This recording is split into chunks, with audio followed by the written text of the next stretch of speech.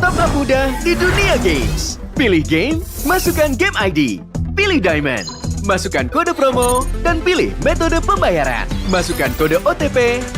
Selamat, kamu dapat tambahan kuota. Upgrade gameplaymu sekarang. Game smash andalanku bikin mainku semakin hebat. Tukar DG rings, diamond dan voucher game kau dapat. Main MOBA apa aja win streak di tanganmu. Cuma game smash makin no debat. Beli paketnya dan aktifkan boosternya sekarang. Character select. Bener. You lapar.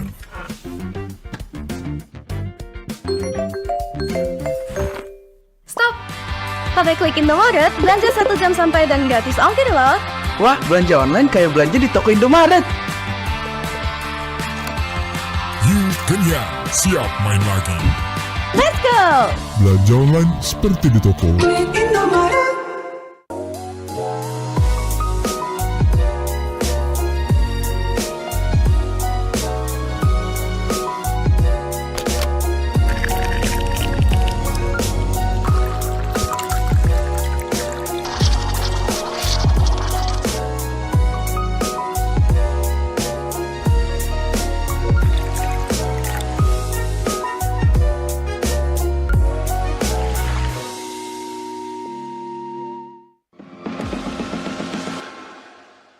It's only you who rocks my world.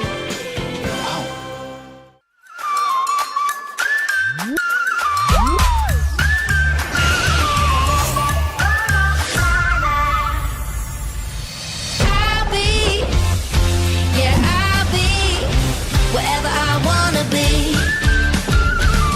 Wherever I wanna be.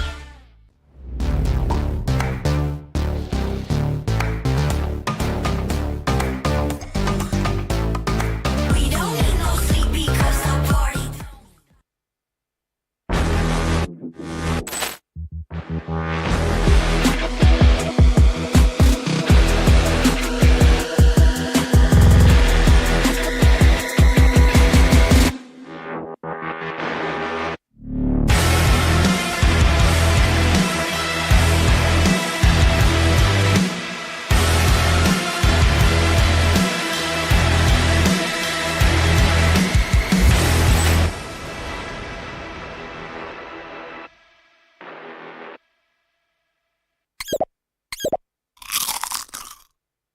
Well, I'm me, and there's no one I'd rather be.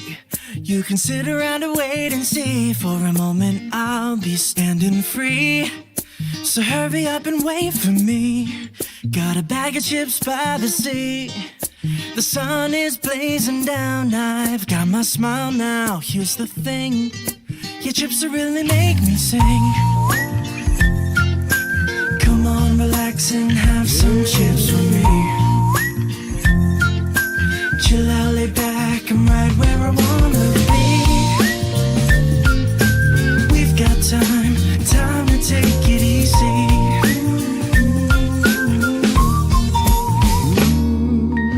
You always tell me to speed up, but slow down. I've been kicking my feet up and just going to town. A bag of chips in hand, I got nothing planned, yeah. Good treats by the sand, you know I wanna chow down. Oh yeah. So when you ask me if I'm gonna stay, I'm promising you I will. Cause there's one thing we gotta do.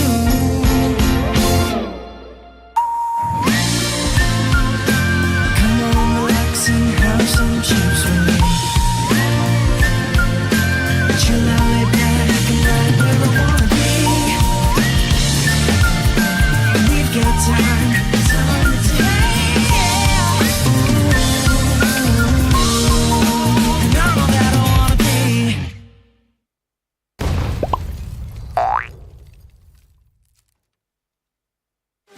Your MVP is Chip! His portals completely set the pace of the match from start to finish. Wow, another MVP! That's my chip! Just doing my job. Can I see the highlights? I'm off the clock.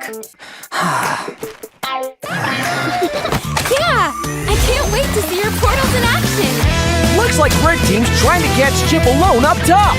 But he just calmly dropped his portal and Alpha ults in to flip this fight around. A great example of skills persisting through portals.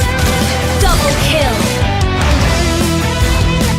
Cyclops is taking a serious beating from Gord. But it's Chip to the rescue. Will he make it? What a clutch save! Poor Gord just got jumped JJK style. Arlot's just in time for the buy one, get one special. Man, next time look before you enter enemy portals.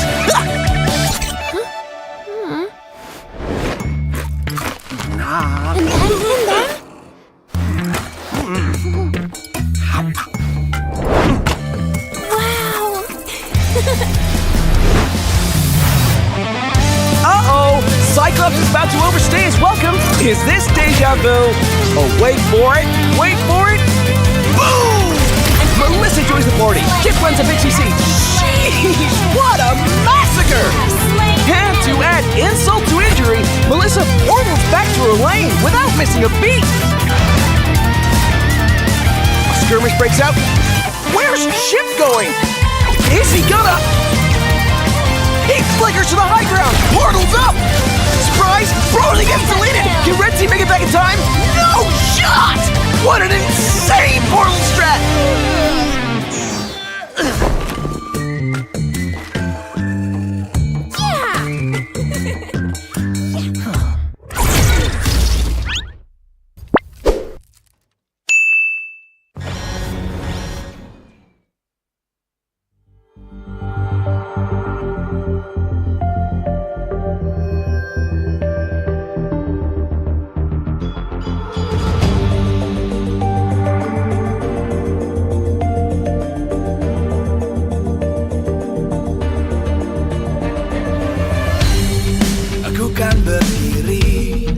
Terus berlari, terus ke arah puncak tertinggi. Ku takkan berhenti, hanya sampai di sini.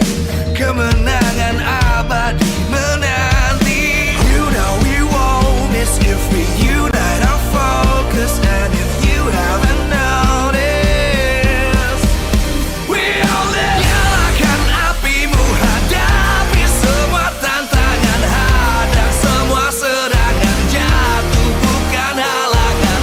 Bakar semangatmu, janganlah engkau menyerah. Kita akan buat sejarah. We all this, we won't miss. We all this, we won't miss. Saatnya beraksi, jalani ambisi.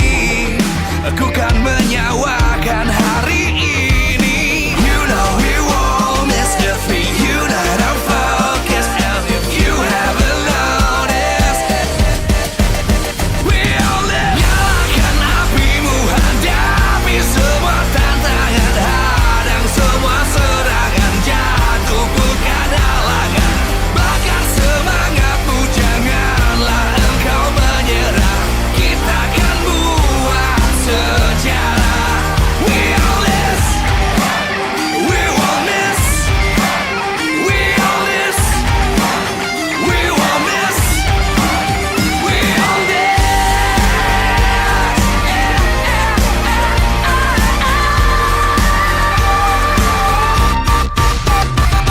Nyalakan apimu, hadapi semua tantangan. Hadang semua serangan, jatuh bukan halangan. Bakar semangatmu, janganlah engkau menyerah. Kita akan buat sejarah. We all this.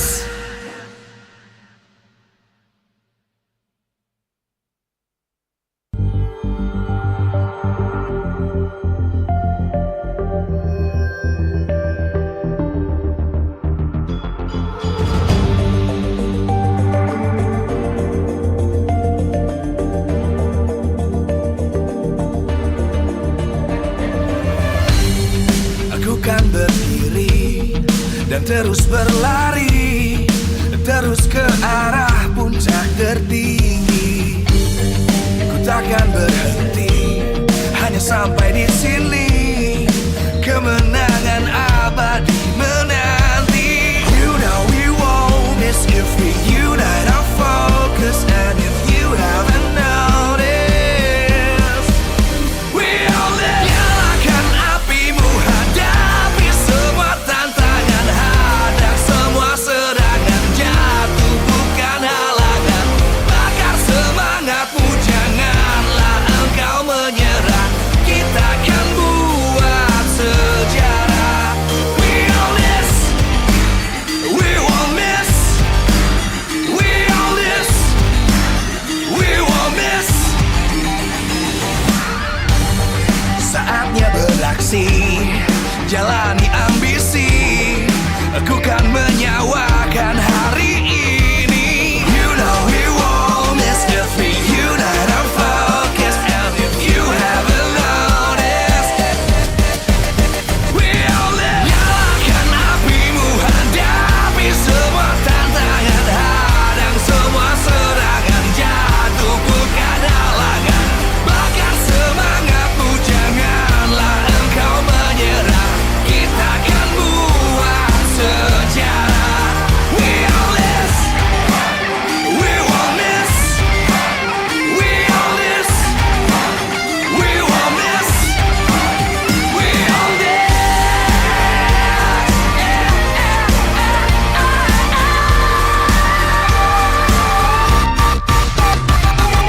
Nyalakan apimu, hadapi semua tantangan, hadang semua serangan, jatuh bukan halangan. Bakar semangatmu, janganlah engkau menyerah. Kita akan buat sejarah. We all this.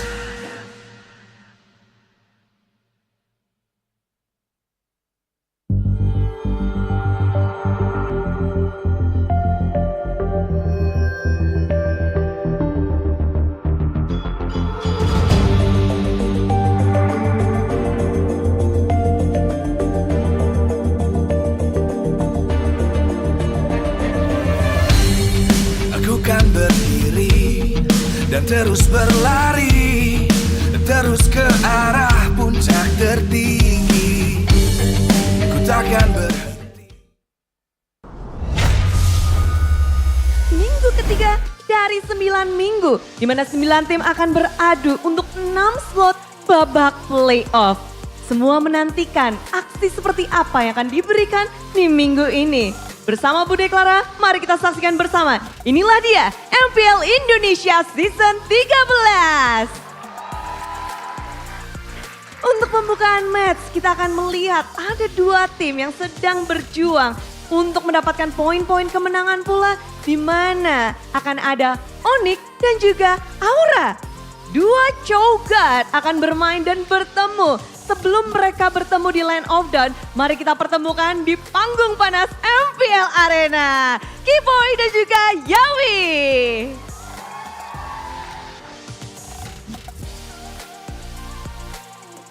Wah, ini mau adu langsung nih ya, di panggung berdua kita pertemukan. Minggu ini feeling great Yawi? Ya. Iya, Yawi feeling great. Kalau Kiboy? Baik, baik. Baik juga. Namun mereka akan langsung kita lihat saja keduanya beraksi di terakhir pertemuan mereka itu di MSC 2023. Seperti apa sih ketika mereka bertemu di Land of Dawn? Mari kita lihat bersama-sama. The base. Let's say CW in the front. Using the bubbles, dodging away. Kyrie in the midst of it all, jumping with the puncture. They're able to zone, echo away from the Lord, from the base. There's no Wesker to be seen. The Venice Rage clear out the winning ways, but Onic, they have defended. Sanji running away now, but the Panamax Lucy and a keep on! Again with the revenge as a rage! This might be it! This might be it! Onic with a top line! Pada saat itu udah ngedapetin 7 Lord, lalu dengan satu gerakan Kiboy semuanya berbalik. Yawi, how do you see that moment? Pasti kaget banget. Kaget banget. Iya. Dulu kamu ngeliat Kiboy gimana sih? How do you see Kiboy back then? Ya dia jago banget. Jago banget pada saat masa lalu. Kalau Kiboy sendiri gimana kamu menciptakan momen itu Boy? Momen pertemuanmu terakhir bersama Yawi. Hoki. hoki. Call-nya pakai feeling berarti tuh? Sabar. Sabar. Oke, masih dengan kesabaran ya. Tapi gimana sih kamu ngeliat Yawi pada saat itu di pertemuan terakhir? Masih jago banget lah. Masih jago banget. Tapi itu kan dulu. Kalau sekarang ketemunya di MPL Indonesia. Gimana boy? Yawi di MPL Indonesia. Yang gue lihat ya lebih tryhard, baru MVP terus kan. MVP terus. Kalau Yawi katanya dibilang you are tryhard. Yeah, you got the MVP, dapat MVP. Kalau Yawi gimana ngerasanya di MPL Indonesia untuk melawan Keyboy sekarang? Keyboy sekarang excited karena gua ketemu dia lagi. Excited, dia bersemangat karena memang ini pertemuan setelah cukup lama, terakhir tuh MSC 2023 dan Yawi memang, tapi how do you see Keyboy now compared to back then? Dia lebih jago sekarang. Lebih jago sekarang dan menarik di mana dua-duanya tuh pemain Chow. Yawi, are you gonna ask your Chow to be not banned? Apakah kamu pengen Chow-nya dilepas biar kamu bisa main? Bebas. Bebas, katanya bebas. Kalau Keyboy sendiri? Ya tadi udah obrolin sih. Gue game 1 main Chow, dia game 2. Gantian ya? Gantian. Bisa gitu ya? Mereka bisa minta, tapi nanti terakhir pasti keputusannya dari coach. Tapi akankah dari coachnya mau melepaskan dua cowok ini? Kita sih gimana? Kalau kalian gimana? Lepas gak sih? Lepas. Ini last word for this match Yawi. Good luck, have fun, jangan bantai. Jangan bantai. Boy? Good luck, have fun, jangan rusuh ya. Jangan rusuh. Seperti kerusuhan apa yang akan mereka lakukan? Silahkan. Kalian boleh bersiap-siap. Thank you banget. Boleh kasih tepuk tangan untuk dua roamer kita. Kerusuhan seperti apa yang akan disebabkan oleh kedua player ini? Karena benar-benar keduanya berpengaruh besar dari kedua tim ini. Dan Bude Clara Mongsar juga melihat begitu ramainya di MPL Arena. Dan juga yang ada di rumah, coba tuliskan hashtag kalian. Siapa yang akan menang? Apakah tim Onic ataukah tim Aura? Namun sebelum kita melihat pertarungan yang mendebarkan, izinkan Bude mengucapkan terima kasih kepada kalian semua dan juga para sponsor. Karena MPL Indonesia Season 13 powered by Moonton. Presented by Official Turnamen Smartphone, Samsung Galaxy. Official e-wallet GoPay. Official Gold Partner, UBS Gold. Dan juga ada partner ini Sports, ada Dunia Games. Welcome to MPL Indonesia Season 13!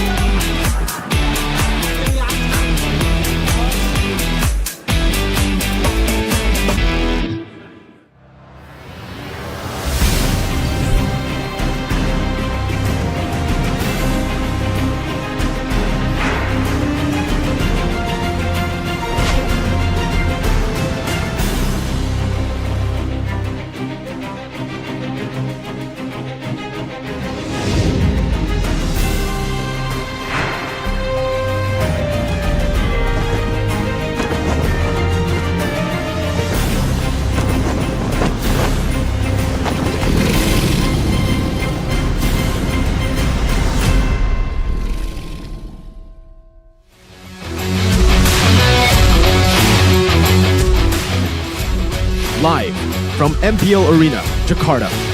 MPL Season 13 is powered by Moonton. Presented by official tournament smartphone, Samsung Galaxy. Official e-wallet, GoPay. Official gold partner, UBS Gold. We own this.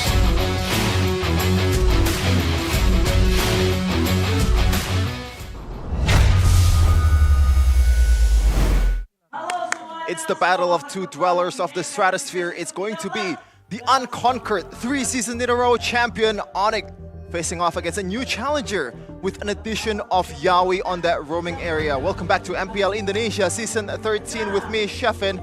Mirko and Arashi, the mac and cheese combo back at it again. Of course, MPL Indonesia Season 13 is powered by Moonton, presented by official tournament smartphone Samsung Galaxy, official e-wallet, GoPay, official gold partner UBS Gold, our partner in esports, Dunia Games, Games Max, Oraimo, and Telkomsel, our supplier Indomart, Fine Coffee, Neo OLED Super Smart TV Plus, Saturdays, and also our government partner PB SE.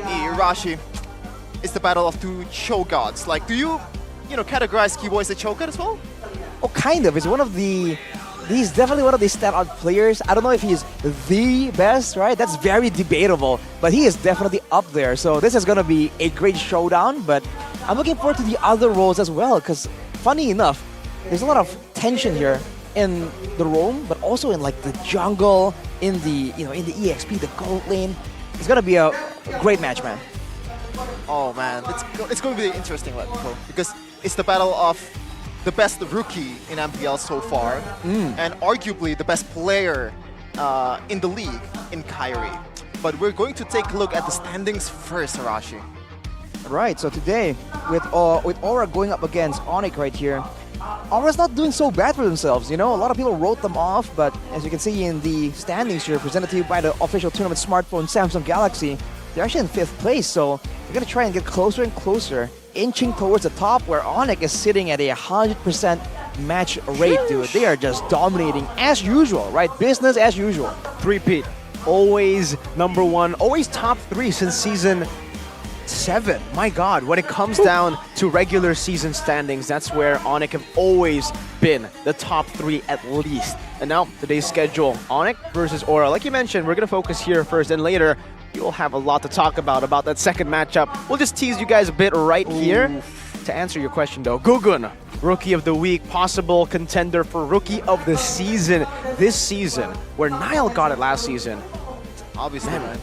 Against Kyrie, this is really going to be the true test for Gugun, right? If he wants to prove the haters wrong, if there are still haters and doubters to Gugun's neutral objective contest, how solid and consistent he is, this is the time for Gugun to show up against the best jungler in MPL Indo.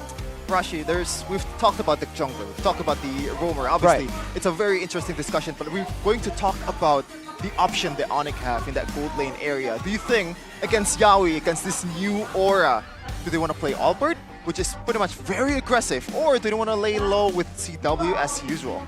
Well, CW is more tried and tested, first of all, but I feel like Albert brings a great factor here, like a killer instinct. Being an assassin player, he in the gold lane, he really shows that kind of aggression. He is aggressive, he knows how to push the limit sometimes. But especially against Yaoi, right? Against such an impressive roamer that knows how to find you when you least expect it. I feel like CW has the better, like, conservative mentality, safer gameplay. And I feel like if they're trying to, prod and test Yaoi out, I feel like CW would be the choice here. Here's the battle between the two mechanic roamers and the objective junglers, right? So we talked earlier about how, the roamers are so good, but they also are great because they set up for the junglers. We already talked about Gugun and how he has to prove himself here, going up against Kyrie and showing the haters that, he's not here just because, for visuals. He's here to actually prove to everyone that he is gonna try and get that top spot. A bit more context on this objective battle. Gugun is the only one that dethroned Kyrie on the objective battle, or at least so far in the season. Because so far, since Kyrie joined Onic, he's never lost, in terms of objective threat, he's the best. He's always the best in MPL ID so far. And Gugun, right now, he's better than Kyrie in terms of that. In terms of neutral objective contest, right? I mean, again, if we take a look at the stats speak for themselves. For Gugun, so far, Season 13, number 1 Lord Slane, number 1 Turtle Slane. But really, we have to give credit where credit is due. Because even for Kyrie, the fact that he was able to secure so many neutral objectives in past seasons, and the reason Gugun has been performing so well is because the roamer enables them to at least get in there. They create the openings for their junglers, and with two world-class roamers like this, you can expect their junglers to capitalize on it 100% of the time. Of course, man. But Kyrie and Gugun so far, they have a bit of a similarities in terms of their pick. Kyrie, I believe so far in the season, he's played 7 Fredrin Arashi, which is very surprising, to say the least, because he's known for his assassin, he's known for his Nolan, Fanny, Ling, whatever you want to say. But Fredrin and utility jungler and Kyrie, does that go together? Well, I feel like, it's whatever they need, right? Because honestly, it just depends on how they want to execute. And I think Guggen hasn't been showing a lot of his cards as much. But for Kyrie, I mean, he's done it all. So we have to see, man, the team lineup here coming in for Onic. Boots, Kyrie, Sans, Keyboy, and it's Albert, man. They're out for blood against Aura. They're definitely out for blood, and Albert so far, since his debut, he's racked up 5 Savages and 6 Maniacs. He's truly a Savage and a Maniac. But here we also have the Dragons. We're coming up on stage still with their main lineup. No High to be seen, but High is where they need to go to face off against the Sky Kings. For sure. But Yaoi against Keyboy, this is the story has been so far to Mechanical God in that roaming area. Chow, whatever you want to do, pick off heroes, they mastered it. Ladies and gentlemen, the Dragons, this time aiming high, but they need to fly even higher to beat the Sky Kings. It's the Dragons, Aura! The challenger of the unconquered Aura Fire with their newfound fuel in Yaoi. Can they manage to get a W against this mighty team Onic? Better roam means better control. Better control gets you that game. But against Onic, you gotta bring more than that. A single person will not be enough. It has to be a more concentrated whole team effort if they want to put a dent in the reign of the Sky King. The reign and the supremacy of the Sky Kings in MPL Indo. Still, 3 times in a row, the MPL champions, the almighty Sky Kings. Will they be able to proceed to a 4-0 win streak early here in week 3 up against the Dragons who are flying high? Onic still stand atop of the league. Ladies and gentlemen, the Sky Kings, Onic! With Albert on the gold lane, the Crown Prince turned into the ruler of the sky. Can they play more aggressive this time against Yaoi and crew in Aura Fire? You can expect just great plans coming out of here. There's no way they're up against Yaoi and the rest of Aura without a solid plan. You already know they've been cooking, they've been scheming. Now it's their time to take the stage and show again to everyone who's doubting them why they are the Sky Kings who reign supreme. Can we talk about the drip though? Yeah, we can definitely talk about that drip. That jacket that they have is good because of another factor. Like, it's already very fashionable, but oh, Yep is back! Oh, wow. Yeah, Burrito in the building with Coach Airi. So far, one of our theories so far right now, right? Because Kyrie has been playing those Fredrins, is probably because of Coach Airi's more of a, comfort picks. But this time around, they have that X factor in the draft, Arashi. The return of Coach Yeb, something we've been anticipating, but now finally happening. Will this throw a wrench in the plans of Aura and their strategy, or is this something that they have calculated in the back of their pocket? Obviously, Yaoi versus Keyboy, what's gonna happen? Yaoi benar-benar semangat belajarnya tuh kayak gila banget.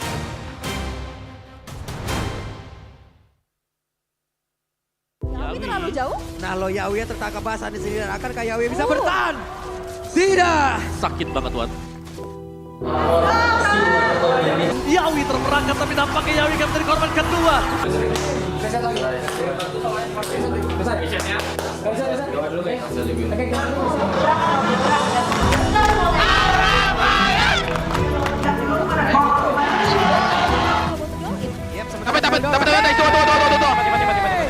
What the? Yaoi! Tabrak, boy. Tabrak.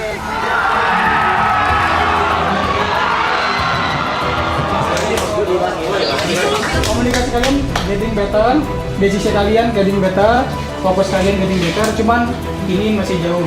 Lusa masih ada match lagi lawan Rebellion, minggu depan masih ada lagi, minggu depan lagi. It's still a long run, a long journey, jadi gue pengen reset lagi.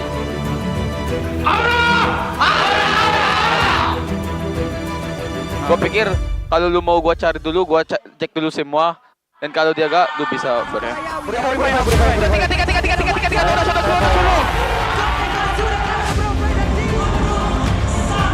Kita jadi satu tim kan kita berempat ngomong Indonesia, karena di Discord dia kan ngomong Inggris kan, kita malah berempat ngomong Inggrisnya kan jadi nggak bisa gitu kan, jadi malah gameplaynya di kacau. Terus coach kita bilang udah ngomong Indonesia aja, nanti Yawi dia bakal belajar. Yawi bener-bener semangat belajarnya tuh kayak bener-bener gila banget. Kayaknya semua orang gak bakal expect sih. Dia kayak bener-bener tiap hari tuh dia belajar bahasa Indonesia. Itu yang bikin kita lebih nyatu lagi sih. Jadi kalau untuk kendala bahasa, kita nggak ada kendala sih. Dan dia juga sharing ke kita apa yang dia tahu. Makanya itu yang bikin kita sama-sama berkembang sih.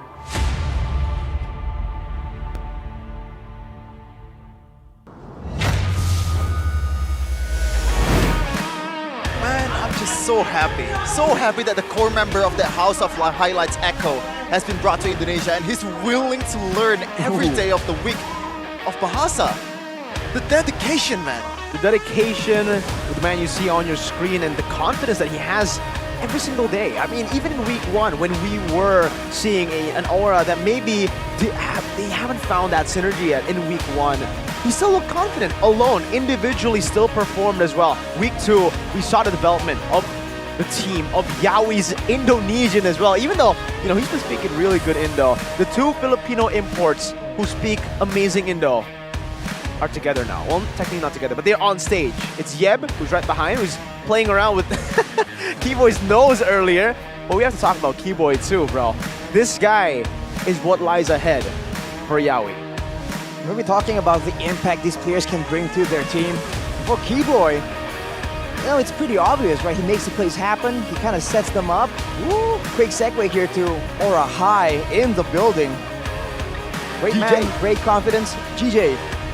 He's just happy to be there, you know. Yep. He's very supportive, like as long as the team wins, that's all that matters. Obviously, he probably wishes to be on the stage as well with Yawi, but nothing's gonna happen. But we're going to see the draft of Coach Saint DeLucas versus Coach Yep back again. Or Coach Adi, maybe, still staying with that Fredrin or utility picks this time around. Still heading the whole drafting phase for now.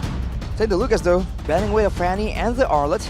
For Adi, it's the Vexana, which makes sense. The Boxjet too, already hinting still at the same old Fredrin pick. We'll have to see, man. We were talking about impact earlier. Yawi definitely has shared some of his knowledge with the Aura players. He might have something up his sleeve for this matchup.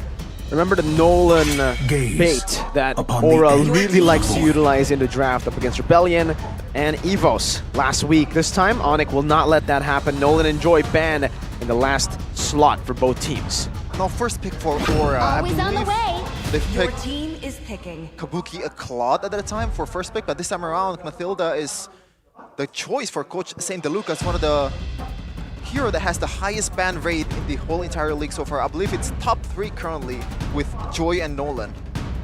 A lot of utility, Arashi. You can engage, disengage, and those triple healing slash shield combo is very, very annoying. And you can tend to miscalculate on those.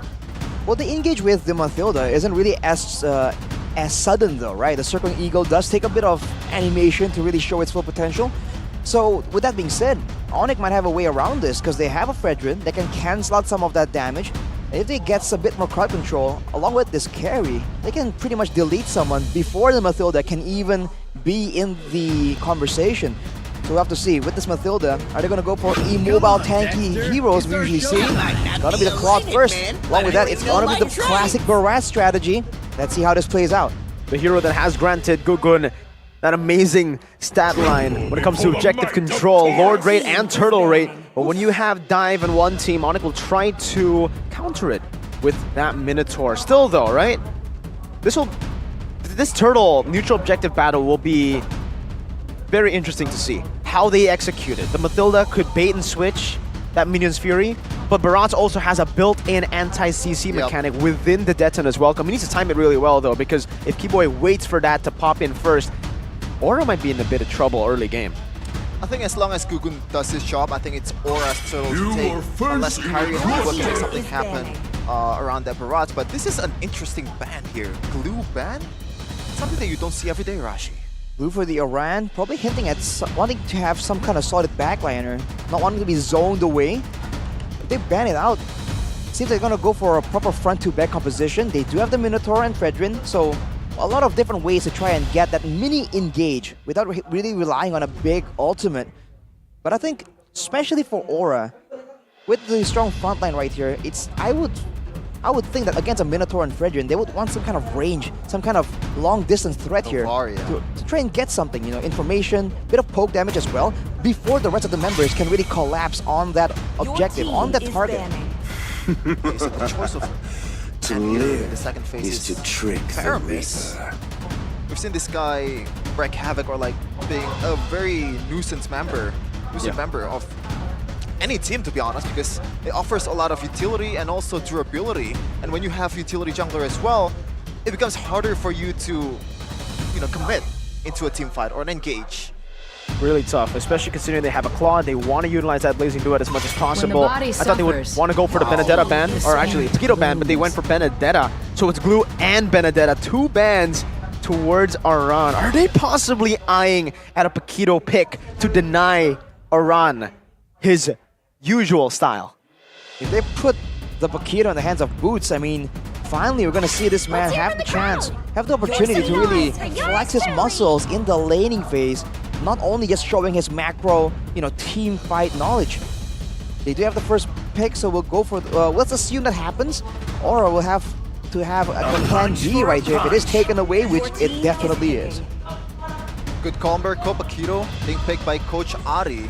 Now Aura, what do they respond with, especially in the EXP laner? I would probably, you know, leaning towards something along the lines of Tarigla just to set up for Kabuki to be able to execute that blazing duet quite freely, especially when you have Minotaur on the other side and Fredrin. A lot of CCs to take care of.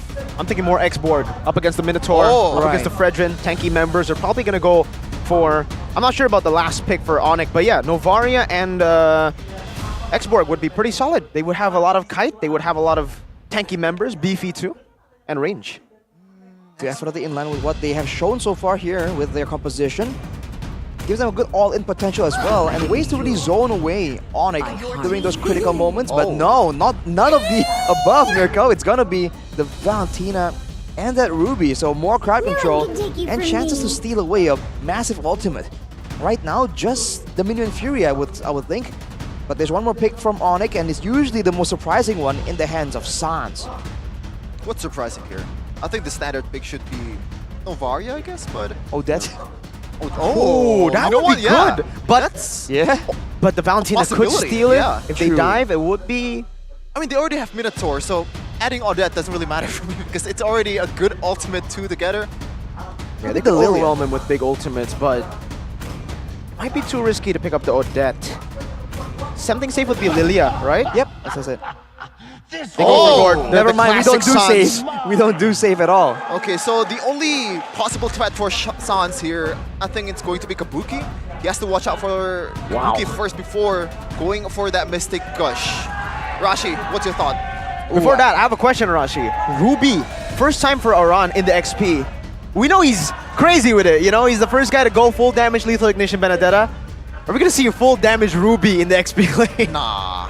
I don't know. I feel like it must be some kind of semi-build for sure. They do have a Barats and a Mathilda, so technically if they want to go for that, they do have the tankiness already available that's filled in by the other heroes. So it's a possibility, but I don't feel like that full damage Assassin Ruby will bring that much value as compared to a tanky, sustainable, reapplying crowd control Ruby. Yeah, we're gonna see what's gonna happen. 2 teams has already picked their lineup. It's the battle of the Dwellers of the Sky. Will the sky turn red or yellow? In MPL Indonesia Season 13, it's Onic versus Aura. 4-0 is what Onic are looking for. Still, untouchable this season. Though I do have another question here. Sorry to overload you guys with questions, but in this matchup, XP, you're an XP laner, Sheffin. Ruby versus Paquito, how does that go? I think in early game, obviously Paquito gonna wreak some havoc, especially the damage trait is gonna favor Paquito more than Ruby, but the later the game goes, you rack up those defensive items and also a little bit of life steal. I don't think Ruby is in no danger at all when it comes to 1v1 against Paquito. Ooh, I don't wanna wait for a bit before you make that call, Shevin, because Aran just got beat down. In the lane, the Paquito is gonna be so dangerous. With the Quantum Charge though, he'll get a bit of sustain, and he's gonna be a lot more mobile than the Ruby, so the roam game is what I'm looking at, as Yawi just gets chunked down. That's a Paquito threat that Onic will definitely try and use while they have it. Yawi, a bit of a outside of his comfort zone, I would say. He's used to these pick-off heroes, those Kajas, those Chao, and this time, it's a Mathilda. He's gonna enable his teammate to be able to get those objectives and also kills. Kyrie a bit aggressive here against Yawi, forces the recall. Looking at the emblems though, it's like almost exact same. In the jungle, it's the exact same. But in the EXP lane, you see the quantum charge against the brave smite, the tankiness for the movement speed. So I assume Boots will be playing a bit more craftily, moving around the sides instead of just going all in the front line. And in the gold lane, it's Kabuki with a bit of tankiness and the tenacity, and Albert going for more attack speed, more damage as well, 1v1. So Albert's showing his signature aggressive style. Look at this, the setup towards the turtle. I think Aura already has something in mind, has the bushes covered by Yawi and the S-kill, but Gugun and Kyrie actually goes for Thriller, Ashi. What's your thought on that? Just want to get fast clear, and in this condition, in this matchup right here, where both want to try and contest for the neutral objective, having a faster clear is definitely a big factor, but also the control here, and Onic definitely has more control in the early stages. Two-man taunt from Kyrie, who jumps in with his Fury as well. But it will be secured by Gugun, using that turn as welcome now. Only now does he use it to try to look for an initiation or to counter it. Onic conceded. Oh, how cheeky that is, Arashi. Yes. Minotaur hasn't had the level 4 yet, but yes, Kel already had the Minotaur locked on. That's just impudence coming in from Aura, and it's great to see that they're not buckling under the pressure here, going up against the favorites for this matchup. Oh, taking the talent prediction by Samsung Galaxy. We know what's going on with Mirko, but hey, for the most part, I mean, over there, Lim Kochel is with you on the Indonesian desk, Mirko. Yeah, it's just me and Lim. Or actually Lim alone. Really depends on how you see it, right? Right. Very, very convenient. So first total already secured by Aura. Very good, very positive early game so far, but it's only 300k. I mean, 300 gold. Still definitely a minor gold advantage. But considering the fact that Aura did get the turtle, it seems like Onic is keeping up in farm and clear speed. So that is something that Aura definitely have to take in consideration. He can be winning, but is it enough? Whoa! Wow, Denson is welcome onto Keyboy. That's the roamer. Pinned down now. It's a Mystic Gush onto the Minus Fury. Looking at him onto Dabble. He's going to from Kabuki in the back, just wreaking havoc. Finds an Appraiser's Wrath, gets a bit of HP back. It's only a 1-0 traded, and it's Gugun who falls. Onic win out. But that looks so good for Aura, Arashi. What happened there? Well, the fact that they were the ones pulling the trigger on the play means that they have less crowd control tools to really try and win out in the fight, because they had to spend some to really get the catch in the first place. For Onic, it's the exact opposite. They layer everything perfectly, and they know who they're going for. And they have a lot more burst damage at their disposal. The Gord against the Valentina, we're seeing it again. Purify, the Master Assassin, doing work. Kabuki trying to sustain back in this lane. Master Assassin doing work, but also tenacity from Kabuki also doing work. Seems like he knows that he's going to be the prime target for Onic, especially Keyboy had those knockups. You can't really escape those knockups when you're trying to go in for Kabuki. Second turtle, Yawi dragging the turtle. I feel like for Onic, they are very happy to go for those pickoffs, go for those counter engages like that, you know? You get caught with one crowd control tool, you never know when the rest of the team are going to follow up on it. For Aura, it's the exact opposite. They have to try and find a really favorable fight and, you know, feint, move back and forth a bit in order to bait out some of these spells using the Mathilda. One of the power picks they prioritize, picking it first. Oh, Gugun, or to use the death to his welcome. Kyrie steals it away from under his feet. Gugun now stunned up and a Mystic Projectile and a Mystic Gush doing damage as he flickers out to safety as Iran tries to dive into the back. Kyrie brought back to the team by Gugun with the missiles now as Kyrie will be taken out. Boots looking for an angle. Iran, though Iran Wolfking stopping him in his tracks. And Onic will back away. They will take that trade. Not for long, the Aura are actually going to be the ones walking up. Knockout strike to knock Yawi out. Iran jumping in all the way under the turret. Gugun here backing him up onto Keyboy. Will try to look for more, but in the end they will be forced to back away. And Onic get an amazing double Mystic Projectile. Gush again from Suns. The highlights just pouring on over and over again. Aura thought they had a sandwich, but it looks like it's gonna be a knuckle sandwich for Boots. Oof. Oh man. We have time to process. Those micros. We're getting a bit of a break here. The shields. Fortunately. Man, out of nowhere. It was looking pretty calculated, pretty contained, until it wasn't. Onic, man, Everyone's talking about how Boots isn't a mechanical guy. He doesn't really make the plays happen. On the Bakito, the fact that you have so much shielding right there, he just made the right call on what skill to use, which skill to empower, and they just caught Aura completely off guard. Same goes for the Gord's pick-off potential, man. This is not the first pick-off that Sans has facilitated so far. So Aura will definitely have to try and plan around this somehow. That turtle battle was also insane, man. The fact that I believe I saw the turtle's HP was at 20, so the the retribution was almost on point for both of these guys, and Kyrie ended up winning it. Do you think that's luck or hey, a bit more luck? A bit of both. Even if it is luck, luck is a skill, bro. If you can consistently be lucky every single time with your red trees, then I don't even think you can say luck is part of the game. Yeah, I mean, I think some people would pay good money for that. The chance to be always lucky, that's a skill. For sure. Well, it does show though that, hey, Kyrie is winning so far, but not easily, by all means. Yeah. Both the teams are setting up for their junglers really, really well, trying to time the card control well, and the retributions, like you said, Shevin, is only a margin of 20 HP is what's separating who gets this neutral objective, so it's still very much intense. Man, what a game so far. A lot of highlights, a lot of engages, a lot of moments that we can clip and get a lot of views on YouTube, but... CITV? No, CITM, Sheffield in the Mosque. Brother, what's that? Wait, what? No, he is fasting, you know, it is the month of Stay Holy, my brothers. Player head-to-head though. Keyboy and Yaoi. Hero pool 7-3, so Yaoi has more, I guess, utility in terms of like that hero pool, but in terms of like pure stat line Arashi, it's a total domination, but it doesn't really show like the individual prowess that these two guys have.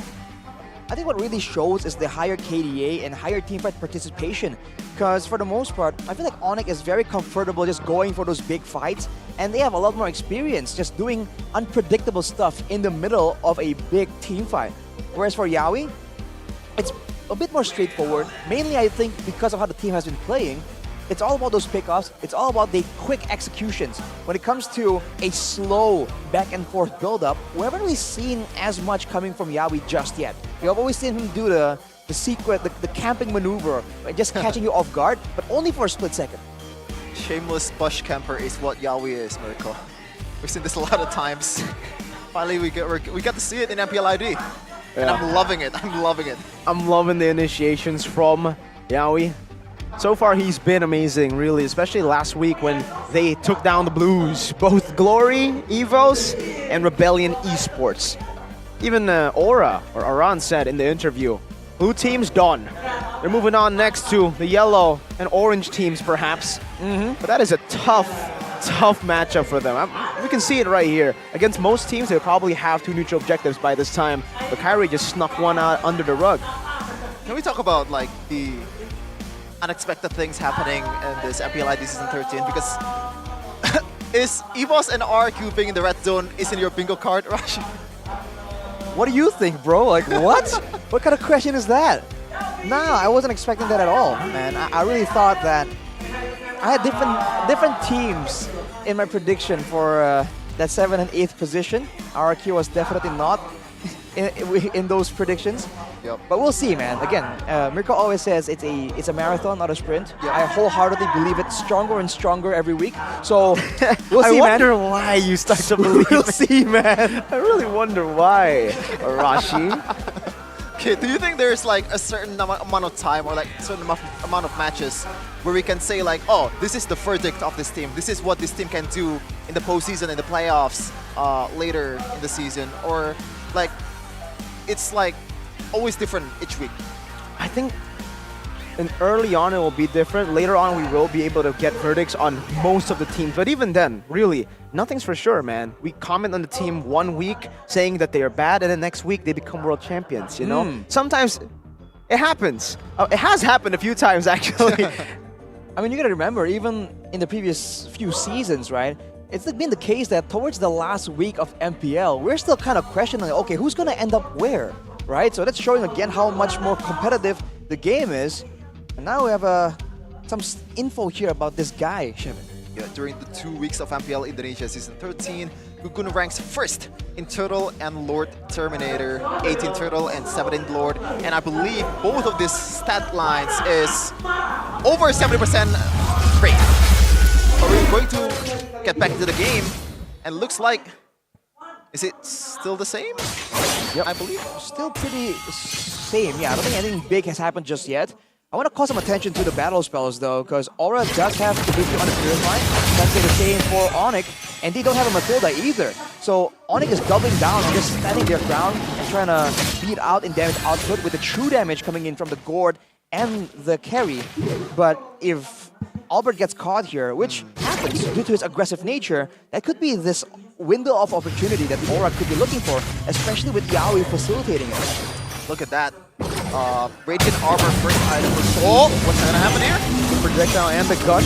A good guiding win from Yaoi though prevents the die from happening. Albert dealing a whole lot of damage onto that turret, sieging it down real quick, and Ron is already down to a quarter of his HP again. Chunked down. Still able to sustain back up. Gugun on the turtle. Onic doing the same thing. Suns barely getting out of those missiles from bringing him back. Harry's holding on to the turtle right now as Gugun is still one level ahead. Circling Eagle over to Keyboy, knocks him up. Detona's welcome. Beats up Kyrie and the retribution should be there. Gugun finds it. Keyboy very low, still able to jump out. Mystic Gush and he appraises Wrath. Comes down, but Aura, they just back up. Kabuki is in the midst of it all, gets knocked up by Kai. Pops in that Purify, and Yaoi will be flickering out to safety. A turtle traded in again. This time, no kills. Wow, 2-1 so far for Gugun, but oh, that was so unfortunate, man. Arashi, if Kabuki was fast enough to press that Purify, things could have been way more south for Onic. I mean, it's already pretty south, man. They lost the neutral objective, and they did, I guess, trade it now. The turrets in the bottom and top side, but Aura got a turret in the middle of all that, because they did go for a big swap. They put Kabuki alone on the other side, just farming, and so Aran was already faster to rotate, to be present in the fight. And especially early on, 8 minutes, the fighters actually have a lot more impact, a lot more things to say. Oh my god. And Boots trying to save his turret, will be successful in doing so. But man, Kabuki now has that power spike, he has the golden staff and the Demon Hunter sword, so he's gonna be outputting a lot more damage than Onic can just ignore. Especially because Kyrie has been taken very low in towards the mid to end phase of all these fights. Audience prediction still as strong as ever, 80% for Onic. I mean, we've seen a lot of times where Onic were in the back foot and somehow, some way they still won the game with like one crazy engage from Keyboy. A lot of times actually internationals or national level competition. That's why it's 80-20, Mirko. For sure. Onic are definitely still favorites here. Even though early on they are losing the neutral objective game, they're still up ahead here in terms of kills and the gold lead. Also still favoring them. So Albert's been farming really well. But really, when it comes to gold, who's holding most of it for Onic, Arashi? For Onic? I feel like it's a bit more spread out actually. I think we have to wait till we see the charts to know for sure. I think for now, a lot of it is still being given to Albert, knowing that he has to scale for the late game. Boots! Whoa! Flask of the Oasis right there to save Kabuki. That would have been crazy. An assassination of Kabuki up top. He had to use his Purify, and that's a green light for Onic to go for the Lord. Boots is still up top. This might be the chance for retaliation, but Gugun might be overstanding here. We're already eyeing for a opening. I feel like whoever goes for the other team first instead of the neutral objective will come out on top right here. We're seeing a big battle between counter engages, mainly facilitated by the Minyu and Fury coming from Kibo and Yehezkiel. So I feel like one of these days, one of these teams are gonna just jump straight onto the jungler and try and get an instant pickoff before the fight even begins. I think so far, Sunset's Boots, the only thing that's in their mind is how to chunk up Gugun's HP, because they're not going out of their bush to deal damage to all the frontliners around in Gugun. Look at that. Right on cue. What a menace. Boots with the assassination potential right here, but oh, Keyboy gets very, very close. Look at Boots though. He is swishy, so he needs to be a bit more careful here. Knockout strike 2 times onto Aran. Gets him low. The guiding wind still there to grant him a bit of HP back. 10k HP on the Lord. 8k now down. Boots Dumped into the back, trying to zone, guiding win, and circling Eagle from Yawi to get out. Gugu now to miss a ball. Keyboy is the one who secures it. Yehezkiel goes in for an attempted steal with a stolen Minion's Fury out of the two junglers. It's Keyboy! I mean, that's what happens if there's too much CC around the map. It's gonna, like, someone's gonna steal it from the junglers. I mean, when you time the cloud control so well, so perfectly, and when the margin of error is 20 HP, you can bet a lot of money that the roamers will be able to sneak some of these neutral objectives away. Oh man. Now, for the most part, to answer your question, Mirko, Boots has the gold advantage. He's going for full physical defense, man. Dominance Ice and a Blade Armor, trying to counter Kabuki, one of the main reliable damage output sources. And only with a Hunter Strike, he's able to zone everyone away.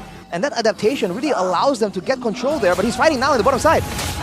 Oh, what's gonna happen? Onto Boots 2v1. Boots gets the shielding, dashes away right now. Kabuki tries to chase him, but he leaves the turret up top to be defended by only Gugun. Mystic Gush on the Yehezkiel, who's stolen away. The Minion Fury, Gugun's 1 HP, and they don't even want to go for him. They know there's a Flask of the Oasis. They get a turret with a First Lord, and they're gonna siege even more.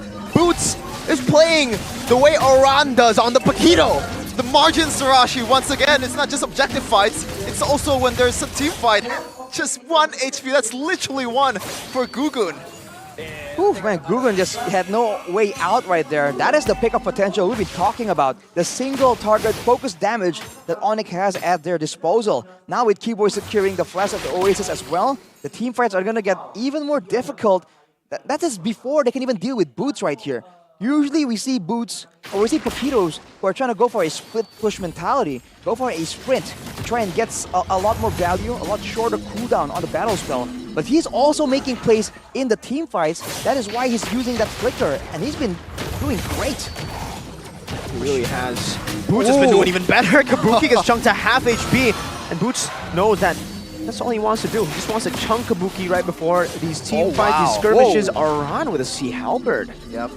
All right, so he has a War Axe and Sea Halberd and a Brute Force Breastplate. So movement speed, stacking it up, and also going for a lot of damage here. He might be the one that's sent over to try and deal or zone with Sans right here.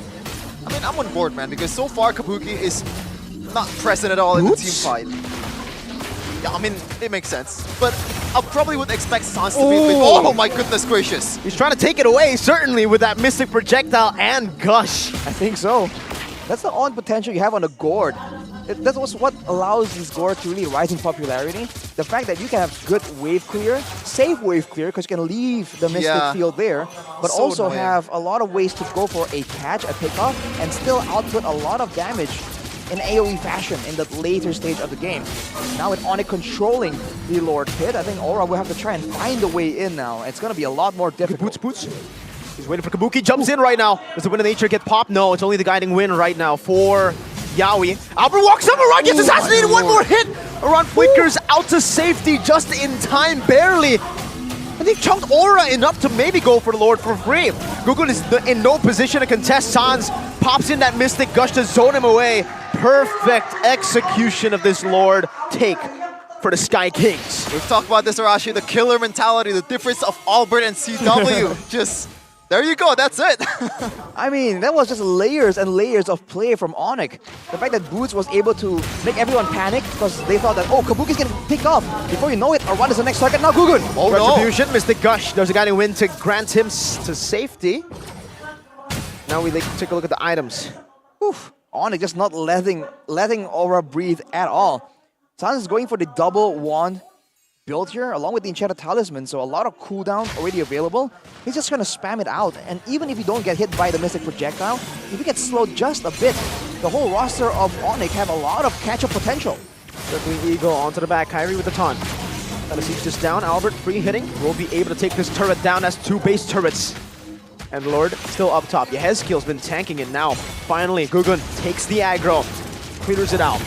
Minion wave in the mid lane, still super minions coming down. Aran getting caught in the Mystic Projectile, taunted up, and now still caught in the Mystic Gush for such a long time. Kyrie gets eaten now, spat back out. Minion Fury out to the back by Keyboy. But Yehezkiel doing the same thing, not enough damage to follow it up. No, Kabuki's already so low. Boots assassinates him in the back, and Albert executes the game plan. Now it's Kabuki who pops in a blazing duet, not enough damage. Sans is still at half HP. Albert is healing back. Kabuki, Battle Mirror Image in the front. Albert jumping forward. Mystic goes down. Oh, he tried to predict the Battle Mirror Image, but Kabuki is still able to defend. Dodges away from the Mystic Projectile. Sans needs to find an angle. He gets it. The glowing wand is ticking on, and the Mystic Projectile has to be dodged away by Kabuki with the Battle Mirror Image. Now with Sans, who is sieging down the mid base turret. He finds it. He doesn't get the Mystic Projectile though, and Aura defend 60 minutes in.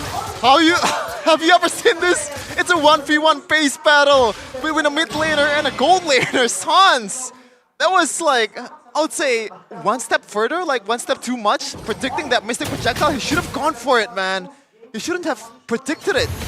The fact that Onic even went for the end there, kind of, to try and get the kill onto Kabuki, is surprising enough for me. Because usually you see a more decisive, a more disciplined Onic, but they're like, okay, you know, the waves are not available, but we'll get you somehow. It's almost like Albert influenced the rest of the team to go in with that killer instinct. Wow. Man, the base turret is gone for Aura, but look at the gold. Before this, it was like 7.6k. Now it's 4.2k. So, oh my goodness gracious! He can't keep getting away with this, man. Yeah. That's the third time in this game. He keeps getting it done. And that is the big factor here. The difference in magic damage output between Yehezkiel and Sans, and from how far.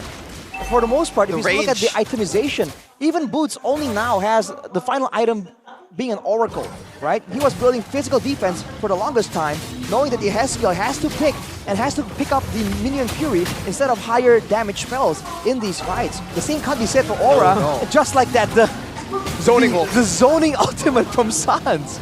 And also, just to add to that, Arashi, I believe Yehezkiel actually prioritized the anti-regen item instead of penetration, so no threat at all for the frontliner of Onic in terms of like magic damage. They can stack up the physical damage item or like physical defense item as much as he can. Well, I think the first item, at least for the Valentina, was the Lightning Truncheon. But again, how close can you get to the backline of Onic to output that damage? It doesn't seem like Onic, especially Sans and Albert, are too concerned about it. Sans now has the Winter Truncheon, but I believe that's not really made to try and deal with, you know, with the burst potential. It's more about trying to avoid the Blazing Duet maybe, or Aran just jumping in, trying to burst him down. How do you defend this? How do you defend this against Sans and Albert? Boots is still looking for an angle to fight. Aran trying to hold Keyboy down. They're actually doing a good amount of damage. Yehezkiel, what? All the way in the front, gets baited in by Sans. And he falls before Onic even looked for a full team fight. Kyrie in the front now, holding around down. A Mystic Gush dodged away from Kabuki. He's taking a whole lot of damage from that though. Jumps back to the Battle Mirror Image. They happen able to defend right now as Aran gets taunted up. The guiding wind is there, but Aran doesn't go for it just yet. Aim offended to lock Boots down. Kabuki on a killing spree this time round. An Appraiser's Crash to the back. Now it's a Winter Truncheon by Gugud. The Minus Fury, but they stay objective. They target the base down and they secure game number 1. What a game! What a game! I'm already excited for game number 2. It looks like it was a silent domination, at least until the late game for Onic. They're not really dominating in terms of kills, but they know they have to choke Aura little by little. The gold lead piled up, and finally, just insanity for Onic. Like you said earlier, Shevin, wow, whoa, Onic is on the back foot. It's only a matter of time.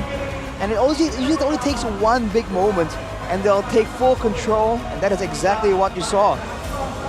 Whew, man. Yehezkiel, man. He went in with the flicker, I believe, towards Sans. I get where he's trying to get to, because Sans is probably the biggest threat to the defense of Aura Fire trying to build. The range is just too much, DPS, the burst is just too much, and he went for Holy Crystal, I believe, instead of penetration, so he wants to go for pure damage towards Sans instead of like chunking the frontliner. Well, I mean, damage was definitely in the picture right there, man. The fact that there's true damage really made it difficult for Aura to withstand the frontline pressure anyways, especially with Gugun being the main frontliner, but also the man that is supposed to help secure the mutual objectives. When you're against a carry and a Gord, it is just tough. It is just difficult. And when you start losing control, when Onic are the ones maneuvering around the map, you just have to try and go for a 50-50 or just wait slowly but surely for Onic to suffocate you. Just I think it's a very sad game for Kabuki. I think you can attest to that, right? Because you are a gold laner, and this is a team that has a lot of covers for that Blazing Duet. You have the knock up. You have Kyrie actually literally just basic attack, knock up, and you're gone. You're not gonna deal damage towards my backliner. Like, how do you do it for Kabuki? So many cancels. He has to time that Purify right, but even then there will be layers upon layers of CC, and what's more, dangerous is that damage from Sun. So definitely get the idea of what Yehezkiel was trying to do. He was trying to assassinate, but maybe the timing, the execution was off. I think Sun's already read them like a book, because there has to be some kind of urgency for Aura, and Sun's already knew that he is the prime target for Aura, so he knows he's trying to bait Yehezkiel. Well, even if he did get the jump onto Sans is just so good at knowing when to separate. We saw him make the play in the mid lane, right? Where he just throws a missile projectile, coincidentally lands into that bush near the purple buff, gets a free pick-off, but he also knows when to stick with his team. And the MVP presented to you by the official tournament smartphone, Samsung Galaxy. It's your boy Sans, 2-0-5. What more do you need to say about this guy, man? Like, wave clear, he does it. AoE, he does it.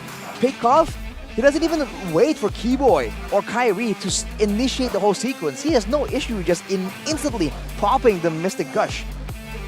To quote you, Arashi, in the game, he can't keep getting away with this, man. Every time he picks up the Gore like it's the most prio mage in the meta. And he makes it work too. It's the team that makes it work, understanding how Sans plays, always there to back him up, like, when Yehezkiel tried to assassinate him, but also his spatial awareness. We had a conversation about this, Arashi, actually, before, or like maybe a day, yesterday? Yeah. About his spatial awareness. You said it's more instinct, and in this game, you can definitely see that instinct play a big part of the victory. Oh, absolutely. I mean, some of these plays, there's no data for him to go off. He just knows that, hey, right here, maybe, if I place this skill right here, I get the feeling it's really gonna work out. And it does. Either it zones someone out, or someone's there before you know it. The fact that he's so willing to just throw out some of these spells without considering, the cooldown and all that, it just makes it so difficult. And Yehezkiel, you hate to see it, man. Yep. I mean, you don't really need to, conserve the cooldown for Sans because he's going for Inspire and also Enchanted Talisman, so a lot of cooldown to work with. So 20%, more or less. Mystic Gush, every time it's available, even if it's like just prediction, you don't really know that the enemy is there, just throw it up. Maybe it works. And it did work. Sure did. I gotta give a shout out to Boots though for the fact that he is so disruptive in the middle of these fights, and even early on making the maximum plays happen. But that was that moment that was so unlike Onic, it caught me off guard, man. I was looking at the screen like, wait, what are we watching right now? Who is this? But with this game, I think, previously I already had an idea that I wanted to, or a question that I wanted to ask, put out there. Yaoi on a roamer that is sort of reactive. You did mention this in the draft. Mathilda, not the type of initiator that is instant. It's very, you can see the Circling Eagle, there's a lot of setup into it, and then you can read it. Also, not as aggressive, maybe actually more aggressive, but in a different way. Yes. Yaoi has lost twice now on the Mathilda pick. Against RRQ, and then now against Onic. Sure, two amazing teams, but does Yaoi need those initiators? Does Yaoi need the real initiators? You know what I'm talking about. The Tigreal. The G-Rocks. The G-Rocks. Yes, absolutely. The Seaho. I feel like there's a point to be made there. Like, we were talking about this already. Okay, yeah, but the Seaho. All right. Yes. Well, I do think that's the case for Yaoi. I feel like the more tools he has, right? If he can go for a hero with, let's say, 3 or even 4 crowd control spells and a Petrify, he's going to do great. Because it seems like he's so efficient in knowing when to use these spells. On a Mathilda, the only real engage you have is a Circling Eagle. And that's on a pretty long cooldown. That is a stark contrast compared to a Cho, compared to a Tigreal. I feel like that really suits his playstyle a bit more. And maybe the fact that he is also one of the main voices here, leading the movement of Aura in the Land of Dawn. Having more control like that really lends itself to his leadership position, right? Whereas the Mathilda, you kind of allow everyone to do their own thing, and then you kind of read into where you need to be at that right moment. So I feel like it's just a bit more proactive, and that is definitely in line with Yaoi's playstyle. Oh man, look at that. Albert, 5 turrets. 5 turrets, man. He's everywhere. He's not just staying in one lane, just taking down every turret available. And he's doing his job. He's probably like, you know, the shadow MVP aside Boots. Like, he's not really doing something that's really amazing, but in terms of like The positioning, distractions. aggression, not so much for the last play though. Yeah, we don't talk about the last play, but whatever he did throughout the game has been phenomenal, right? He was a big factor into Onic's victory as well as to how they were able to get it. Because he was always in the side lane, and even when he wasn't in the side lane, just staying in the bushes, camping these bushes, trying to find Kabuki. Doesn't kill him, but he does enough damage for him to get chunked, then for him to back away. Boots, right? Yeah, I feel like that's one of the moments where, again, the calmness and experience for Onic definitely shows whenever someone gets hit by a random crowd control, or if they run into someone in the bush, everyone seems to be like, okay, and they adjust in a split second. For Aura, whenever you see someone walk into a bush and see a Paquito, right, it seems like everyone starts scrambling a bit more frantically, and then after a while they're like, okay, we got our bearings, and that moment of, you know, of chaos is really all Onic needs, man. In the top tier, that's that 1, 2, or 2 seconds that can change everything. And that 1 or 2 seconds made Onic 3 times champion in a row. Might be 4. Margins, yeah. Looking at how they are Oh, performing man. this season, it might be 4. Oh, Ooh. Onic's about to make this league a farmer league. oh man. I really wish someone to throw in Onic, man. Because like I for can example- understand no, you, no. yeah. In MPLPH, Blacklist was the pioneer of the Ube meta. They are very Right. dominant, and they birthed like a lot of teams that has really good pick-off roamer, like RGPH, Yaoi, Echo, Bren. Bren, Because that's the Owen. only counter to that Ube meta. So I expect all of these teams in MPL to catch up to Onic somehow, but maybe we're not yet there yet. But I feel like it's been too long. It's been too long. Well, it's been too long. Maybe that just shows how Onic are so consistent with it, how good they truly are at improving every single season. Because even this season, I doubted them. I was like, after losing 2 times in a row against AP Yeah. Bren in World Championships, how are they going to perform? So far, untouchable.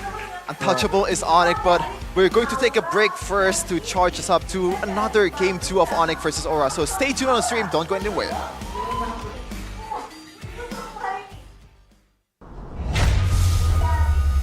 Kenapa kamu menjadi tamu spesial nih? Kebetulan di-invite sama Bang Yawi, Ngap Yawi gitu. Ngap Yawi, Ngap Yawi. udah ngap banget nih. Ngap Yawi. Heeh.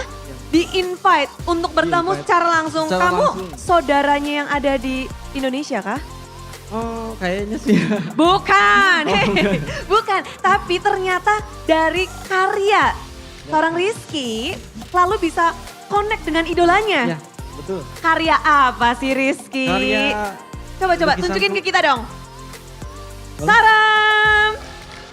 Kamu melukis wajah Yawi. Ini bukan Ya. di print. Bukan. Ini manual sih. Manual. Harus 2 hari bikin ini. 2 hari. Tidur nggak? Enggak Nggak tidur demi Yawi ini digambar. Kamu ngefans sama Yawi? berapa jam sih. Fans Yawi banget. Fans Yawi banget. Mana Wak? Yawinya mana? Oh, Yawinya ada di ruangan, lagi mau siap-siap tanding. Bentar, nanti ya, jangan diganggu dulu tapi Yawinya. Karena kita melihat ini kayak kok bagus banget. Karyamu ini sampai membuat Yawi komentar di Di TikTokmu. TikTok. Di TikTok kalau komentar. Heeh. Kalau di Instagram dia callback sih. Asik. Dari hasil karyamu ya. Tapi kamu ngefans dari Yawi dari kapan? Dari 2022 M5 nih. M5. Dari M5. Dari M4. Dari M4. Oh, kamu berarti bukan karena Yawi datang ke Aura terus kamu ngefans, tapi kamu ngefans jauh sebelum itu. Jauh sebelum. Coba diceritain kok bisa kamu ngefans sama Yawi nih. Karena aku pro-amers juga. Romer. Pro-amers juga, jadi sebelumnya sering lihat permainannya Yawi kayak gimana. Terinspirasi. Terinspirasi. Nah, ini kan kamu langsung berhadapan dengan Yawi. Yawi juga dengar kamu ngomong, kamu udah datang memenuhi Iya, Bang. memenuhinya dan kamu punya satu gambaran dan ada gambaran lain ya yang kamu ingin berikan ya? Ini mau diberiin Ada apa cuma gambaran, ini surprise sih untuk tim Surprise? Aura ya. Belum diposting juga ini. belum diposting, muncul di MPL? Gimana Bang? Wow. Abang-abang. Abang-abang gimana Bang? Nanti ya, nanti akan Iya, diberikan ya. Mungkin ada yang mau kamu sampaikan gak sih untuk pertarungan mereka nih hari ini? Untuk hari ini match 1 mungkin Iya. ente ya, cuman match kedua harus semangat. Game 1 ente nggak apa-apa, masih ada game 2. Minimal game 3. Minimal game 3. Bisa apa juara. Untuk Yawi? Untuk Yawi semangat ngap ilmu padiku abangku. Waduh, Itu aja. semangat Ngap dan Rizky selamat datang di MPL Arena, jauh-jauh dari Bandung. Dan selamat menyaksikan juga untuk pertarungan ini. Mereka akan melanjutkan game kedua dan mungkin game ketiga. Mari kita sambut bersama-sama, inilah dia Onic dan juga Aura.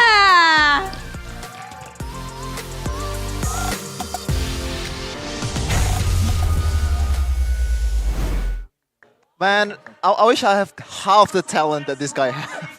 I wish I had a quarter of the talent this guy has. Like an eighth, bro. Bro, how do you draw? He's a printer. He's a real life printer. Exactly the same. No, not exactly. You could see a little bit of like Just his the art style, style, you know, but yeah. that was The coloring. really cool. I wish I had half of the fans that Yaoi has, man. Is this, you're trying to get something here? This You're trying is like to a get very big deja vu moment. Just shout out Eterna, you know, because like Shout out Eterna. Oh. Yaoi has fanatic fans. Maybe she should draw. What? She should draw Yaoi. She should draw Yaoi, yeah. Yeah, let's see Eterna. Someone clip this, send it to her, man. Like we want to see Eterna draw Yaoi, right? Do it. Probably can't draw because she ain't a drawer. She in the draw. She in a drawer. Exactly. Exactly. Oh, yeah, first round of Onic and Aura has elapsed, but oh man, what a game. Seriously, it's like a silent domination, as I tell you earlier. It was like 4-1 until the, I don't know, 15 minute, but we're gonna talk about possibly the next rookie of the season in Gugun. Rashi, a lot of similarities here. Well, he's shown up out of nowhere. He has the same hairstyle. He has the same good looks. You know, like what more can you talk about? Oh wait, of course, the neutral objective take right here, man. And he has won 2 Rookie of the Weeks in the regular season, week 1 and 2. And now, And it's only 2 weeks. despite only winning 2 Rookie of the Weeks, also ended up becoming Rookie of the Season. So that is a bit of a milestone, a bit of a goal for Gugun to try and get. But here, why is Gugun having such a big impact compared to other rookies? We have a statement here from all. AWL. Gugun's potential had already been apparent during MPL. He is very dominant, or like the whole team of Team Bosco was so dominant in MPL IT Season 8. There's literally no one that can... It's pretty much Onic in MPL. Yeah. In MPL Season 13, he became even more prominent with the setup from Yaoi. So, we talked about this. Matilda and Yaoi doesn't really go together. You do think that Yaoi played great on the Matilda, but what's the problem here, Mirko? The problem is the team just doesn't know how to function when Yaoi isn't the one initiating, I feel. Yep. I think Arashi could go into a deeper analysis on this. I think he agrees too, because Yaoi, back then at least, when we're talking about him playing Matilda, I don't think his Matilda is bad. I don't think he underperformed. I don't think he did anything bad in that. Well, he maybe, 1 or 2 mistakes, but, normal. Most of the time, he's making crazy initiations, getting out with the guiding win, rescuing his team as well. But unfortunately, the team, no one's initiating except for Yaoi. Exactly. The fact that your team is so linear, considering that they are newly formed, there's new members in the roster, it's understandable. Like, it's normal for your team to be a bit more linear in how they approach these situations, these moments, these fights. So for them right now, they don't really have the same kind of experience, the same kind of flexibility in order to switch up who's engaging, to switch up who's doing the saving and who is actually outputting the damage and all that. So I think that's, like we said, part of the reason why Yaoi, being the tip of the spear here, leading the charge, if he's not the one leading, it's almost like the direction for Aura just isn't as clear. So that is now a weakness that a lot of teams for sure have in their mind. So we have the qualification of criteria, or criteria of Rookie of the Season. I believe it was like minimal 50% game played, and also the top 10 rookie will be the one that's gonna be in the candidacy. Then it's gonna be selected by the awards committee, I believe. And one more was, I believe, what was it? Then we also have each member of the awards committee selected by the awards committee. So it's the same. It's just a vote. It just elaborates on the awards committee. That the awards committee will be a committee of people who will be voting on who they think will be the champ or the rookie of the week. Okay, but now of that, we're going straight into the action of the drafting phase of game number 2 of Onic versus Aura. What's going to change? what's gonna stay the same for Coach Ari and Coach Saint Lucas? Baxia. Early Baxia ban for Coach Ari, respecting that Gugun potential with this hero. And also Mathilda, after being used by Yawi, getting banned by Coach STL. I like that, because we've seen that for Aura, Gugun really does well when you have a lot of quick clear. He likes being in the right place at the right time, but more importantly, before your jungler, right? If you're going up against him, he wants to be there before your guy, and that is how he's able to get the jump on people. He's able to actually decide, do I want to go and pressure the take on the objective, or do I want to wait here and search for a catch for a team fight? And going with the Baxia or the Barats, right? All these heroes have that in similar. Getting the snowballing as well in the early game, something that Aura really likes to do with their neutral objective control. But we're talking about the draft here. I really need to point out that I think Onic did a very, very good job at baiting that Mathilda pick out. It was up for grabs. They didn't ban the Nolan up until the very end, so it kind of left Aura thinking, oh man, are they going to leave the Nolan open? Or are we going to trade it for the Mathilda? And I think they know better than to give Keyboy the Mathilda. That's why they banned it themselves this time on red side, but they did give away the Arlet that they banned out in the first game. Solid statistics, 17-time pick, 17 times ban, and 65% of win rate. Very good for a hero that's very flexible as well in the draft. Can go towards the XP lane, roamer, or even if you're, if you're creative enough like Evos, you put it in the mid lane. Yeah, I feel like this really sets up for, I was about to mention, it's almost like they're setting up for a counter towards the carry as well.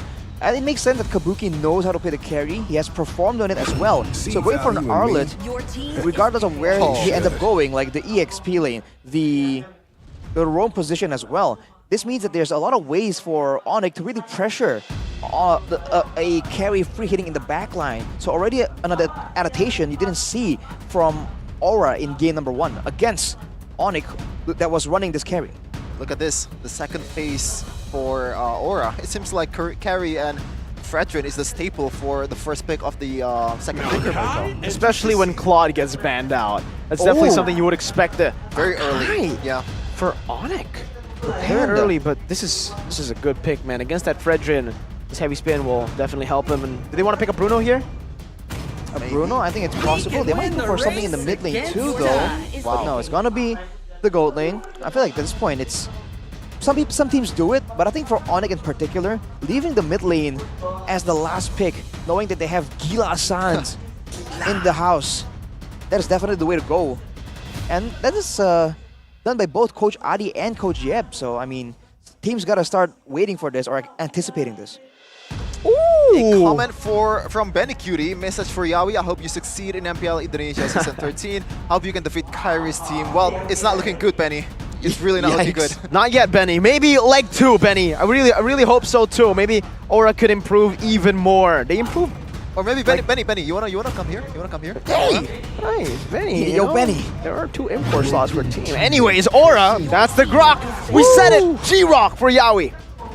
So a lot more engaged potential for Yawi, and also can also play a bit more passively with those Guardians barrier with that power of nature. No CCs will be able to get through this G-Rock. Well, you have to remember as well, this Grok is a great pick against crowd control. Yep. So now he can be immune to the heavy spin, but he can also punish the fact that most teams use the Akai with the heavy spin as a crowd control removal or a crowd control immunity. So if you get the right barrier there, then the immunity doesn't matter because you can't really phase through the wall while doing the heavy spin. So if Yawi can perform on this, there's a chance that they really punish this Akai pick. Second phase, or like defensive bans. It's going to be the Yuzhong for Coach Saint Lucas, knowing that so far the threat towards the carry is not very much, and I think Boots is gonna be the guy that's gonna harass Kabuki once again, just like in the first game. And maybe Sans as well. You can also pick up the Arlet like as flex, right? As much as Aura want to ban out these XP laners, I think Onic are fine with it because they have a flex pick. They can go for it. They're like, come on, ban more XP laners, limit more of your heroes, because if all else fails, if you do ban all the XP laners, the Arlet's still available for Boots. Nothing much for Aura here, so they have to be very, very concerned, or they have to be very careful with what they ban in the XP. Well, the fact that they have a great roaming player in Onic as well with a wide hero pool. That's what makes it so difficult for Coach Saint DeLucas to try and crack, right, the code of Onic that's so multifaceted here. We'll have to see though. Are they going to ban an EXP again? Or are they going to actually limit the mid laners? Because those mages, like I was about to say, they don't really stand out like as a solo big main carry, but they make moments happen. So it seems like Aura are going for big ultimates here, so they want to make sure that Onic doesn't get their hands on any of that, especially Sans. What's left on the table? What's like the biggest ultimate you can think of out of mid lane and EXP lane position? Charizla? What else is there? Why do they ban Valentina? They're setting up for even bigger ultimates. My guess is maybe they want a Novaria pick. Yes. So Novaria and the Wild Charge, those are already two big ultimates. In XP, this is the question now. If they don't pick X-Borg last game, they have to pick X-Borg now, right? It's an Akai and an Arlet. If they go for even more tanky member, hey, don't do that, Kyrie. Don't give me hope of a Yi Sun-shin in the jungle. Way. Don't give me hope! No way. So like Akai roam. Don't give me hope, man. Just don't. We haven't Don't give seen me that hope. in ages. There's no way. Don't give me hope. It can't be. Surely. Are we gonna see Yi Sun-shin? Oh! The swap. The throwback to Season 8. Kyrie will play mid. Now look at this guy, man! Ah, see, it gave me hope. It is a surprise. And then they pick away the X-Borg. Ah, just Aura. What do they go for now? And even the Lunox here for Sans. Wow. Now that's a bit concerning because Novaria, you can clear and you're supposed to avoid laning altogether. Lunox is almost the opposite. You can do a lot of damage right there. And knowing that the main front line for Aura is most likely going to be the Grok or the Fredrin, hey, if you can't crowd control them, take them out. That is the best crowd control, and Lunox can provide that for a tank. So Ruby. I think so, yeah. I mean, the only one that makes sense, I guess. Like, you can punish the Arlet going in. Also, Lunox, a bit more close range compared to the other mid laner out there. So, a bit more prone to get picked off by the I'm offended. Well, it's almost like a full dive kind of angle here for Onic. They have a Bruno though, so you have to wonder right here if Aura, in the back of a aggressive G-Rock in the hands of Yawi, can they turn this around by just targeting the marksman? Because later in the late game, of course, the Lunox can supplement some DPS with the Chaos Order, but, you know, they're still going to require this Bruno to really output some damage. I think the job for Boots right now is going to, like, he's man-marking Kabuki in the first game, but later in the game, he's going to man-mark this G-Rock. He's gonna get him away from the Lord Pit, but we're going to see if that's gonna happen. Yawi a chance for redemption against Keyboy. So far 3-0-3-1 for both of this guy. Game number 2 of Onic versus Aura is on the way in the Land of Dawn. A freeze at the start trying to delay the minion waves from crashing in to give them a bit of prio. But we'll see in this matchup, they have so much shred, man. Boots on the X-Borg and Sans on the Lunox. Yeah, I feel like Gugun's going to be having a very tough time here. He's going to be the main guy in the front, and he's also going to be taking all this chip and shred damage from the side of Onic.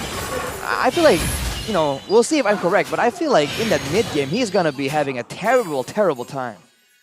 For sure, but he can play through those CCs though.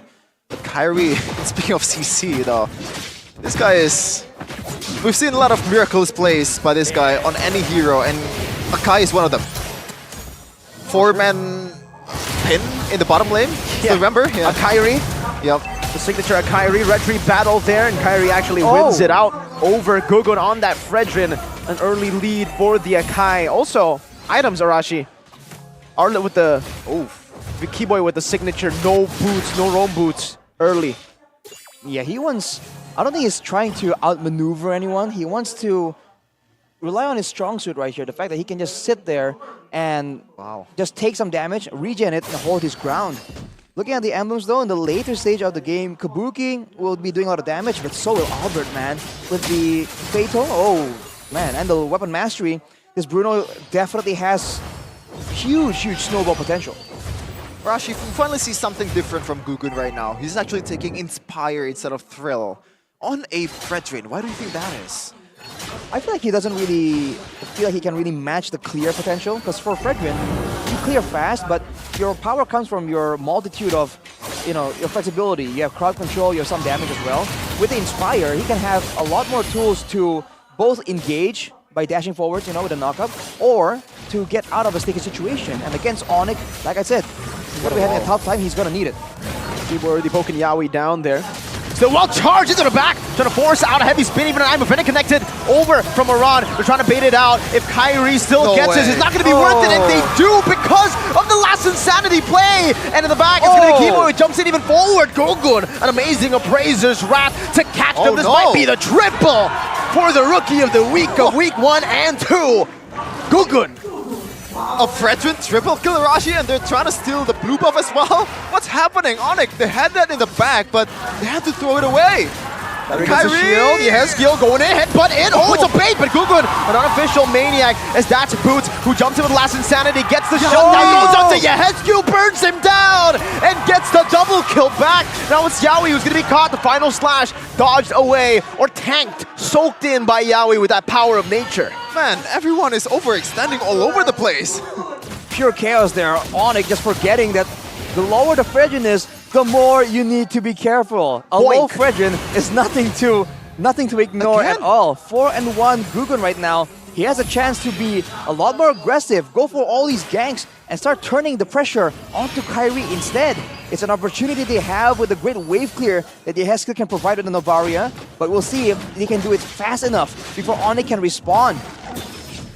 Already 8 kills in 4 minutes. This is what I expected in game number 1, but they played it so safely, so methodically. This one is like the true Onic versus Aura, the bloodbath that we were waiting for.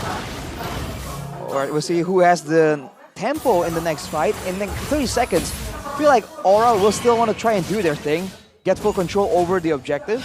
But now, in the side lane right here, Aran against a 2-kill X-Borg. The lane was brutal enough without that. It's going to be even more because Boots has been very, very aggressive. So if he can get a lead, push Aran away from the get him low and get him to recall, then maybe Onic can get the prio towards the turtle instead.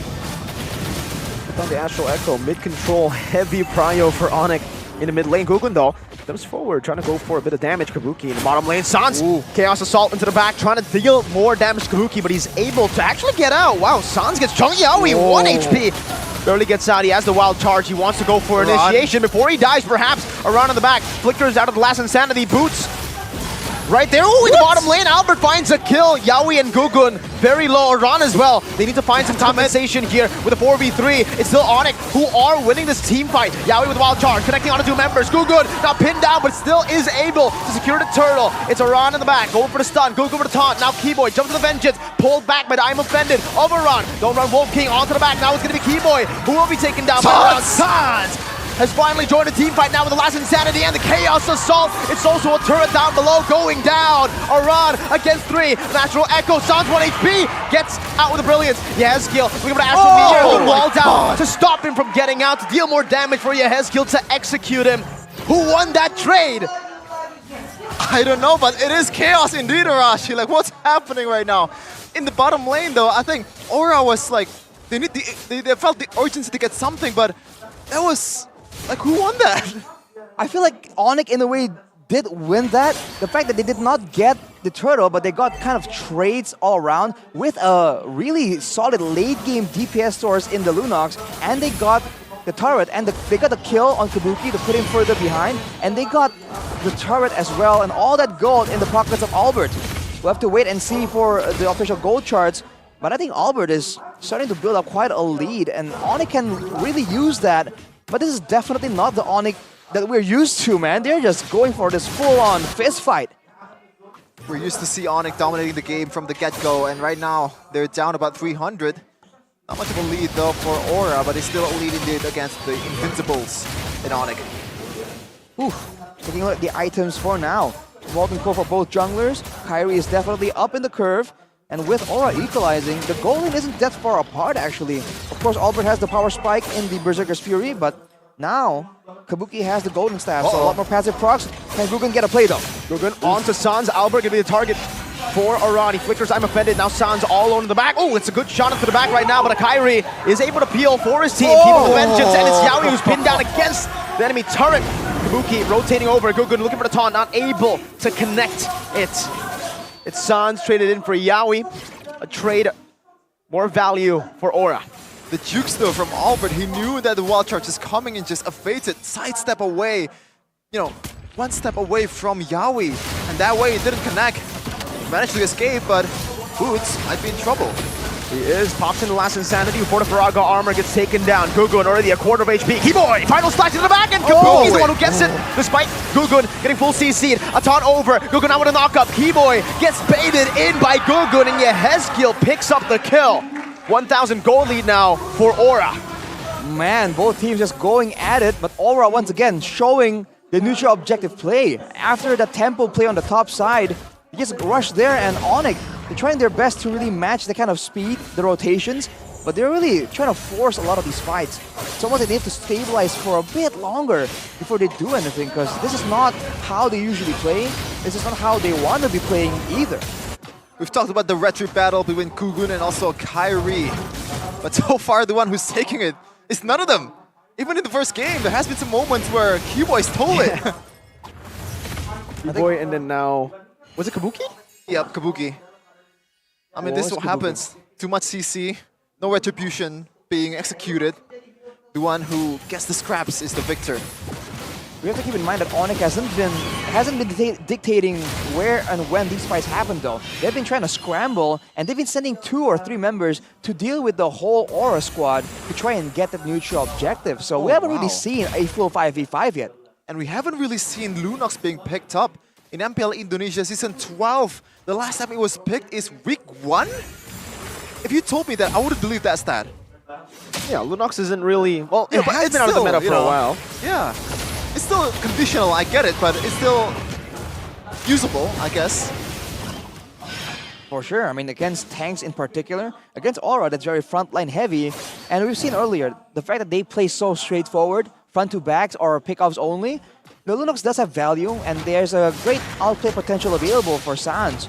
But right now, it's almost like they're just too preoccupied dealing with Yawi, like we saw in the previous fight in the top lane, that they can't really get Sans and Albert to output their damage as efficiently as they would like. So with more items, I feel like it's going to be quite different. But now again, Aura pressuring for the Lord, the neutral objective, and Onic, they're going to end up scrambling here as well because Keyboy is not there.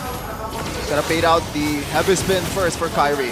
Oh, Faraga armor already gonna be taken out here. Ooh, wild charge not connecting, a good snipe down. Sans slow. Aura finds the killing spree through the minion waves.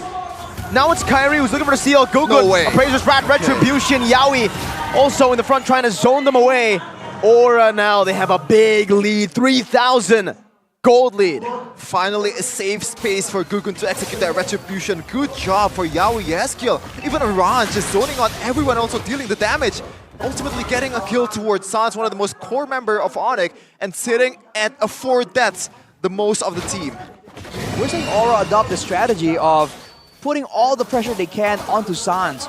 Even in game number 1, Sans was the main playmaker right there. And if you look at this game, he's always pressured. A wild charge on a Keyboy by Yawi.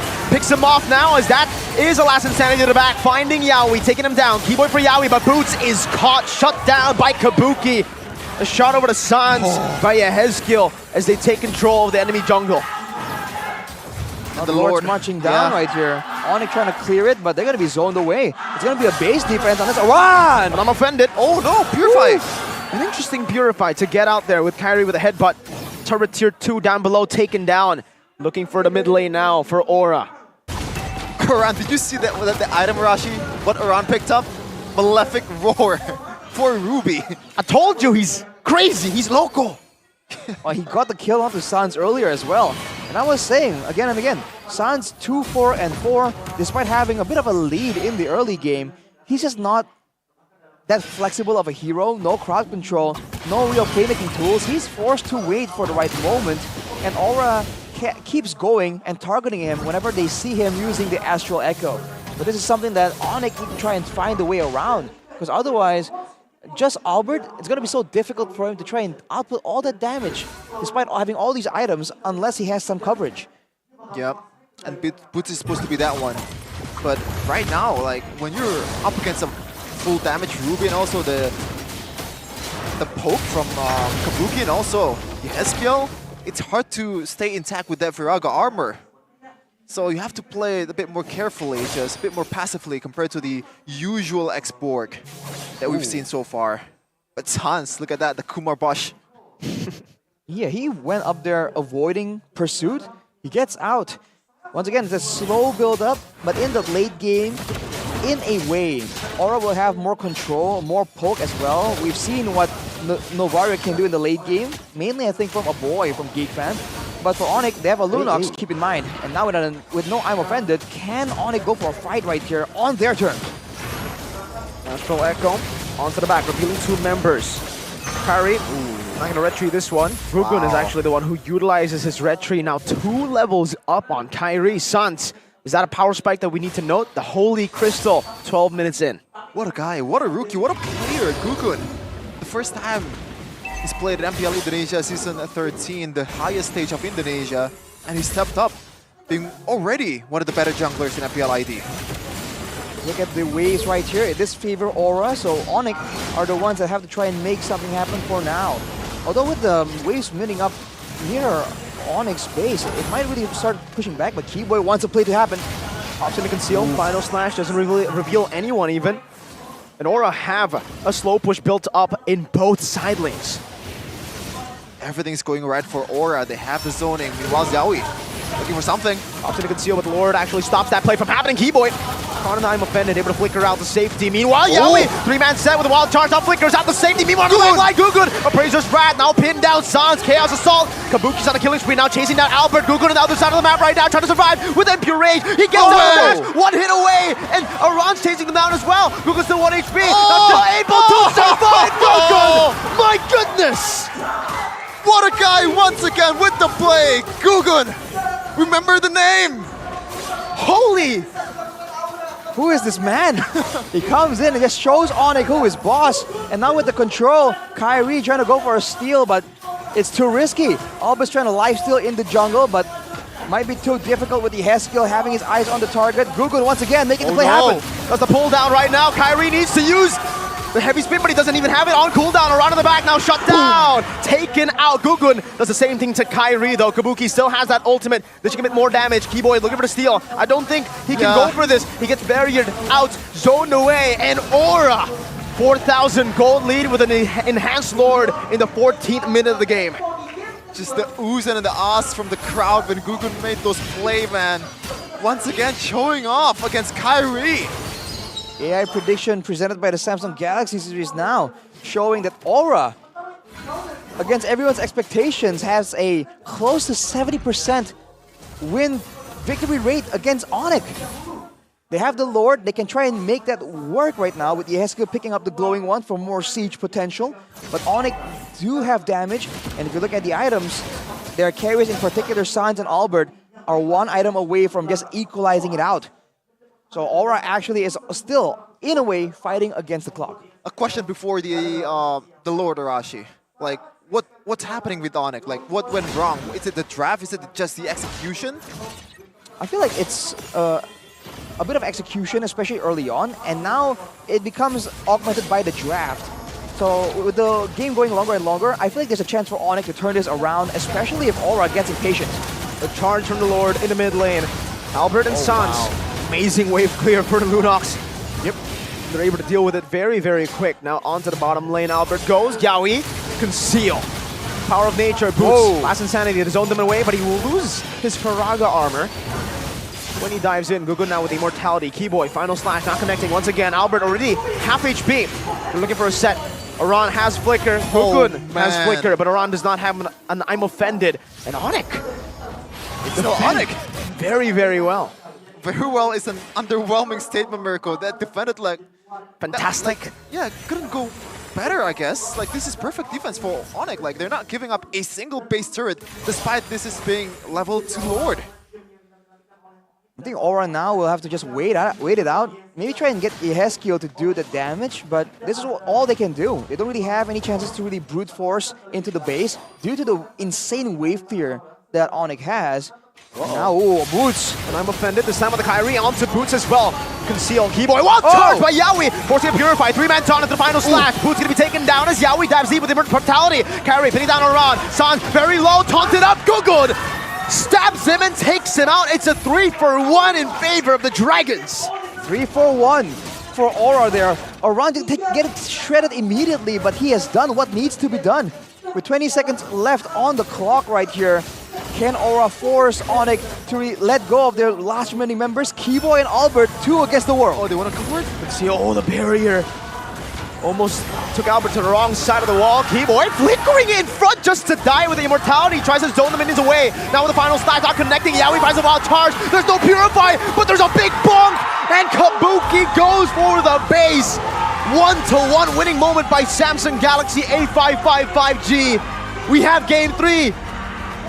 The fire has been ignited by Aura, especially Guggen showing off against the god of the jungle. What are the chances? This is a rookie up against one of the best players of all time. The Retris, the CCs, the calculations, the escapes from this man. Wow! Aura, against everyone's expectations, man, they have taken 1 game against the Sky Kings, and it didn't look that intense.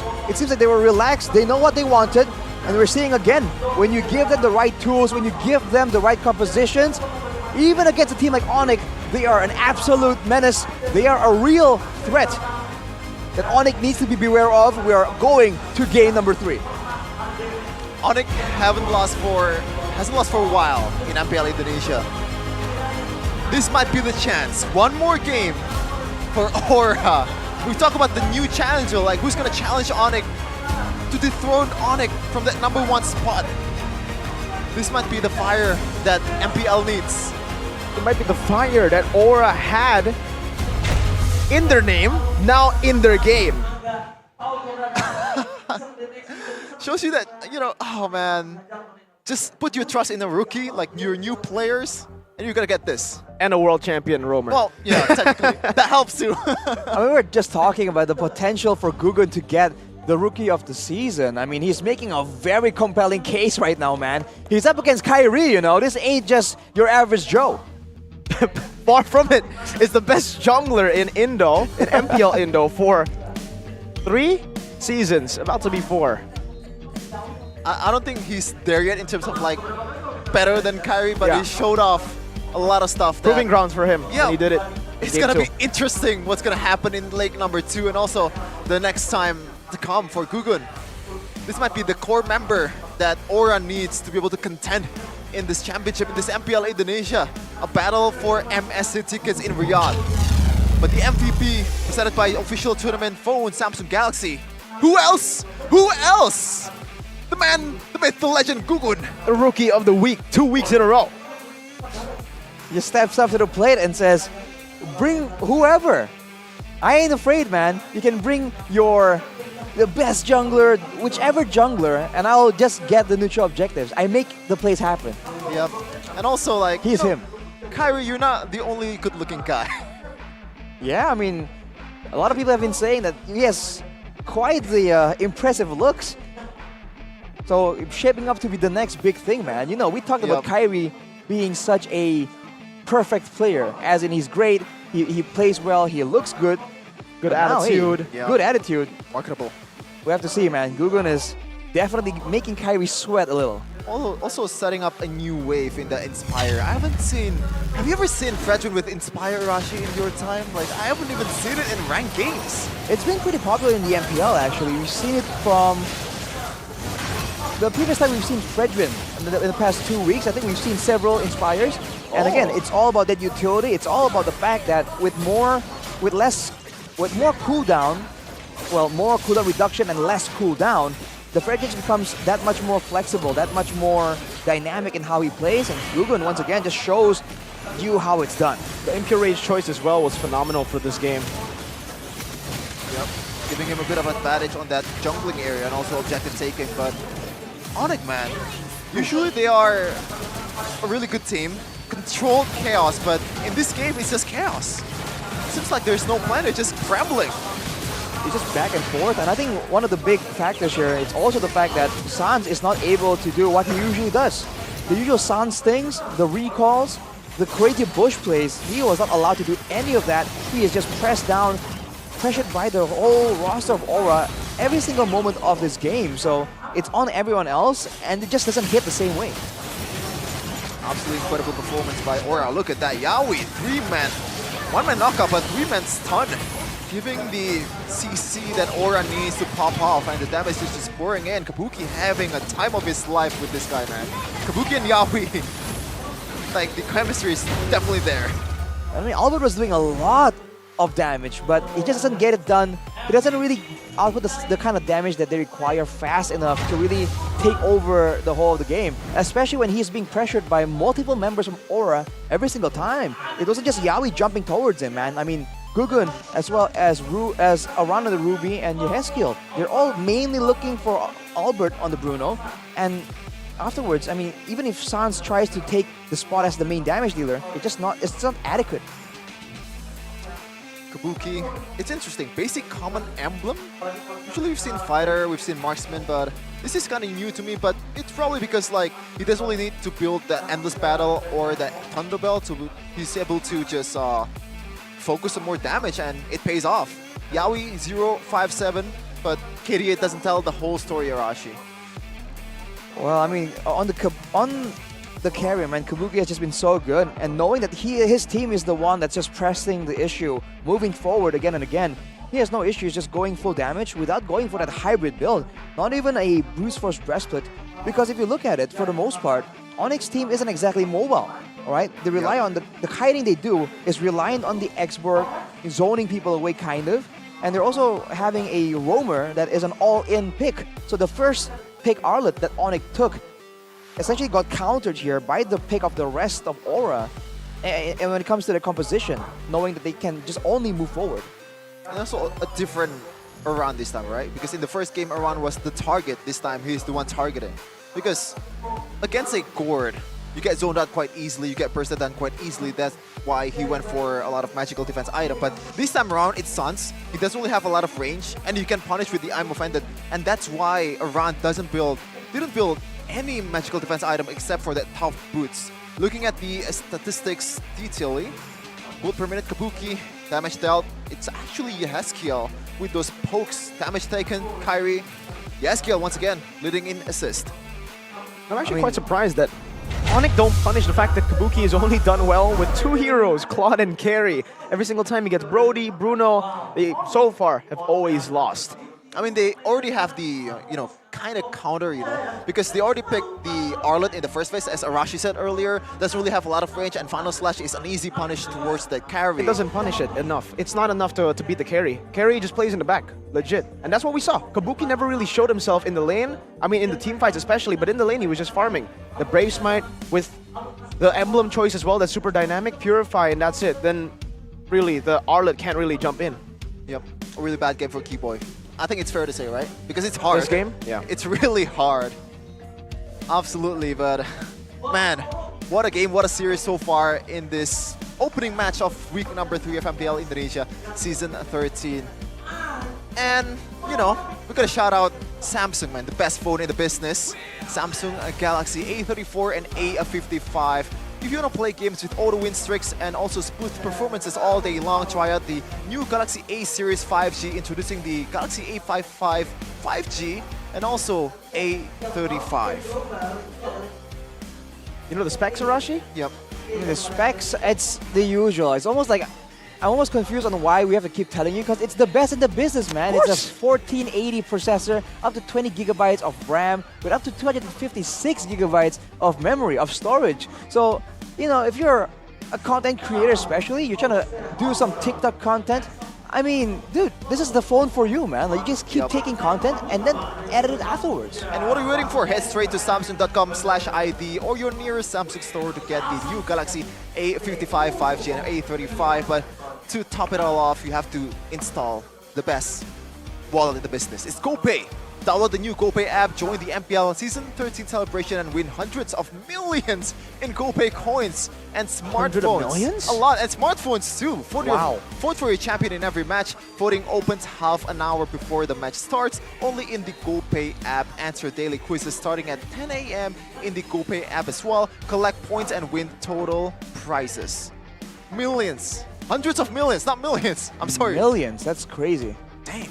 Still a W, man. I mean, come on. The cashback points, and on top of that, you know, the free transfers from through different banks. that No adds problem. up, bro. 100 times.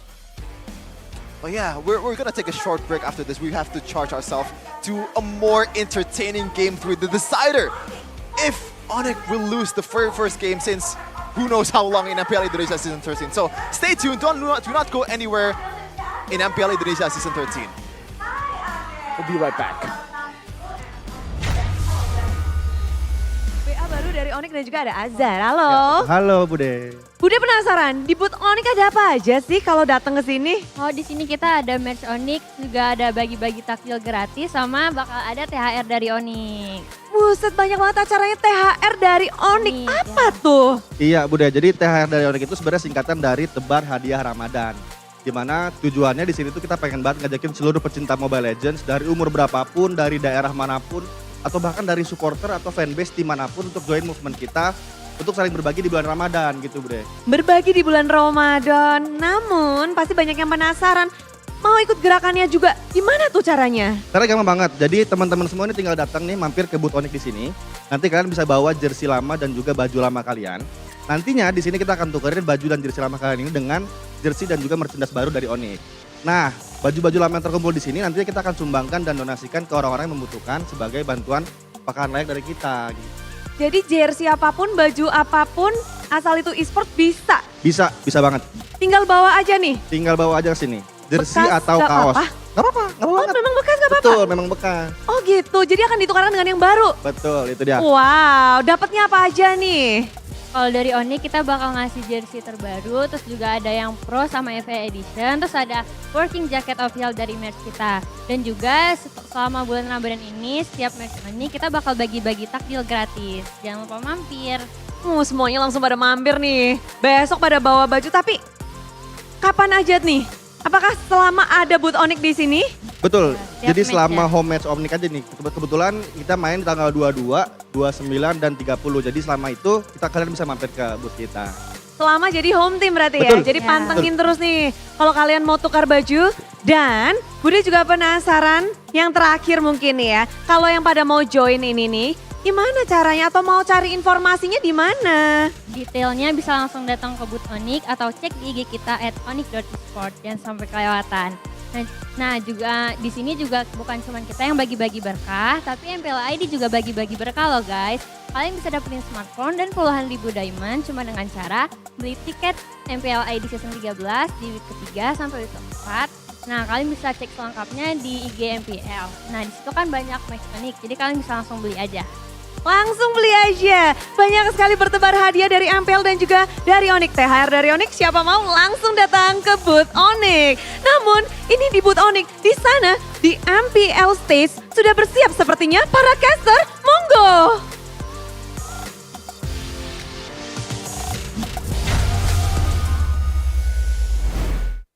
Welcome back. Game number 3. Onic versus Aura. Who you got? Onic? Who you got? I mean, I'm an analyst. I go I'll with say the data, Aura. bro. Aura, okay. Who you got?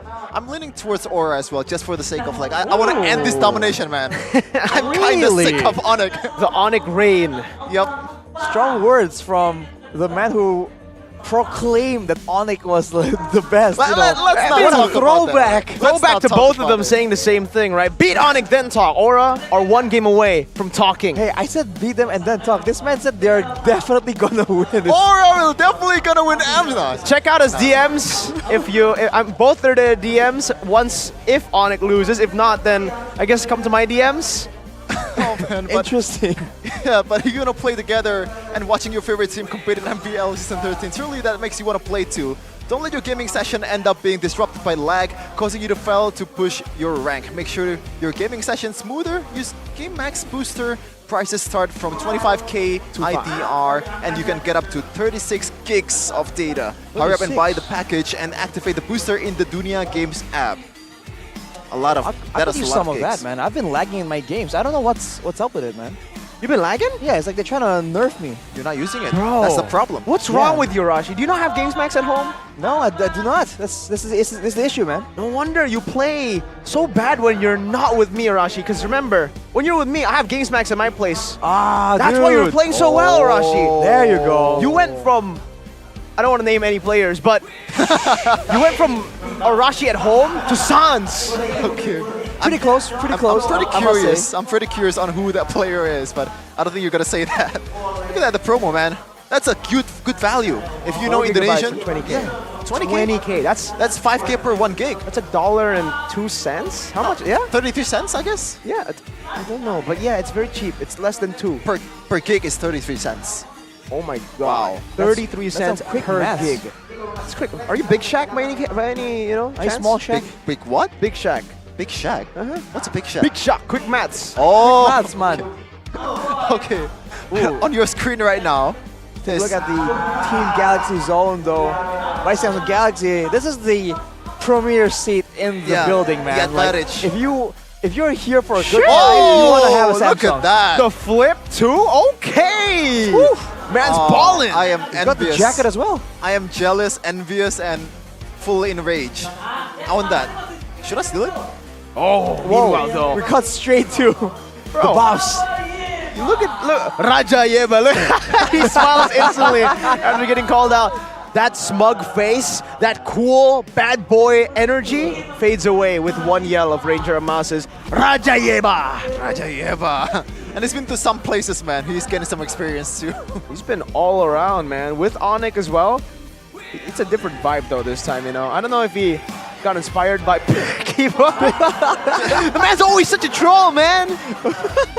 I wouldn't even be surprised if it ends up if the truth comes out and Yeb is actually messing with the players while they're in game too, you know. I wouldn't be surprised. That's the challenge. They could explain a lot of different moments, man. But that's the kind of coach you want in the situation. You're losing, possibly 1 game away from your first loss in the season, yet your coach is, trolling you on stage. That's the kind of mental fortitude that Coach Yeb brings to the table. But let's take a look at the previous game recap where Albert was doing a lot of damage, but you can't compete with I was gonna say you can't compete with the poke damage of the Novaria, but Albert actually did more. So again, the damage was there. It's about how fast can it come out and at which moment. And we see again, when Aura can dictate where the fight is gonna happen, when it's gonna happen, it usually goes pretty smooth sailing for them. We need some love, man. We got some love over to the Indo desk, well actually specifically just Ranger Amas. What about KB, Lim Kochul? What about Sheffin, Arashi, and Mirko, man? Come on! Don't matter. This is bias. Very biased. 100% bias, man. We're calling out Aura right now. We're Aura calling fan. out Ranger Amas, actually. Tune into English stream. Switch off from Indonesian. You know he'll do it, right? Yes. You tell him to do run that. up to our desk. He will run up and take over your spot, Shevin. Be careful what you wish for. Yeah, okay. But yeah, we're gonna go straight into the draft for game number 3, the decider of Onic versus Aura in the first match in week number 3. What a spicy series so far, but already a change in St. DeLucas. A Fanny ban in the first ban.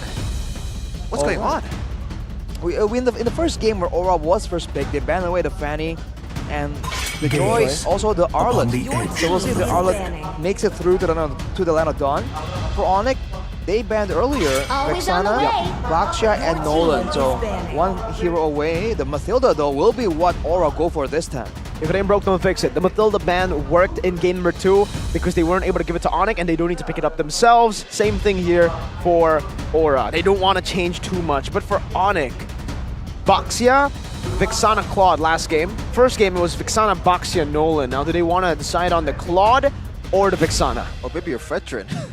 Considering how... Welcome to my castle. Oh, rock! Wow. We did mention this was one of the ways that they could take over a game, Aura, with Yaoi on a pure initiator.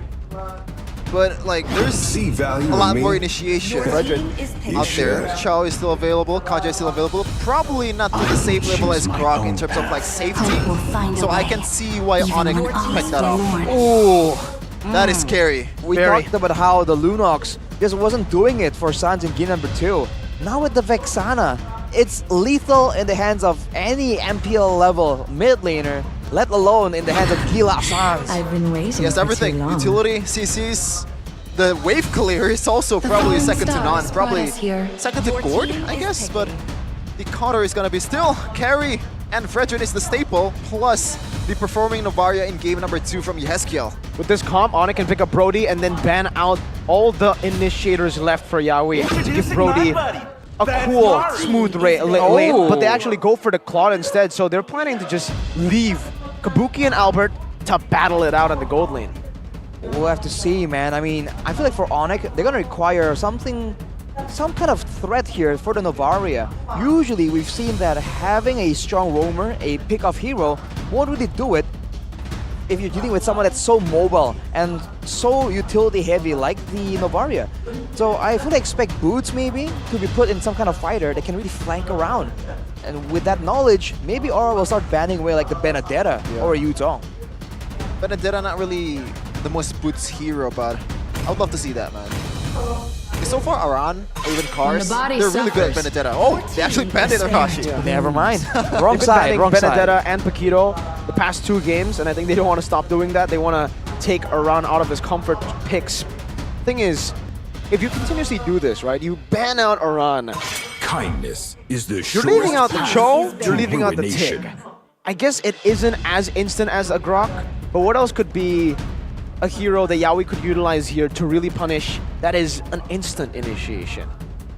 Ooh, Minotaur is a good shot here, I think. Minotaur doesn't exactly engage though, right? I want to, you know, just for the Claude and Arlet just going in, breaking havoc, you want to have someone that cancel out this movement. I think Minotaur works well. Again, that's where you start weighing out. Do we want what works logically in a composition, or do we want something that really can show Yawi's prowess on that roam position? That's a bit of a tough debate to be had right now with Coach Saint DeLucas, so we'll have to see. I think the Paquito won't make it into the Land of Dawn, and yes, Onic will ban it out. I do wonder what's going to be picked up for Boots then. It might just be a full teamfight setup here for Onic. Might be, but you know what? Maybe don't oversimplify, you know, what's the word? Man, but I do know my trade. Don't think too much about it. There's a really solid pick-off hero in Kaja, but we have a comment here from our content creator, Jonathan Liandi. Yukun has been very skilled with his retribution, even though this is his debut in MPL. That is true. That is objectively true. Oh, wow. That is against the Fredrin matchup we used to see a lot. Not anymore though. This is the first Martis of season 13. I don't see a lot of Martis. Don't think so. We haven't seen a lot of Martises for sure. I don't remember any, but if there is, it must be only like 1 game or 2 games at most. The Martis though will be able to get a lot of aggression, but not really catch up to a Novaria though. I think it's going to be used purely to try and counter the Fredrin here. Because, you know, you're trying to get low enough to try and get a huge value of Praise's Wrath. The Decimate will just take you out of it. So, that's a possibility. One thing into it though, as Aura picked up the CC that is very meta, and the Angela combo, man. Wow. Now this is kind of dangerous. Very, very dangerous. CC and Angela. Against a Claude too. Yeah, we've seen this quite a bit of time, especially if the CC uses that Vengeance. It's gonna be harder for Claude to stay alive, because when you want to pop that Blazing Duet to get some shields to defend yourself, you're actually doing your enemy a favor. And this is a pick that's also very interesting. Glue against ACC in a lane. We did see it last week, I believe. Yeah. But man, we haven't seen a Glue in a while. And this might just be what is required to go up against CC. Because, you know, in the lane, CC is a massive bully, but so is the Glue. It just hasn't been as popular. And now, there's a chance that the Glue can be used to zone out the Novaria. It's kind of lining up for Onic. Yeah, and you know what I like the most is Glue against a carry. This interaction is, I think, under top.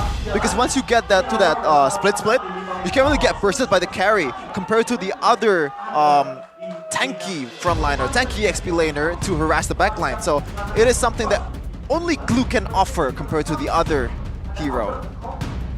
Well, we'll have to see, man. This is going to be a battle of utility, as in healing and shields, and regeneration up against pure damage and a lot of burst playmaking. So we'll have to see. I think especially pre-level 4, Onic has a huge advantage, but if they can withstand that, Aura has a chance to just fully out-sustain Onic in the mid-game. It's anyone's game at this point. It's anyone's game is right. Game number 3, Onic versus Aura. This is a really interesting series, a really interesting draft already been picked out by Coach Adi and Coach Saint DeLucas. A lot of experience. Even Coach Saint DeLucas, I believe he has coached in MPL SG. So it goes not just, you know, he hasn't just coached one single country, Arashi. He's been everywhere. He has multinational experience. As we're having a bit of a pause right here, something needs to be sorted out. And I mean, with a game that has this much riding on it, you want to give both teams all the time they need to try and sort these problems out, man. The last thing you want is to have an anticlimactic finish. For sure. I think it'll be very, very sad to see an anticlimactic finish. But also, I don't know if you guys saw earlier, seems like Mr. Albarabab on the Claude. Albarabab. Going for sprint on the Claude because there's only really Fredrin to CC right now for Aura. He decided to go for sprint. We haven't seen this in a while, but when you have sprint, your combat potential is quite insane on the Claude, man. For sure. They're blazing duet on top of the corrosion side, your 5 stacks. You move through these opponents super fast. And not just offensively, defensively as well. When you're getting chased by a CC with a War X and also Brute Force Run! breastplate, like you can't really get away unless you have that movement speed buff in that sprint. So I'm fully on board with this choice though. Let's see if Gugun can punish that. It's kind of a disrespect towards the CC of Gugun, right? It's just one dude though, right? With all the peel they have, a Glue, an Arlet, and a Vixana, it'll be tough for Gugun more than it is for Albert. Well, it's not hard crowd control that Fredrin brings to the table. The Angela can tangle you as well, so you gotta keep in mind that that is a factor. With the sprint though, I feel like it's a great option against a lot of mobile threats. Like back when the Angela insert another carry hero like a Yuzong or Urethel meta was a thing, even in the mid lane, I would go for a sprint myself, knowing that as long as I can keep distance, right? Not a lot of spells, not a lot of skills in this game will catch you off guard in a way that requires you to flicker out of it. So having the sprint, it's great distance management, but it also is a shorter cooldown compared to the flicker. So I think I can agree with this pick. I'm surprised Sans went for the flicker, but we all know Sans doesn't really logically make these decisions, man. He does what he wants, and it just makes sense. It's Sans. It's the Sans. I'm trying to find a word. He's here. literally just Sans sense. Sans, bro. It's a Sans sense. It's just like the Spidey sense, but the Sans sense. A lot of support for Yaoi from the crowd. But we're finally getting into the game of game number 3 of Onic versus Aura. Oof. Along with this sprint, Albert goes for the quantum charge as well, wanting all the speed boost he can get to try and get out of those chases from the Angela. He's gonna get a bit of sustain as well, so we'll have to see in the lane if he can try and get some meaningful victory here against the Kabuki with Kabuki on the carry. Oh! This one's personal for sure. Keyboy with a dive early on Yaoi. First blood for Onic. Once again, we missed a bit of a moment there. I believe that's the Vexana damage mixed with the Arlet. That is what makes it so difficult for Aura here. Oh, the jukes. Keyboy, the taunt as well, but yeah, Rashi, this is once again Yaoi on something that he doesn't really like to do. Oh my god. Okay. Have to recall again. That's dangerous, man. Against a Vexana, you don't want to walk up, especially when the minion waves are kind of low like that. That is bonus damage for the Vexana from the passive. You take a look at the equipment, the emblem build. Sans has the Bargain Hunter. He's trying to go for that early game playstyle, get that power spike. As there's a bit of a duel here. Ooh. Just playing chicken in the gold lane. It's gonna be won by Kabuki if he played it correctly. The mid lane though, Yeskiel and Sans. It's hard for Yeskiel to... Meanwhile, oh, watch out there. Gugun. Stun lock. Oh, Gugun turns it around onto Kyrie. Holy damage! Mortal Coil defensively from Kai. Now the flicker over Gugun though. Still able to survive for a bit. Oran now dealing damage back onto Onic. But Onic, they pick Gugun up. They take him down. One last shot from Yehezkiel from downtown to take Boots down. It's 1-for-1. Jungle for XP. Who won that, Arashi?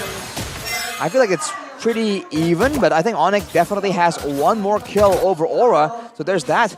But look at how they're positioned. Once again, Aura has the control over the turtle, and they are level 4. So the pre-level 4 power spike is no longer at play, but look at this. With the hard guard and the vengeance, and the damage from Yehezkiel too! Both of them got melted down by Oran on the CC. Kyrie jumping forward with a Mortal Coil. Oran has a Brave Spine, has a sustain, has the damage though. It's Kai who just decimates him, takes him out. 2-4-1, but it's traded over with the turtle as well. Just two bros hanging out. Arashi. I mean Arashi. Whoa, I want to say. whoa, I want to say. Aran. I'm sorry. Aran and Yawi. Close enough. Together. Like it starts with Aran. I'm sorry, but yeah. Does Aran and Yawi translate to Arashi? Aran Arashi. Interesting. Well, the audience prediction here. 70% for Onic by Samsung Galaxy. We'll have to see, because Aura has just instantly equalized the gold disparity. And like we mentioned, Onic has more of a issue in the early game. Aura can just try and scale and repeat their success in the previous game. How do you counter that combo, Rashi? Just going in with the hard guard and also the CC? And a vengeance? Yeah. Like, I don't think there's... Well, there is enough CC, the crowd control from Onic, to be able to take care of that. We've seen that earlier. He actually eventually got taken down, but before you get the kill, you're gonna have to give up a lot of resources, a lot of HP from your team to be able to do that. I feel like the best solution is to let Sans terrify the CC, who is like, you know, he's tanky, he moves fast, but if he's terrified, he moves in random directions. So not at your main carries. And then later on, you just need to rush some kind of healing reduction here. That's almost like top priority for Onic. Yeah, for sure. And one of the most important item for that CC, War X has already been secured, so more damage on already insanity damage earlier. Just locking to 2 with a hard guard. Now, another total fight for Onic versus Aura. Who's gonna come out on top on this one? I feel like it still favors Aura, and now they can have the chance to go with the macro play, using the Angela hard guard global presence here. No Yaoi engaged, no problem. They're really showing Onic that, hey, it's not like a one-man team, you know. Yaoi doesn't have to do everything as long as we have the right composition. Aran is doing everything right now with the help of the hard guard. Now on to everybody. He has the vengeance, so he is very, very tanky. He has a Brave Smite as well. Blue though, bringing him back all the way to the back. No decimate just yet from Kyrie. He's out of range. Aran is actually going to be surviving here because he's hitting onto the Eternal Guard. Boots has to flicker out, and Aura get a free turtle off of Aran and Yaoi's plays. Oh, I mean, Aran and Yaoi had Onic, the whole Onic team on a string.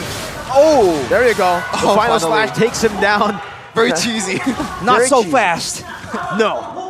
Prodigy get Boots, gonna get good tower damage as well.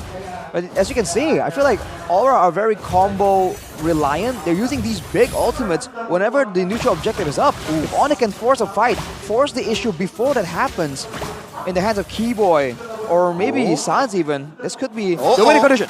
A jump from Keyboy. No final slash used up here.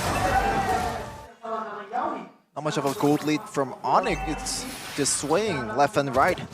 Pretty much equal so far. 16k, 5 minutes has allowed entering the 6 minutes, but Kyrie getting away from Gugun, getting stunned up. 2-man taunt from Gugun. Immortal Coil. Like Keyboy earlier. Keyboy.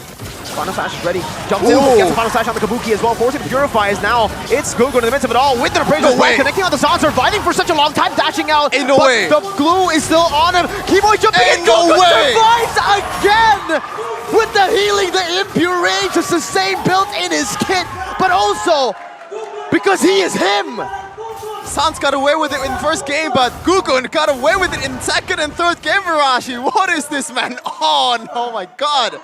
And with that, Onic get nothing and lose the mid turret. Arguably one of the most important turrets in the early stages of the game.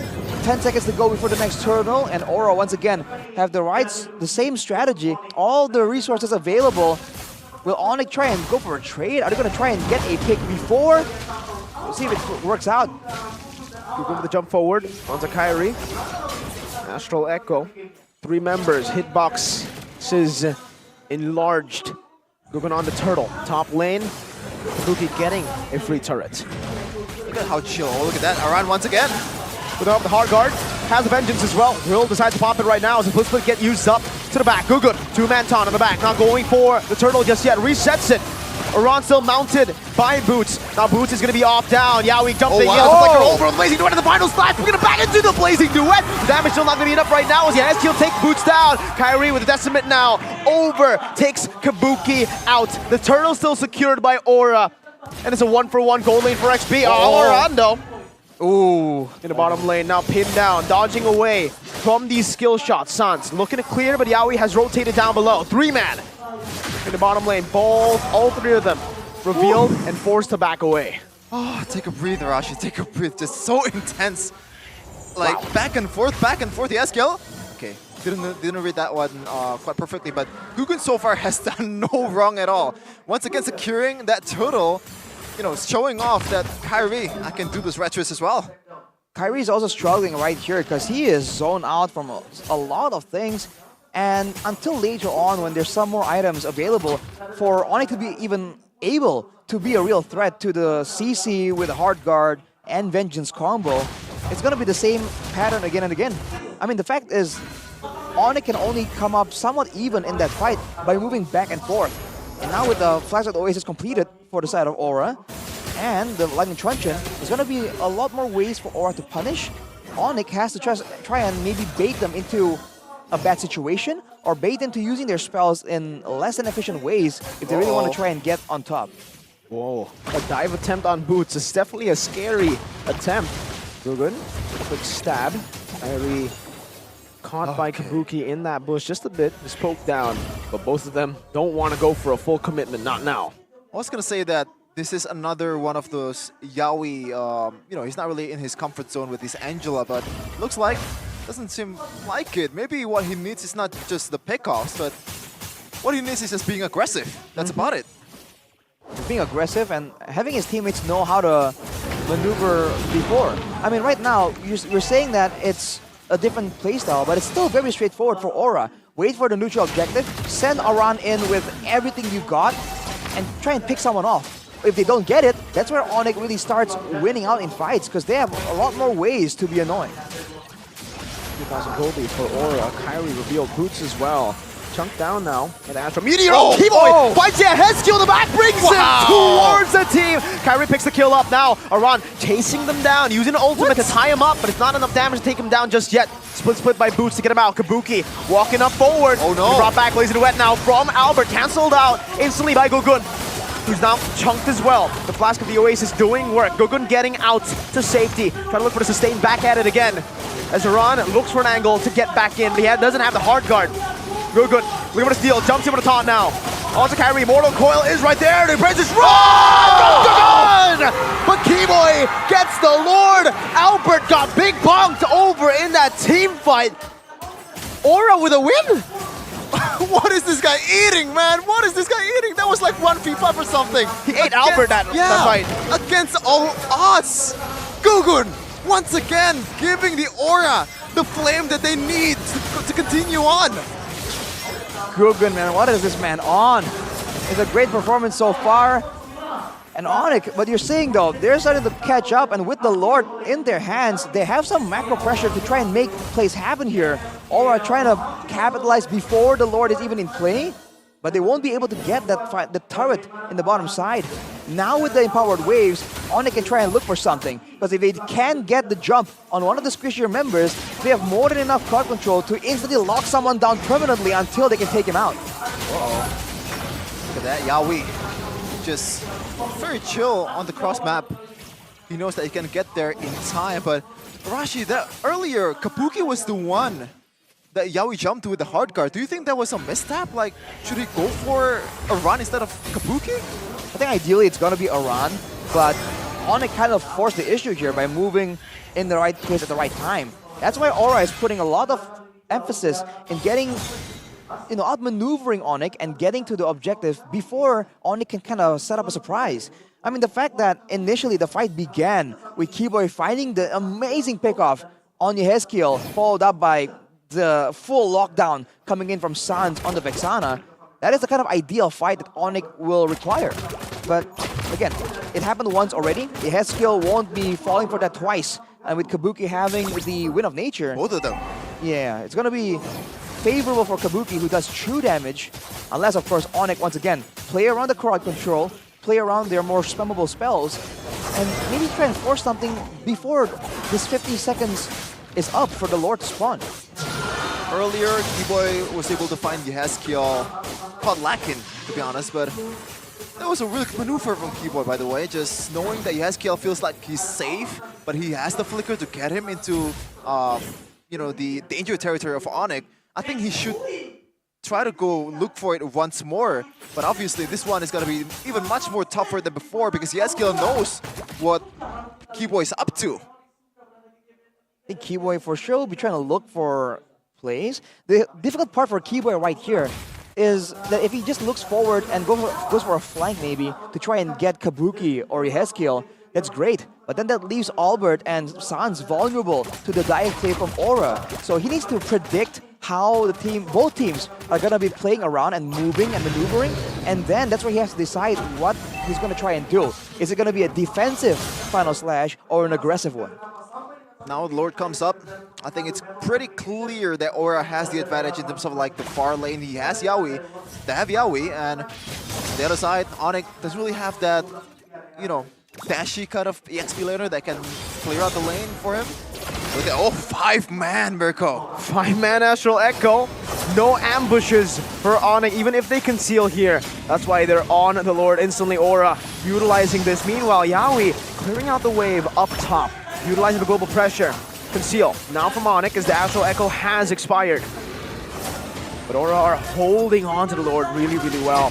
Angela still up top, run now, dashing forward, onto the back, onto Sans. Still gonna be immobilized. Oh my god, Albert almost got taken down. Keyboy finds the steal against all odds. Kyrie is the one who gets taken down though. Boots is next on the chopping block. Oran with the help of the sustain. My goodness, cannot die.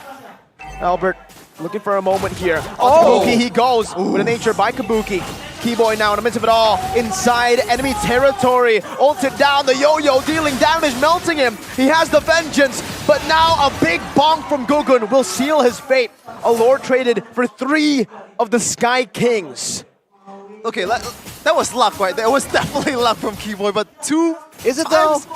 I think so. Like, it's Arlan. You're not supposed to deal that much damage. Well, you have some damage. I mean, more than a Minotaur, and he was able to, I believe, steal away one of the neutral objectives earlier. But that was a great Lord for Onic. I mean, they paid the price for it. But hey, let's take a look at the replay presented to you by the official tournament smartphone Samsung Galaxy. Everyone just crowd controlled and Kyrie and Keyboy made a concentrated effort to be like, all right, dude, now, right? We go for it. And you know, hopefully they get it. And they did. It was a bit of a luck thing. It was a gamble for sure. Yeah, for sure, but they did it. And now with the waves pushing for them, they have a bit more room to breathe, more time to try and catch up. And I think that's really bad for Aura. They really want to try and get like a snowball situation coming in. Now it's no longer the case.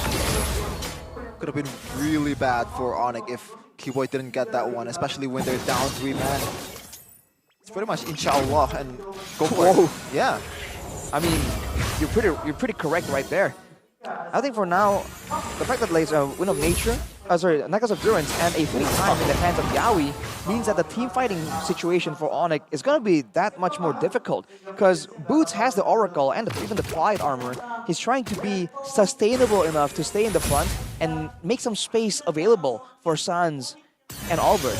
But he's just really paying the price for it. And sometimes it just seems like he's a bit too squishy. He needs a bit more resources, especially when he's 2,500 gold behind Aran. Now we're getting to a point in the game where all of the members should be getting their power spike, right? Yep. Towards the later stage. It's a carry and a Novaria against the Claude and a Vexana in the carry department. So, scaling-wise, who wins? Ooh.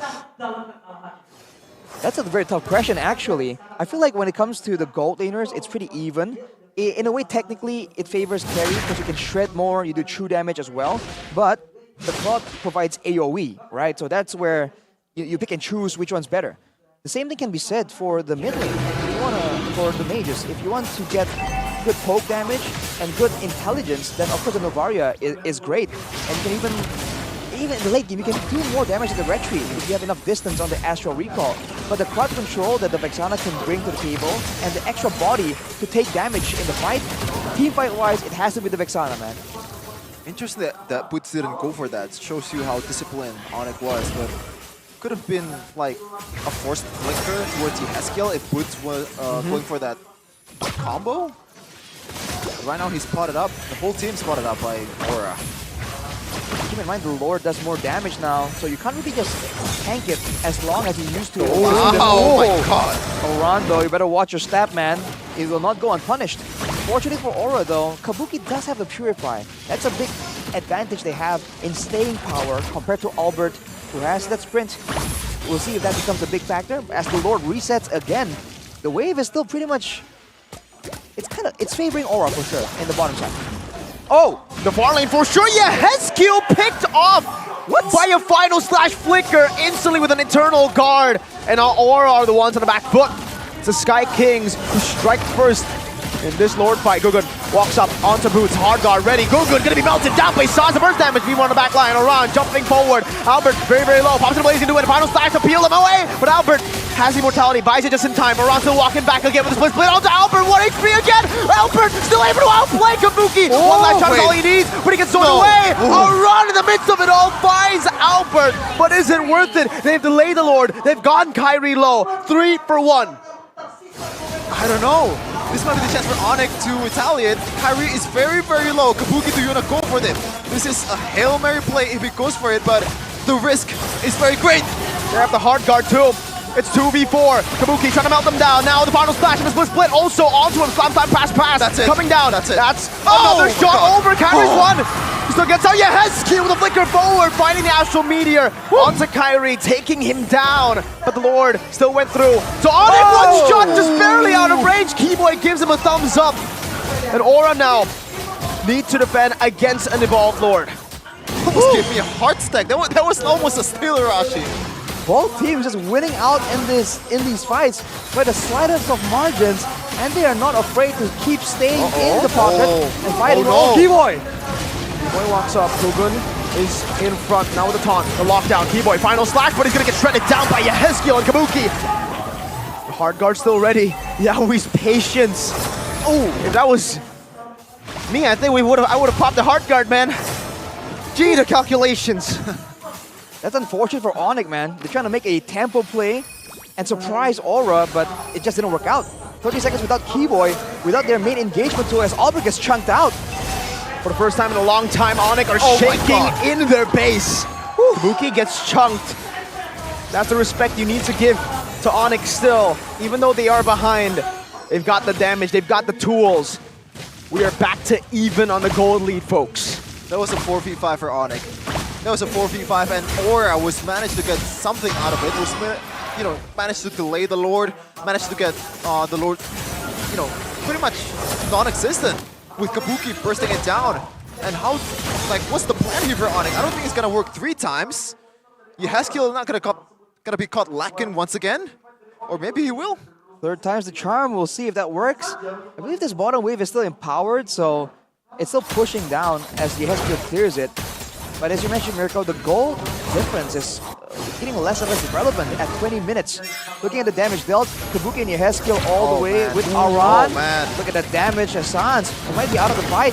Forced to use Eternal Guard. Defensive Eternal Guard, defensive split from Boots. He's able to run away with the split. And Onic disengaged. There are no objectives on the map to fight for now, so both teams are against the full commitment. The discipline though from Aura, they could have went for it, but they know that something is up. Onic was setting up that bush near the orange buff area.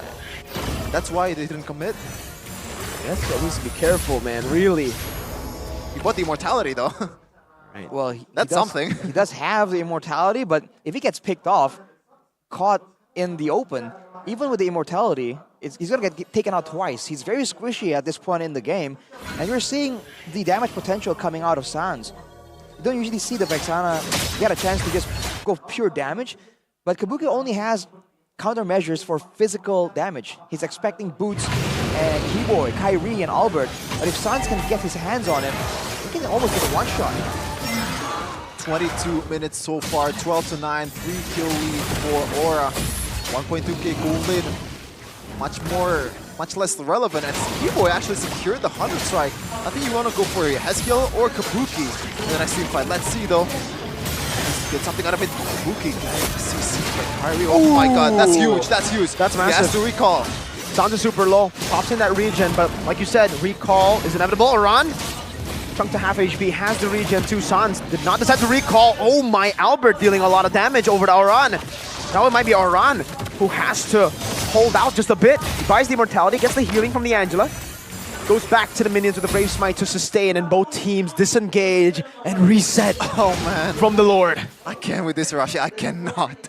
I mean, the tension is just building up more and more. And keep in mind, with the turret in the mid lane still available, Aura can just play this a lot slower than Onic can. But with the Angela pushing, Onic will be forced to make a play sooner or later, and they know it.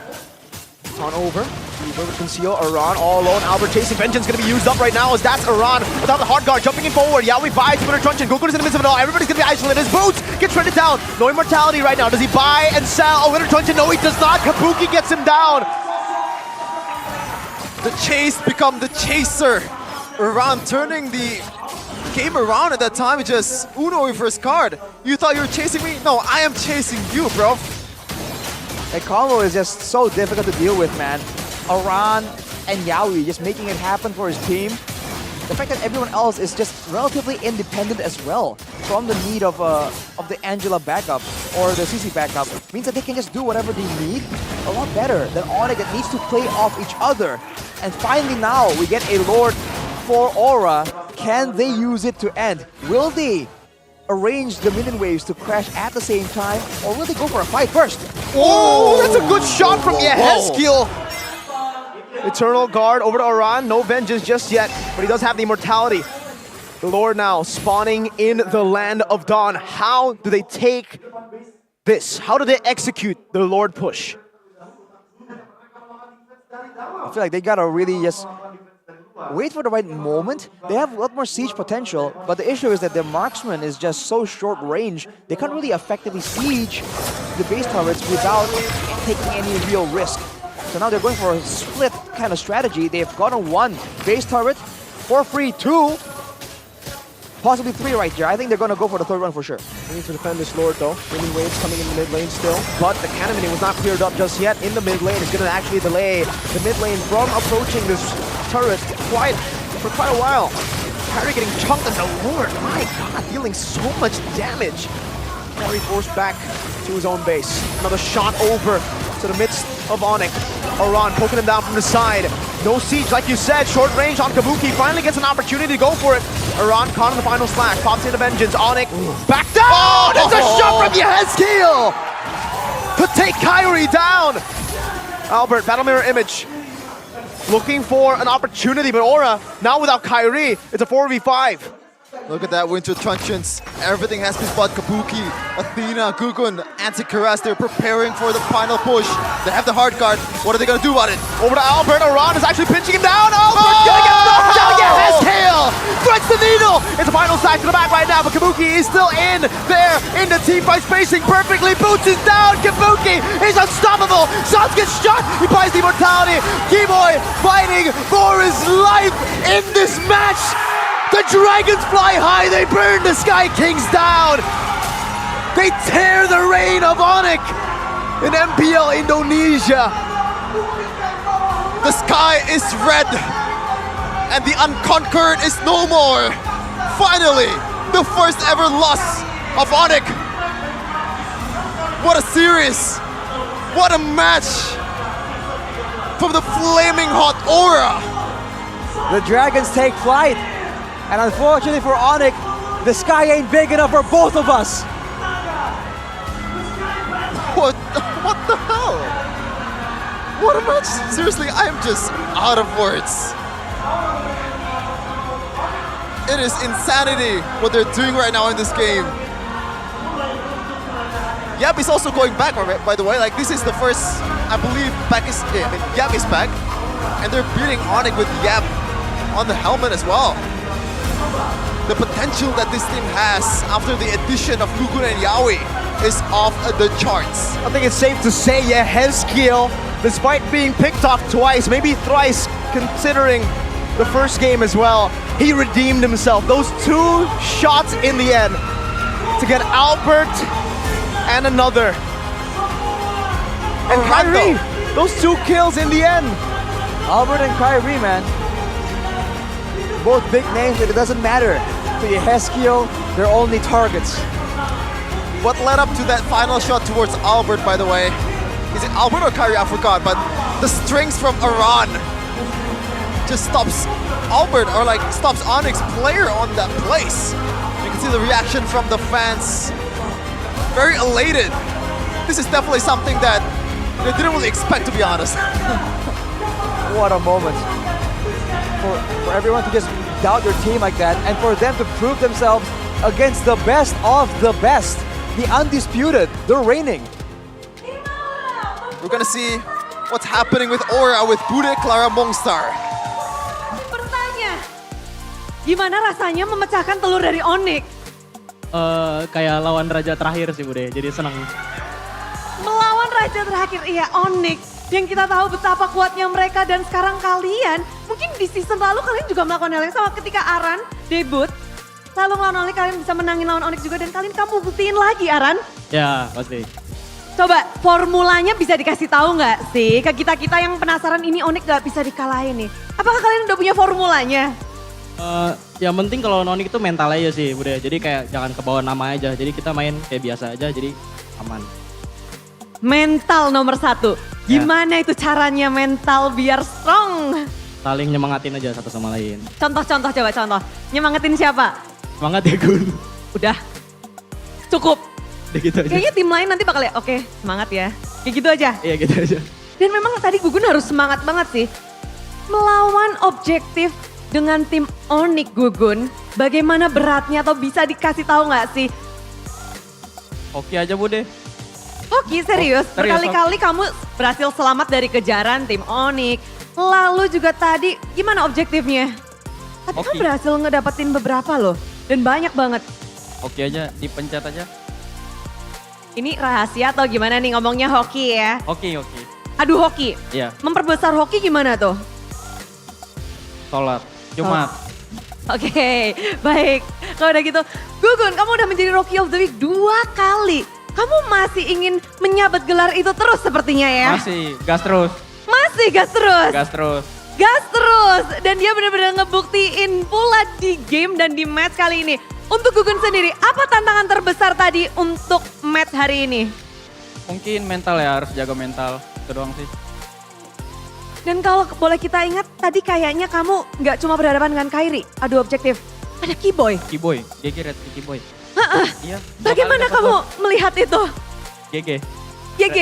Kaget nggak sih? Kaget 2 kali. 2 kali di game 3. Ada Keyboy dan juga Kyrie yang lagi nonton kamu. Mungkin kamu mau nyalakan sesuatu? GG Bang. GG Bang. Iya. Sesimpel itu ya kamu ya. Sesimpel itu. Namun ada yang menarik pula. Kita melihat Yawi yang semua orang ekspektasi. Yawi everybody will say that, okay, Yawi will play aggressive heroes, aggressive gameplay. But you play Angela?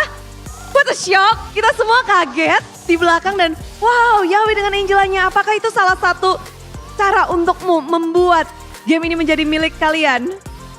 Karena tim gua mau Angela, itu pede aja. Timnya butuh Angela, the teams want Angela, and he just do it.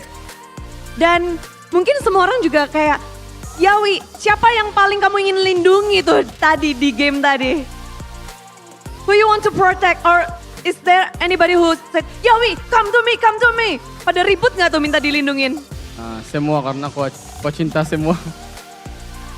Semuanya ingin dilindungi dengan Angela yang Yawi pakai. But in this match, finally you fight against Keyboy in MPL ID. Is this beyond your expectation or is this just met your expectation? Apakah ini sesuai dengan ekspektasinya atau lebih atau bagaimana berhadapan dengan Keyboy? Gue senang karena gue bisa menang sama Keyboy sama Onic karena dulu gue kalah di MSC.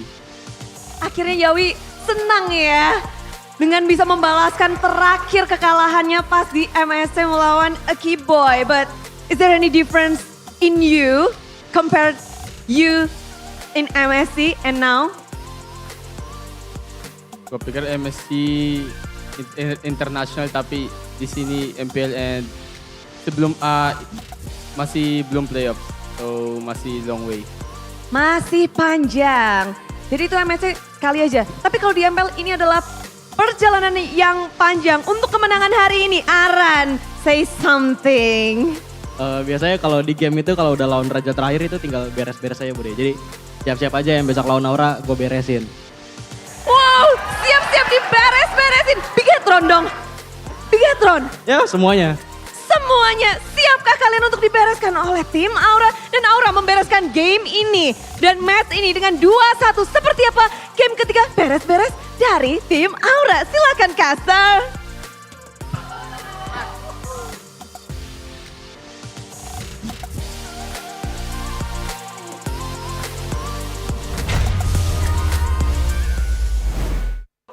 Okay. Onic strike first, but Aran and Aura said night.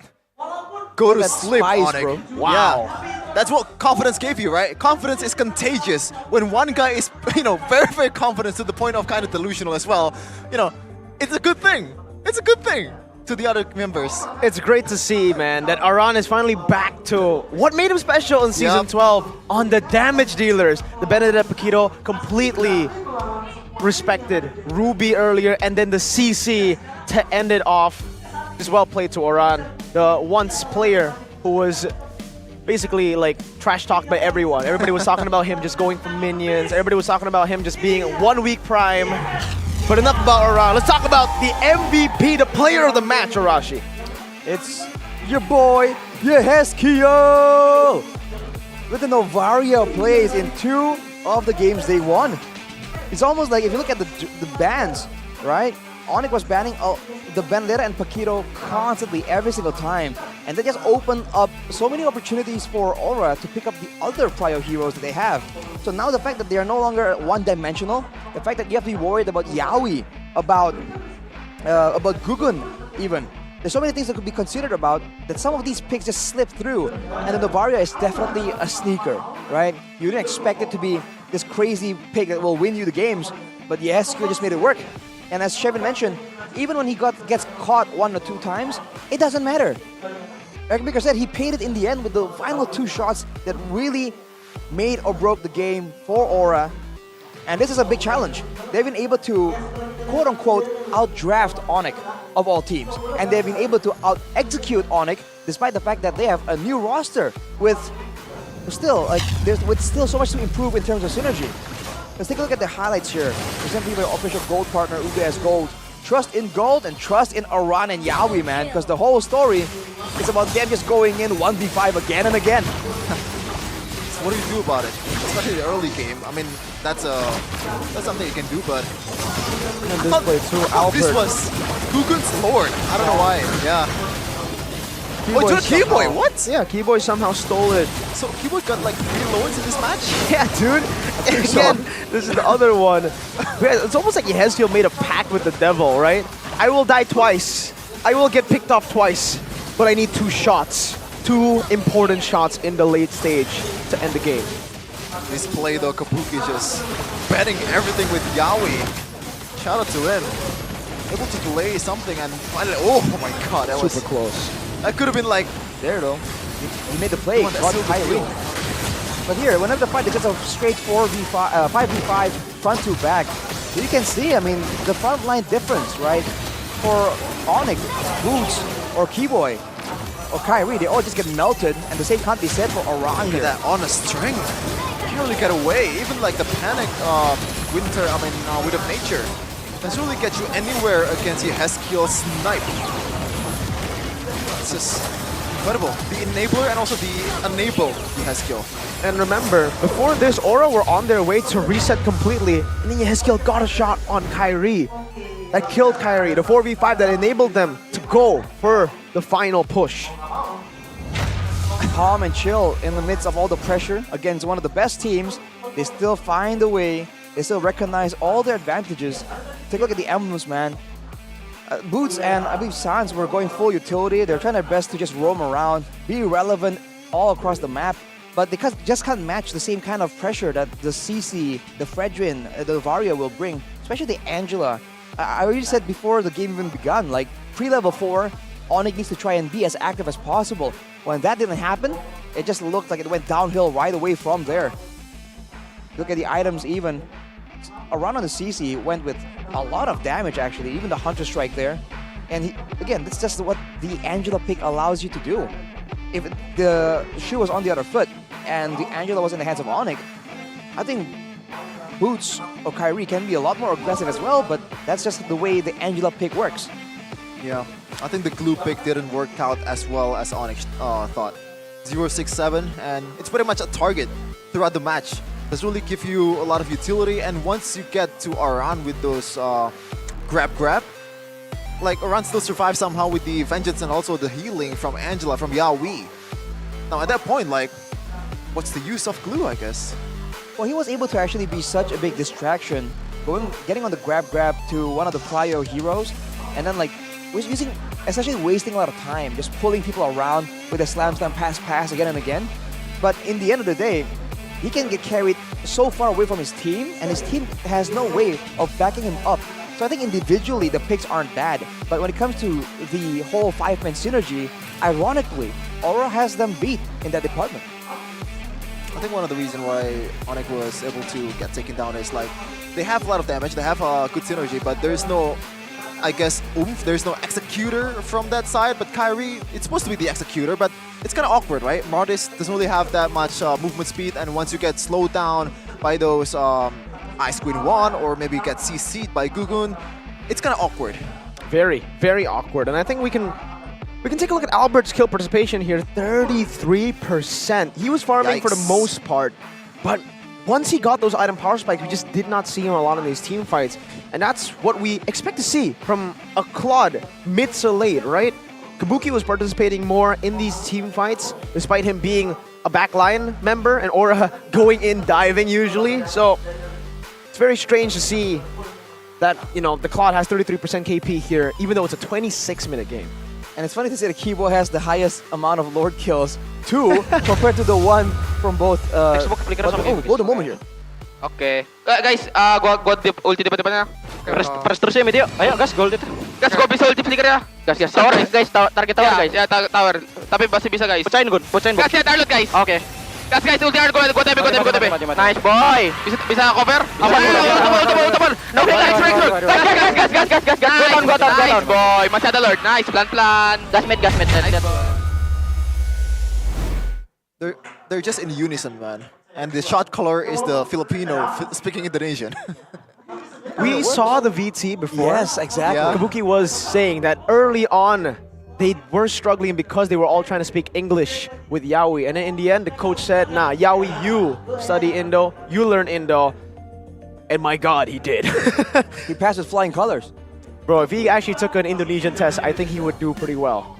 He's pretty fluent. Yeah. I mean, even during the interview earlier, he was being asked questions in English, and he's like, Indonesian. Like, whoa, what? I didn't ask for this. Speak with me with Indonesian. Bude Clara. Yeah, what a match. And finally, Onic gets their first L in the season. No longer the Invincibles, like the Unconquered that we thought Onic would be. And it looks like the Kryptonite is Aura. They were also kind of the Kryptonite last season when Aran joined, if you remember, the 1 week prime when they beat Bigatron and then Onic. So don't forget to check out our Indomart Click booth. Retri discount 15k rupiah. Use this code and also taste the damage on the discount. Belanja di MPL. Of course, terms and service applied in bit.ly/clicksmpl. Wow, that's a pretty complete selection, man. I think Indomart definitely has you covered. If you do make your way to the MPL arena, it's a good time. And if you were here during that match, it was great. I mean, it was packed. Onic Very fans, loud. Aura fans, you already know it's about to be. Yeah, and don't whatever forget, that was. These guys, most of these guys are fasting.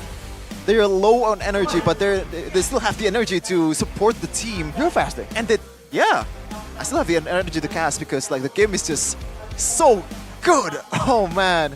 But you know what else is good, Mirko, Rashi? It's our event in MPL Arena here. It's the selfie, #MPL Self13. So it's kind of a pun. Selfie. Yeah. But IE 13. So during the first week, there's a TikTok challenge and you have a chance to win a free Samsung phone. Like, oh my god. Wow. Hundreds of skins. Everything. There's so many rewards for you guys just for taking a selfie and then utilizing the #MPL selfie. If you take a look below, hundreds of skins, a Samsung phone, and 13,000 diamonds. But for all you stars out there, if you want to go all out as a star, you need to join our event, the All-Star event. That is better than great. I just used the M5 tagline for this. The lineup for the All-Star Rave live stream. Yes, it's a live stream. Just to make it more of a point that it's actually live because it's a live stream. And it's out already, bro. Sparkle. You see my favorite hero, Melissa? Yep. Yes. Hey now, you're all-star. Yeah, there's a lot of rewards waiting at you in the game, especially that free skin, I believe, in this event. And this, I've been waiting for this because this is a yearly event, right? This all-star theme or like all-star event. You've been waiting for a while, and there are 3 skins.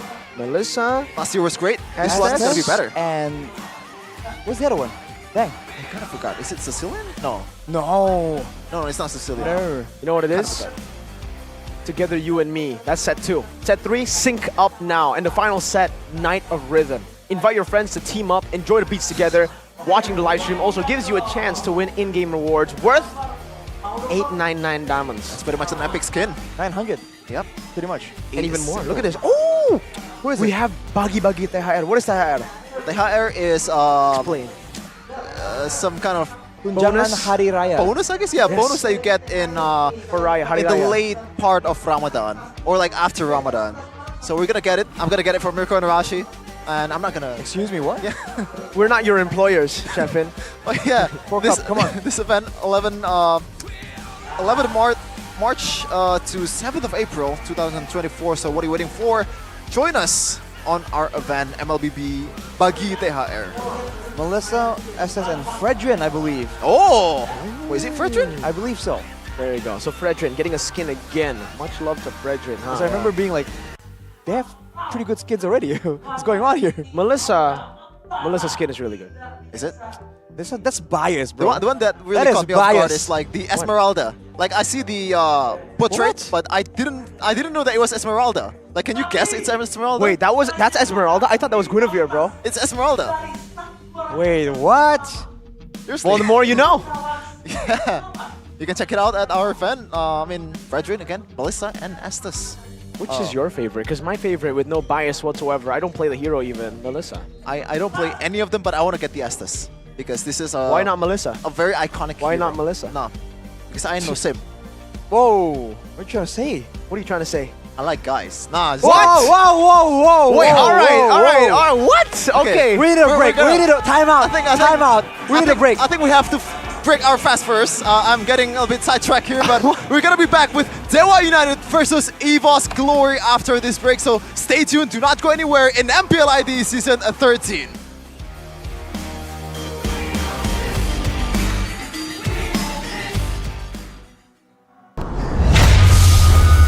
Welcome to MPL Indonesia Season 13.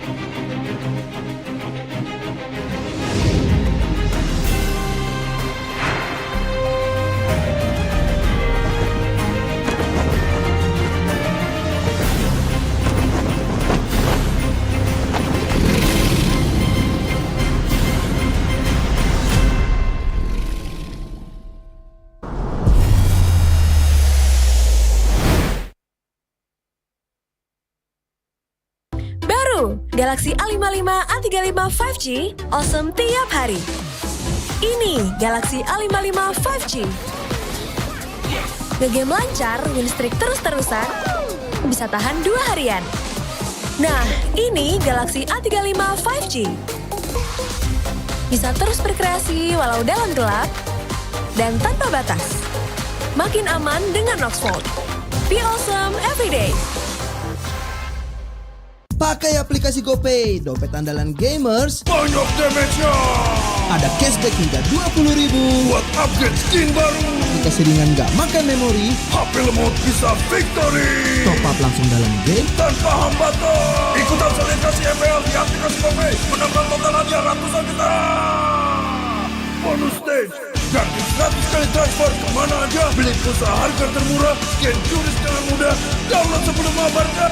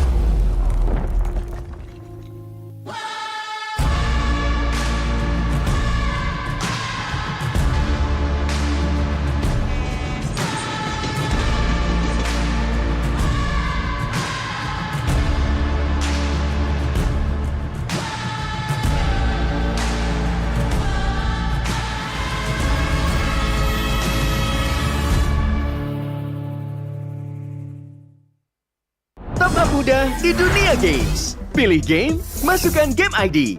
Pilih Diamond, masukkan kode promo, dan pilih metode pembayaran. Masukkan kode OTP. Selamat, kamu dapat tambahan kuota. Upgrade gameplaymu sekarang. Game smash andalanku bikin mainku semakin hebat. Tukar DG rings, diamond dan voucher game kau dapat. Main MOBA apa aja win streak di tanganmu. Cuma game smash makin no debat. Beli paketnya dan aktifkan boosternya sekarang.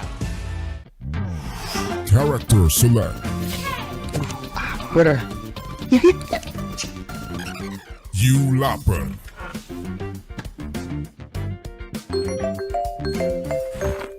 Stop! Pakai klik Indomaret, belanja 1 jam sampai dan gratis ongkir loh. Wah, belanja online kayak belanja di toko Indomaret. You kenyang, siap main lagi. Let's go! Belanja online seperti di toko.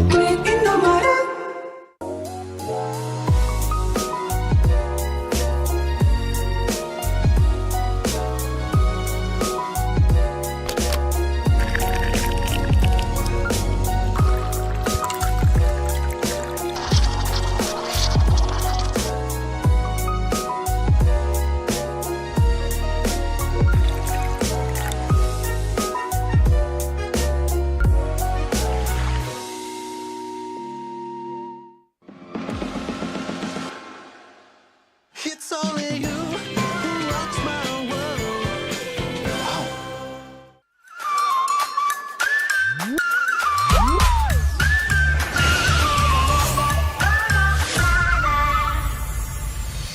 I'll be, yeah, I'll be wherever I wanna be. Wherever I wanna be.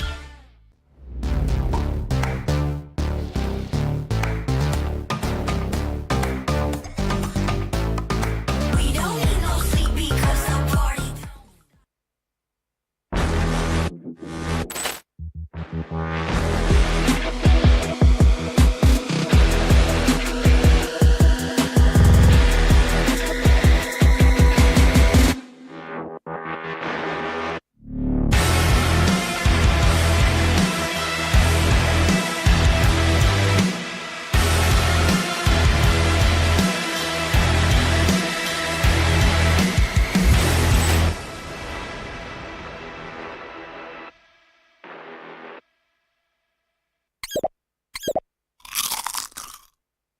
Well, I'm me, and there's no one I'd rather be. You can sit around and wait and see. For a moment, I'll be standing free. So hurry up and wait for me. Got a bag of chips by the sea. The sun is blazing down. I've got my smile now. Here's the thing. Your chips will really make me sing. Come on, relax and have some chips with me. Chill out, lay back, I'm right where I wanna be. We've got time to take it easy.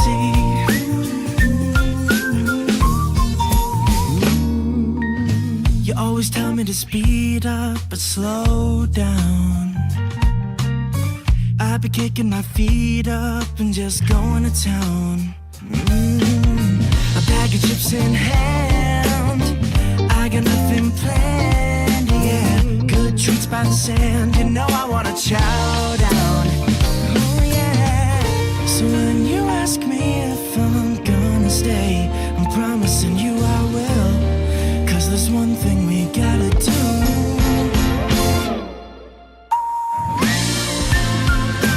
Come on, relax and have some chips with me.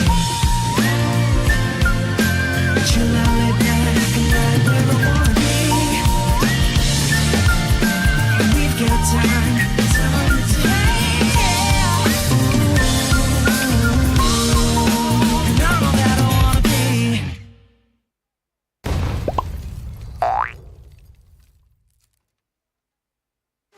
Your MVP is Chip! His portals completely set the pace of the match from start to finish. Wow, another MVP. That's my chip. Just doing my job. Can I see the highlights? I'm off the clock. Yeah, I can't wait to see your portals in action. Looks like Red Team's trying to catch Chip alone up top, but he just calmly got his portal and Alpha Ults in to flip this fight around. A great example of skills persisting through portals. Double kill. Cyclops is taking a serious beating from Gord, but it's Chip to the rescue. Will he make it? What a clutch save! Poor Gord just got jumped JJK style. Arlot's just in time for the buy one, get one special. Man, next time look before you enter enemy portals.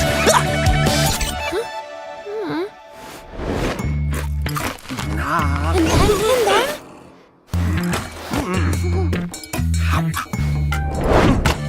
Wow.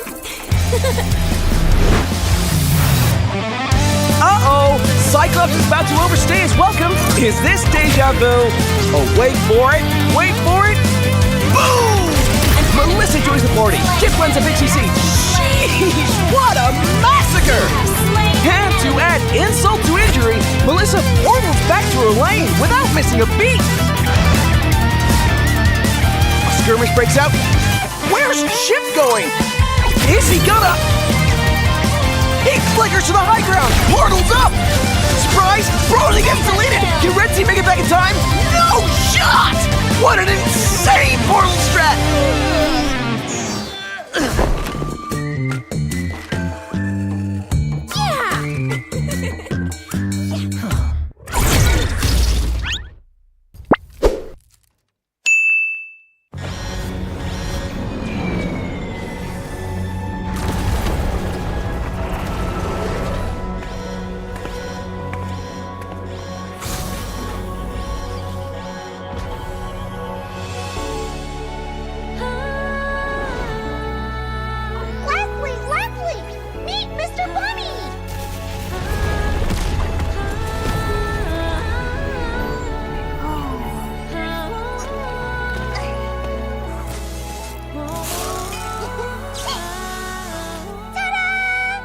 You'll be the best sniper ever!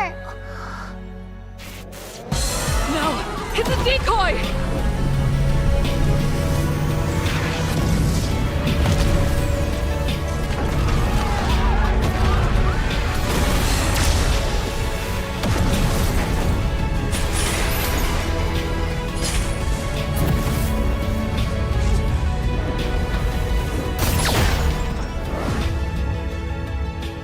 I'm sorry.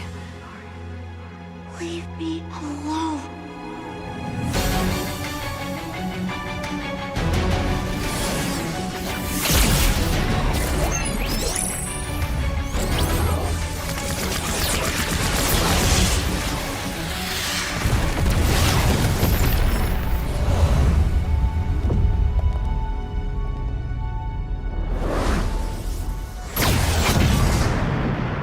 Over here, Ender.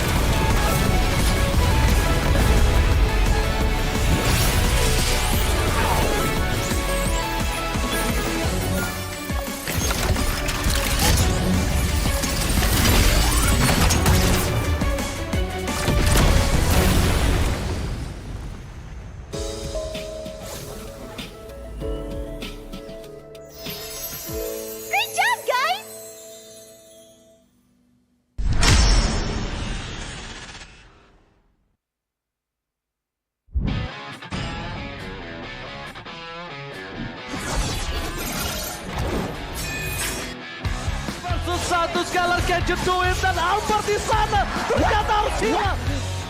Avalanche fight as Lone gets instantly shot down by the Blazing Duet, as well as the Electro final blow. This is going to be easy cleanup for Todak as most of the...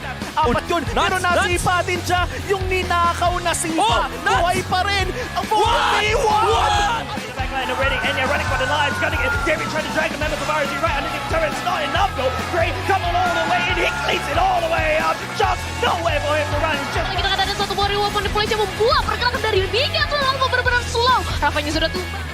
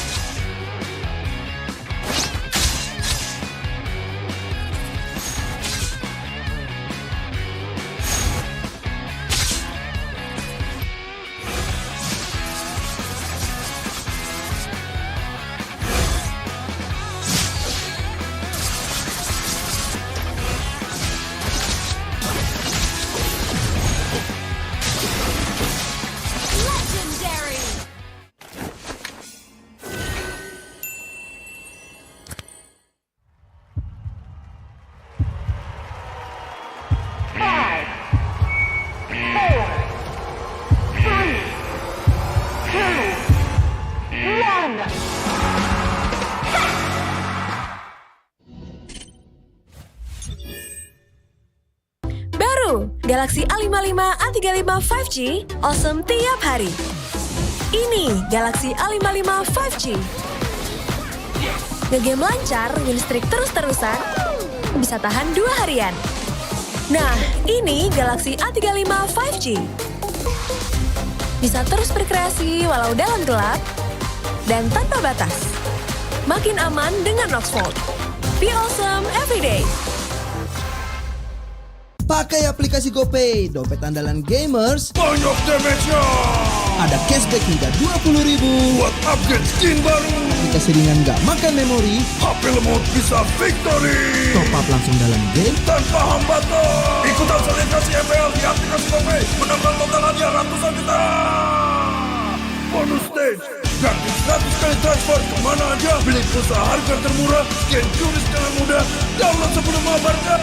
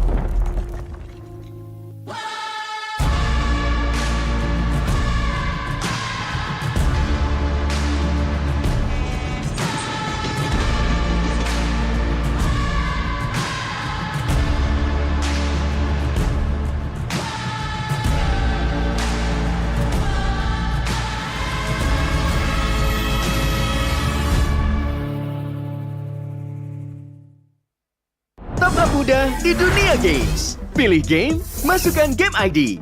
Pilih Diamond. Masukkan kode promo dan pilih metode pembayaran. Masukkan kode OTP. Selamat, kamu dapat tambahan kuota. Upgrade gameplaymu sekarang. Game smash andalanku bikin mainku semakin hebat. Tukar DG rings, diamond dan voucher game kau dapat. Main MOBA apa aja with streak di tanganmu. Cuma game smash makin no debat. Beli paketnya dan aktifkan boosternya sekarang. Character select. Bener. You lapar.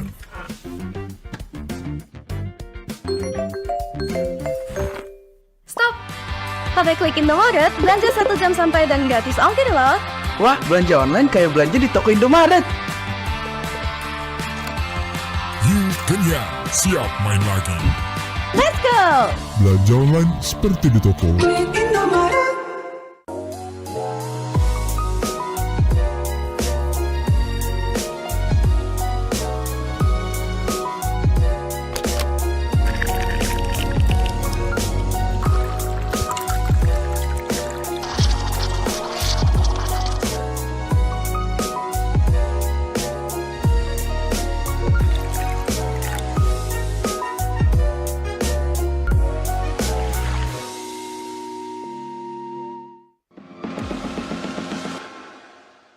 It's only you who rocks my world.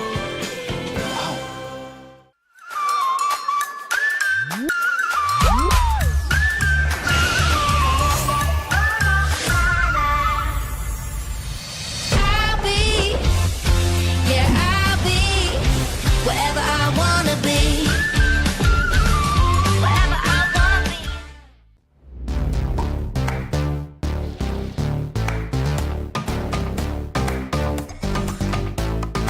We don't need no sleep because the party.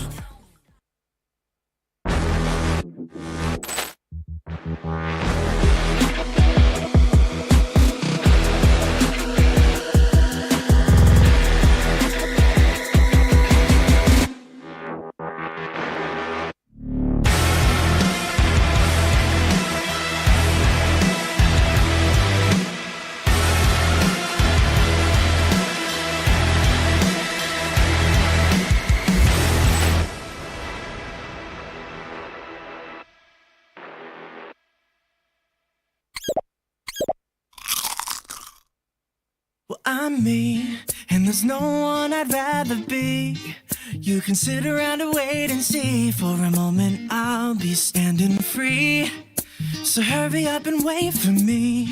Got a bag of chips by the sea. The sun is blazing down. I've got my smile now. Here's the thing, your chips will really make me sing. Come on, relax and have some chips with me. Chill out, lay back, I'm right where I wanna be.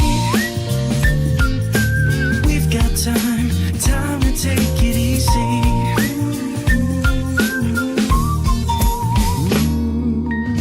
You always tell me to speed up but slow down.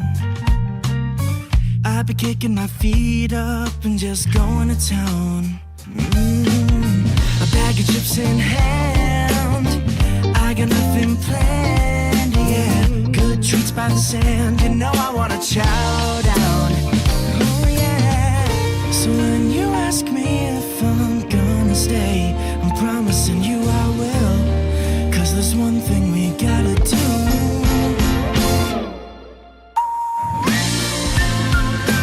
Come on, relax and have some chips with me.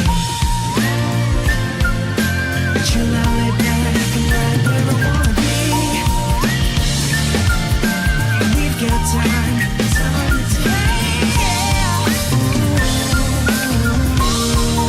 And I'm all that I wanna be.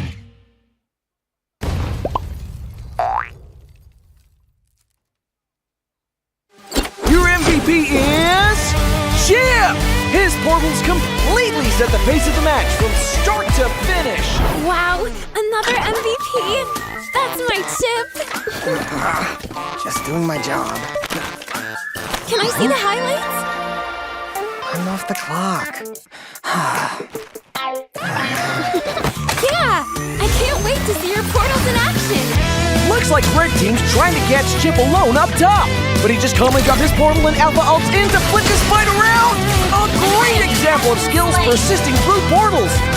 Double kill. Cyclops is taking a serious beating from Gord. But it's Chip to the rescue. Will he make it? What a clutch save! Poor Gord just got jumped JJK style. Arlot's just in time for the buy one, get one special. Man, next time look before you enter enemy portals.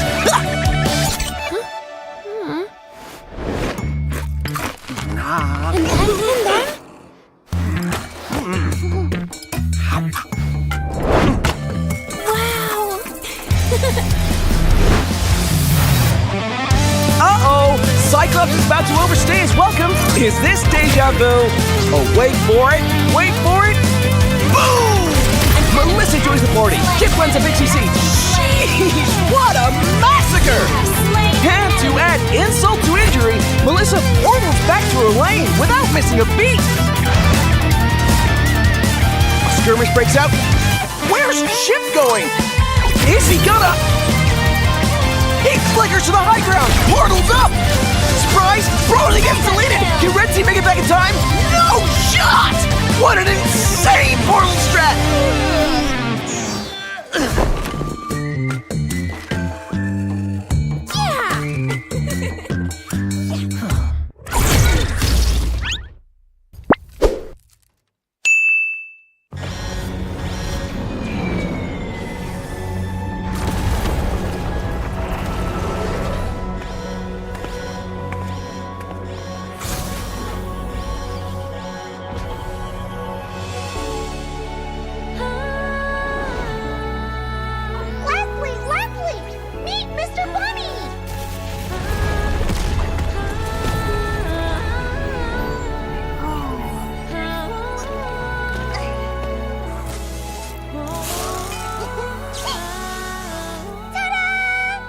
You'll be the best sniper ever! No! It's a decoy!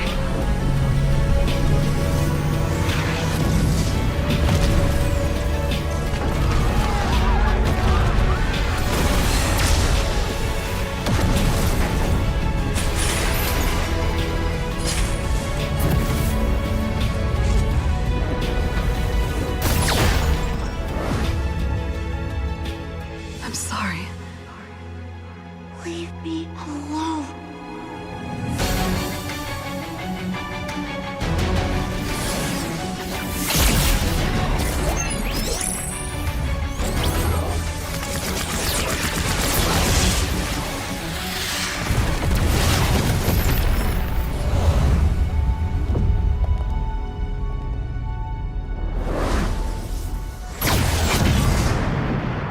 Over here, Ender.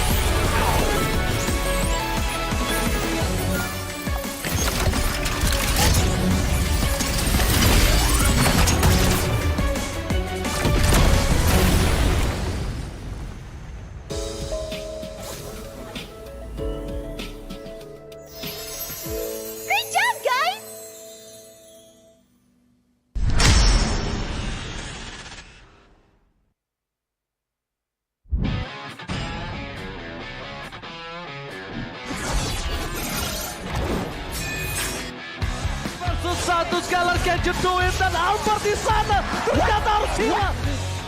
Avalanche fight is long, gets instantly shot down by the Blazing Duet, as well as the Electro final blow. This is going to be easy cleanup for Onic as most of the... Apat yun, pero nasipa din siya. Yung ninakaw na sipa, buhay pa rin. Ang buhay! Backline already, and they're running for the lives. Gunning it. David trying to drag the members of RG right underneath the turret. It's not enough though. Gray coming all the way, and he cleans it all the way up. Just nowhere for him to run. Just... Kita ada satu body manipulasi yang membuat pergerakan dari Mika tuh lalu benar-benar slow. Rafanya sudah tumbang.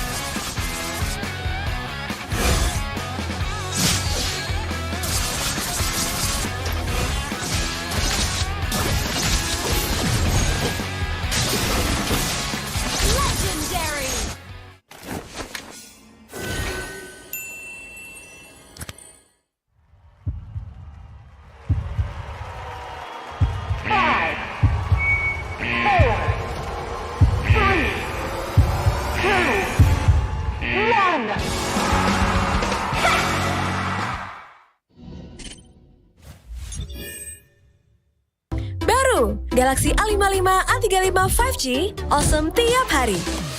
Ini Galaxy A55 5G. Ngegame lancar, win streak terus-terusan, bisa tahan 2 harian. Nah, ini Galaxy A35 5G. Bisa terus berkreasi walau dalam gelap, dan tanpa batas. Makin aman dengan Oxford. Be awesome everyday. Pakai aplikasi GoPay, dompet andalan gamers. Banyak damage-nya. Ada cashback hingga 20.000 buat upgrade skin baru. Jika seringan nggak makan memori, HP lemot bisa victory. Top up langsung dalam game tanpa hambatan. Ikutan selebrasi MPL di aplikasi GoPay. Menambah total hadiah ratusan juta. Bonus stage. Gratis 100 kali transfer kemana aja. Beli pulsa harga termurah. Scan turis dengan mudah. Download sebelum mabarkan.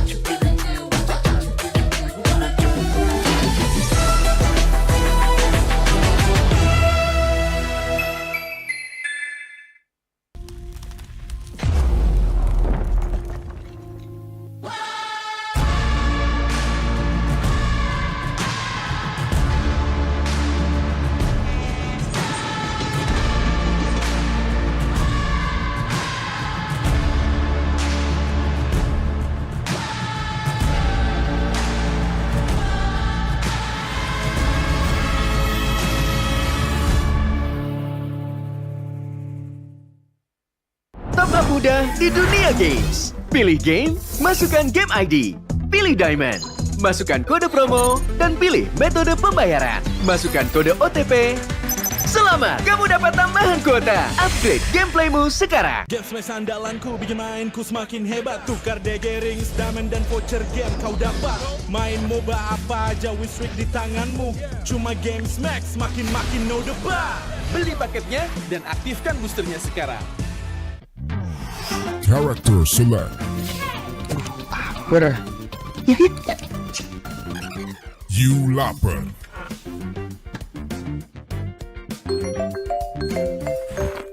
Stop! Pakai klik Indomaret, belanja 1 jam sampai dan gratis ongkir loh. Wah, belanja online kayak belanja di toko Indomaret.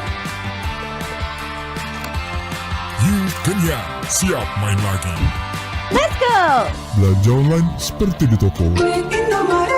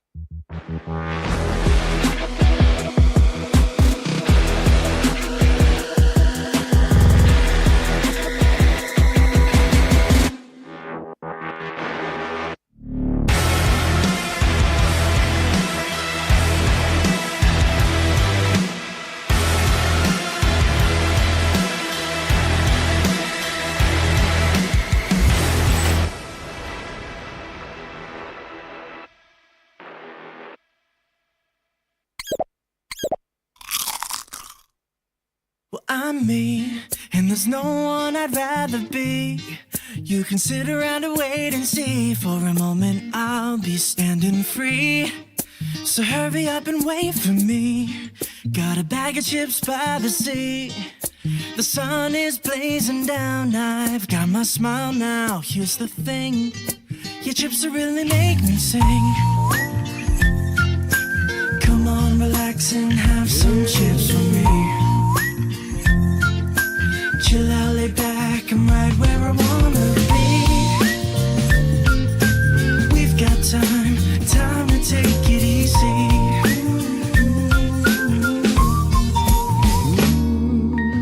You always tell me to speed up but slow down. I've been kicking my feet up and just going to town.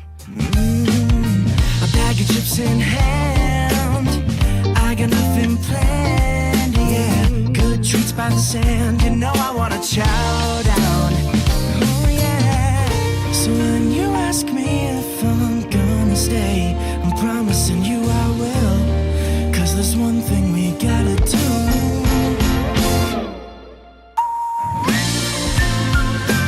Come on, relax and have some chips for me. Chill out, lay back, and right where I wanna be. We've got time to take, yeah. And I'm all that I wanna be.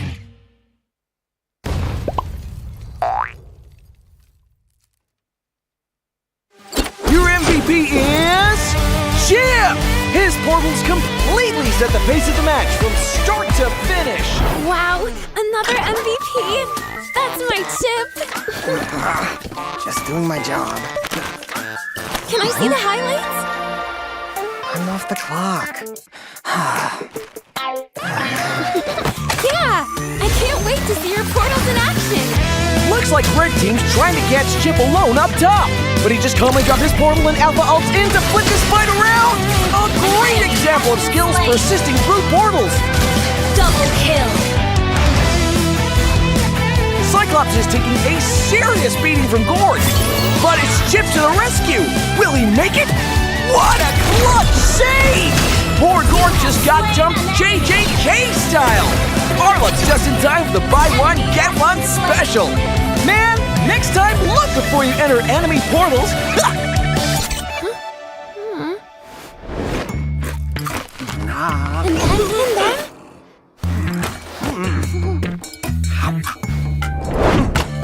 Wow.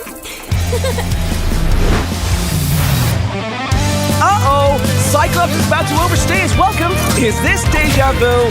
Oh, wait for it, wait for it. Boom!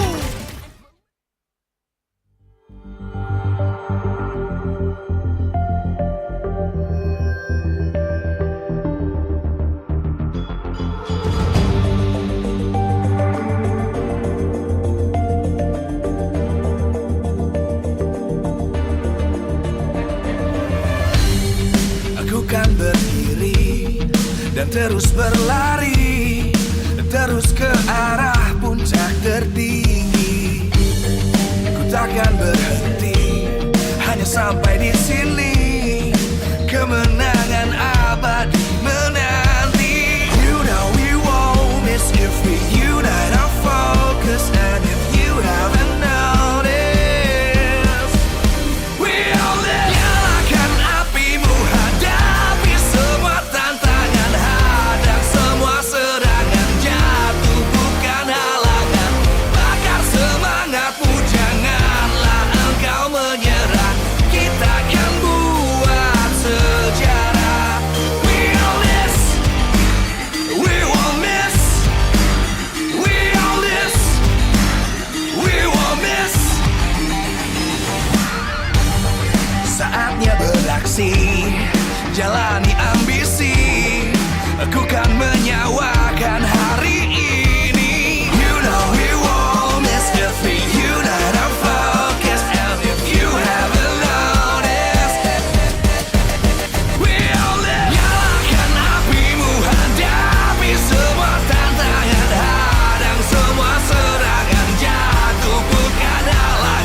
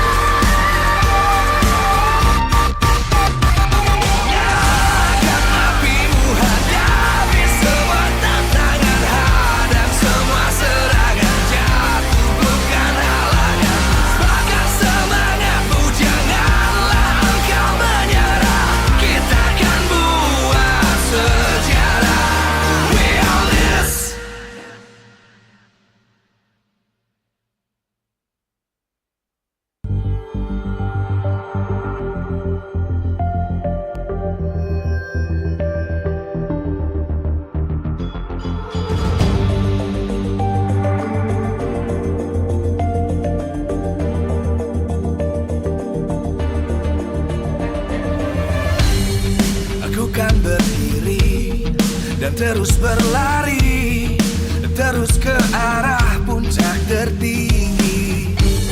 Ku takkan berhenti, hanya sampai di sini. Kemenangan abadi menanti. You know we won't miss if we unite our focus. And if you haven't noticed, we all live. Nyalakan apimu, hadapi semua tantangan, hadang semua serangan, jatuh bukan halangan. Bakar semangatmu, janganlah engkau menyerah. Kita akan buat sejarah. We all this, we won't miss. We all this, we won't miss. Saatnya beraksi, jalani ambisi. Aku kan menyawakan hari ini. You know we won't miss if we unite our focus. And if you haven't noticed, we all live. Nyalakan apimu, hadapi semua tantangan, hadang semua serangan, jatuh. Semuanya, ini saatnya kita akan memberikan hadiahnya. Dan pemenangnya adalah Ahmad Zuriansyah. Congratulations Ahmad.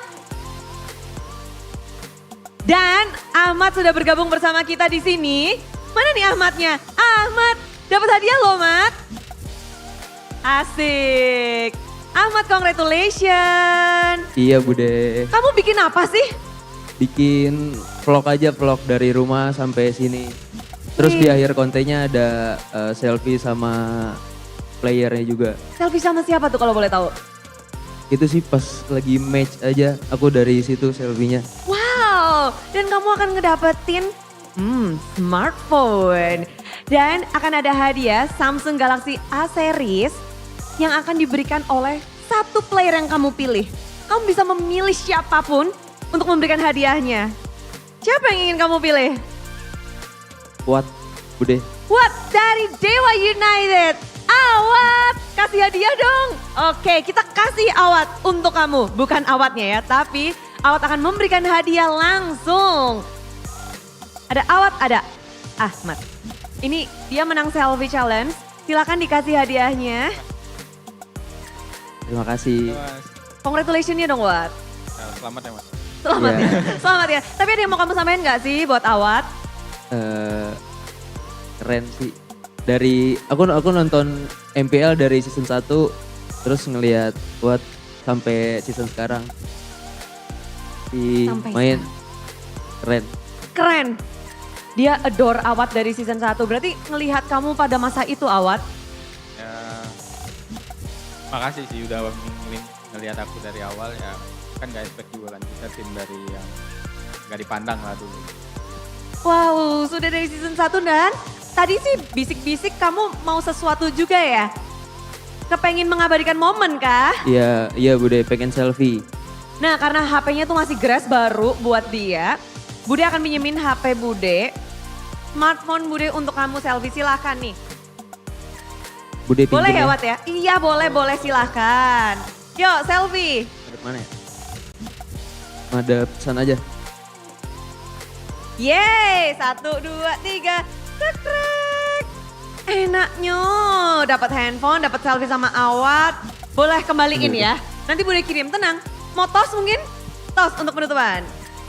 Yeay, congratulations sekali lagi. Dan inilah dia pemenang dari Selfie Challenge.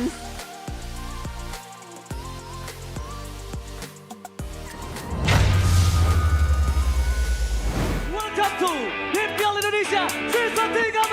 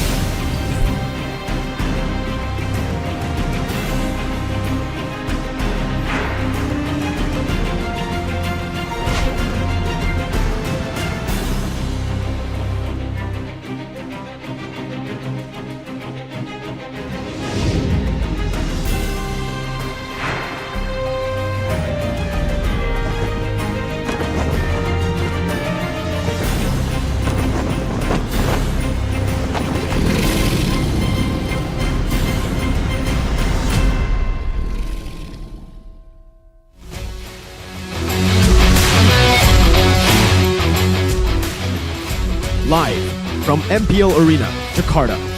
MPL Season 13 is powered by Moontalk. Presented by official tournament smartphone, Samsung Galaxy. Official e-wallet, GoPay. Official gold partner, UBS Gold. We own this.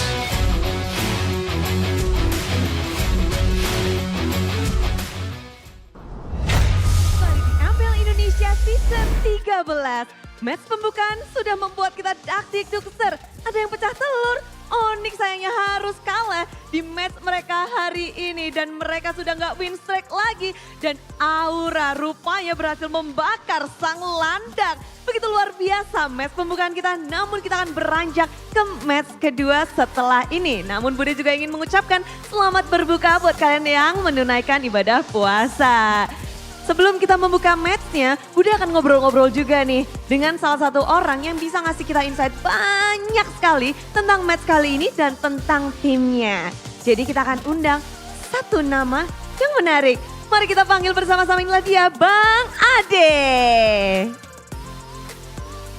Wah, sebagai analis juga dari season berapa, kangen banget rupanya ya kita sama Bang Ade atau yang terkenal dengan Hyde juga. Sekarang Bang Ade ya lebih ya? Iya boleh Bang Ade. Bang Ade.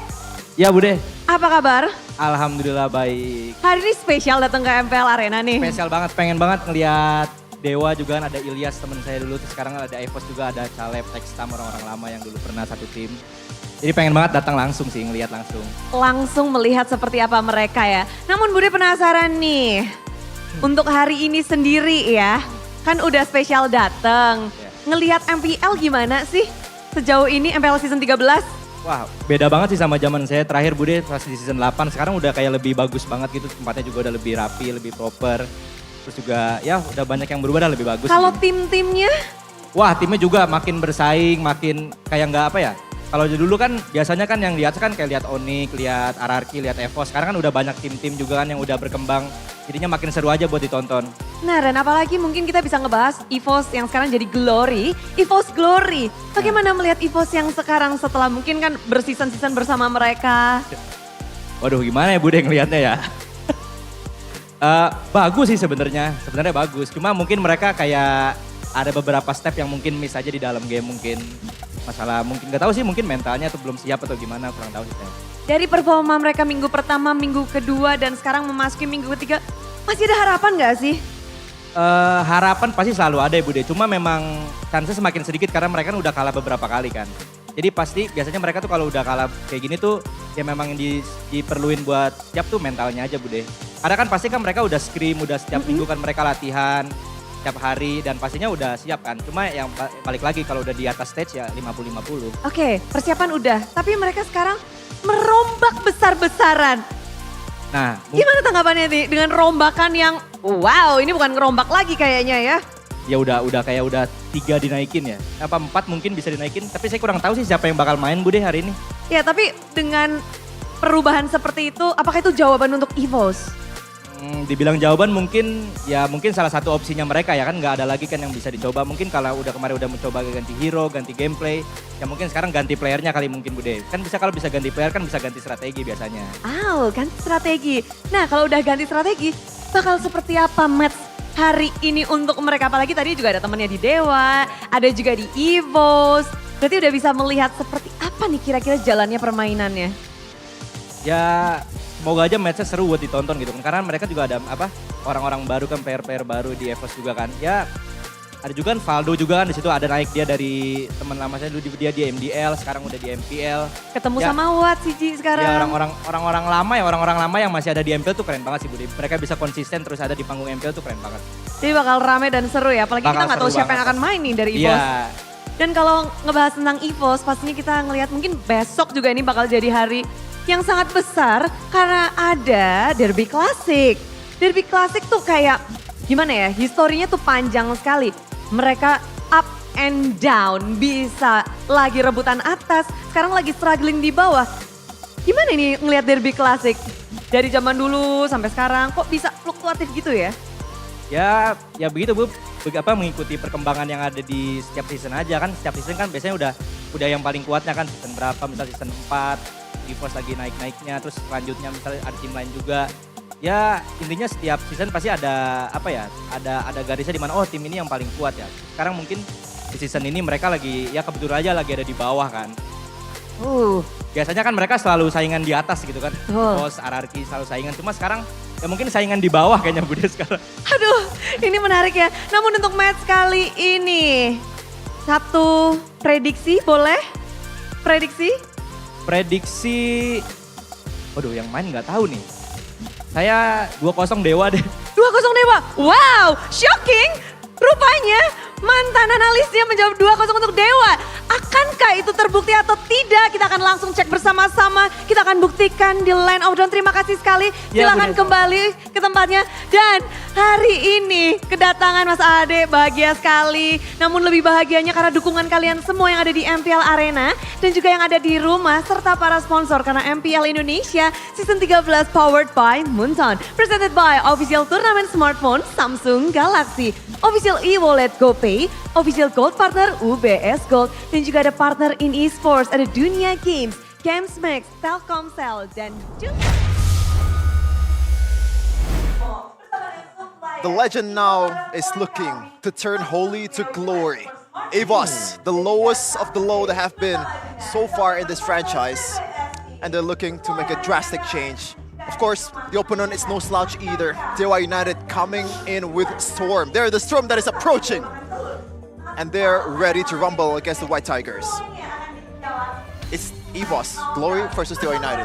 Evos Glory are looking to change everything with their roster lineup because if you guys didn't know, they have swapped their entire lineup, bringing in, like Sheffin just mentioned, their Evos Holy roster up to MPL. But before we discuss even further, MPL Indonesia Season 13 is powered by Moonton, presented by official tournament smartphone Samsung Galaxy, official e-wallet GoPay, official gold partner UBS Gold, our partner in esports Dunia Games, Gamesmax, Oraimo, Telkomsel, our supplier in the Modern Point Coffee, Neo OLED Super Smart TV Plus Saturdays, and also government partner BBSE, Arashi. So this team, there has been a lot of history of this team making, from the outside perspective, bad decisions, very reactionary. Do you think this time around, this drastic of a change is reasonable? I'm not saying is it gonna be good or not, but is it reasonable to make this change? If the word you're using is reasonable, I feel like I tend to disagree with that because, man, it's a very drastic change out of nowhere, right? Without any clear reason. It's not like, oh, the performance has been like night and day, so it's like a no-brainer. So I feel like it's not as good. But the fact that they brought the whole roster, I feel like that's in a way better than just picking up one or two people. Okay, so there's some silver lining here, but we're gonna check the standings. There is a someone's happy here. Someone is balling their fist. What's happening right now, bro? Nothing, you know. It's very sad for Onic to go down, Gani. But also, Etern Alpha back to #1 right now. Match point 5-3-1-7-2. Game win lose. Then we have Alter Ego, Aura, but mainly our focus is 5th place and 9th place. If they will win this, they will be going to. I mean, it depends if they win 2-0 or 2-1. But if they win 2-0, they might actually take 2nd place away. Ooh, Onic and Alter Ego. For sure. But obviously, for this was Aura versus Onic 2-1. If you haven't watched that game already, you're missing out. You might want to watch it later in the VOD. But this game, man, Evos, I gotta be honest with you, I'm a bit sad. Oh, why? Well, it is. Like, this is, I wouldn't say a fall from grace, but this is like the lowest point of the franchise in MLBB. And they were once the world champion M1. Yeah, right. They're the pioneer of world champion. The worst start for Evos since Season 1. 4 losses in a row, Rashi. Oof. Definitely a tough challenge to climb back from, but that is why I guess they were going for this drastic measure, because they are in desperate times. And to make things more interesting though, actually for Dewa and Evos, there's a bit of history involved right here. Both age-old teams, but fielding age-old players. 2 MPL Season 1 champions now becoming rivals. Technically, friends turned foes. Who can secure the victory between Watt and Strategy? Strategy. Strategy. What's up, G? Get it? No? Yes, we can refer to him as G, but you know, They met once before, Sorry, so they that's have bad. a bit of an inkling on what each other, what they each like doing in their own, in their own play styles. This is like a very old info though, so they have to process that info very well if they want to try and get it relevant to their match today, because it's a whole different situation, whole different time, whole different meta. Yeah, I think it's more of a like behavior, habits, rather than hero pools or anything, because in MPL Season 1, I believe they played Alpha and Zilong together and Saber together. So it's a whole different meta back then compared to now, which is much more strategic, much more competitive. But obviously, this is a proving ground for G. He has been an MPL IT as a player and also as a coach before, but this is like, I think this is still a new ground to cover, or like this is a new thing that he's experiencing right now. Goes to show you how cool it is, right? I mean, the two players who were in Season 1 together, now Watts, still a player. The longevity of this guy has been absolutely insane. And really, we have been giving Watts so much respect for everything. Playing in Season 1, getting Finals MVP in Season 1, and still playing every single season. Even playing in MDL for GPX back in the day for quite a while before Dewa took him over here in MPL. And finally, we got to see him in MPL again. But even before that, 3rd place, beating RRQ on Aerowolf. The veterans of the veterans, Rashi.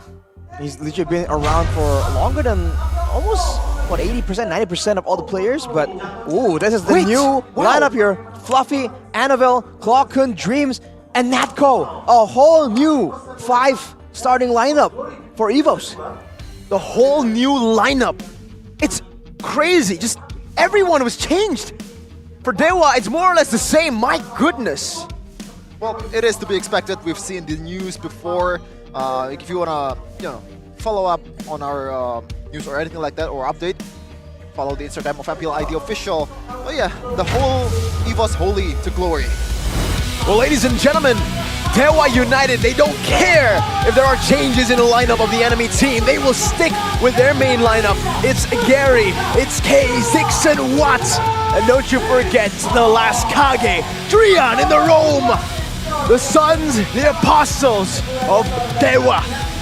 It's Dewa United! The resident of the Island of the Gods came here in Jakarta to take down the mythical creature that is the White Tiger. Bringing their experience together, improving finally, rapidly in the current season. This is the full might of the newly revamped Dewa United esports lineup, and they are here to prove themselves. For sure. With a lot of veterancy, a lot of new faces as well. Just Gar or Gary? Oh, I thought it was Momo-chan. Gary on that jungler, replacing Lanaya. It is not Momo-chan, Shevin, but this is gonna be Evos. The worst start in history for the franchise, for Evos Legends. Now in pursuit of glory, changing their name and changing their lineup. From glory to holy, it's Evos Glory! From holy to glory, that is the mission. They want to go back to become the legend that they used to be. Attempting to change their destiny with this massive move. It's a huge risk with an even higher reward. When you're all the way in the bottom, the only way to go is up. For sure. And you know what, Rashi Mirko, there's one underrated aspect of this team. They are more hungry than anyone. They want to prove that they belong here. They want to stay here to play as the MPL team. So you gotta watch out for those unexpected maneuver from this team. That's why it's a tough matchup though. They're hungry, they're new players, but they're up against Dewa. Possibly one of, if not the hungriest teams as well. 2nd season in MPL. They're not just looking for playoffs. They're looking for, similarly, glory. In a weird way, in a weird twist of events, that is absolutely the case. But once again, it all begins right here, right now. Have these coaches found the solution, found what is required to pull through all the way from the drafting phase into the Land of Dawn, Theo and Cassius? What can they find? What can they craft with the old recipes, the old materials, and the new materials? It is a clash of different values. Something tells me that Coach Theo can play jungler. Is it the middle part here? Yeah, a newfound strategy also for Evos, Arashi. We're gonna see the head-to-head of both of these teams so far. Yeah. Yep. It's a stark contrast, to say the least. Especially the team win rate, man. That is a very painful stat to look at. But hey, take a look, man. If you look at the other stats, aside from KDA, Evos have solid GPM, solid damage per minute. But again, I'm not sure if this is the old data or the current data. This is the advantage they have technically, right? Because Dewa, they can look at the stats all they want. It doesn't really reflect how Evos, the current Evos, will maneuver, will strategize in the Land of Dawn. And also the X Factor, the Joker, Drian, 6 times playing 6 different heroes. This man played child damage on the roaming area up against a Hanzo. So you can expect anything, literally anything from this guy. He's played EXP, he's played Gold, he's played every role in Mobile Legends throughout his career, and is looking to shine in this new team. You found motivation in Dewa United. He is one of the most compelling players of all time, but before we get more into Dewa, here's the victory by Samsung Galaxy for Evos. Limit Keys' long-range heroes right here that he really enjoys using to really set up for his team to be reliable in the back line, safe from all the risk, in order to have one more target that they have to be confused about, and maintain the adaptive playstyle that has brought them so much success. That is what Evos has to do here, right here against Dewa. They've seen what Dewa can do, and it is equally as flexible, but it doesn't mean that they need to go the other way. They can fight fire with fire and try and outflex the Apostles in Dewa United. It seems like adaptive is the name of the game here. Keys the victory from Dewa United. Don't get overwhelmed in the late game, Arashi. Don't get overwhelmed in the late game and win the playmaking matchup against Fluffy. That's where things get a bit dicey here, man. Fluffy has been in the MPL. We've seen him, he's a familiar face, familiar name, and he's always had a flashy playstyle. Now against a team like this, like Dewa, that takes risks, that wants to make flashy plays of their own, that kind of flashiness can be detrimental to them. So if they can try and get Dixon ahead right here, so that he is the flashy one, so that he can shut down Fluffy instead, then the elusive adaptability of Evos gets that much more straightforward. I like that talking point about the late game point, the keys of victory, because Dewa United is on average they always have the longest duration of the game so far in MPL Indonesia Season 13. So you can kind of see make a verdict about what their late game looks like. They can't really end the games. Also, they are quite capable of holding on their own when it comes to defending the base turret. Yeah, the defense is definitely such an important part right here, with the Lords becoming that much more important, with a lot more games just ending up with teams defending, especially in their final line of turrets and their base. More and more teams need to try and find a solution, find a more reliable way to try and get an end, even with a Lord in the late game. Theo's strategy versus Cassius. Dewa United still with the Fanny ban, also Matilda ban. And this looks like they're limiting their own potential here. Keys, known for his Novaria and long-range heroes, actually decided to ban the Novaria, knowing that maybe Clockun is a really big threat on this hero. And on the side of Evos, Matilda and Joy. So banning with the Assassins, this seems to be a recurring pattern in the drafting phase. Assassins and Utility on the right side of the bans, and on the left, it's always mages, it's always these junglers or the gold lane. So they have a lot more chances to be a lot more, specific and targeting in their bans if you are first pick.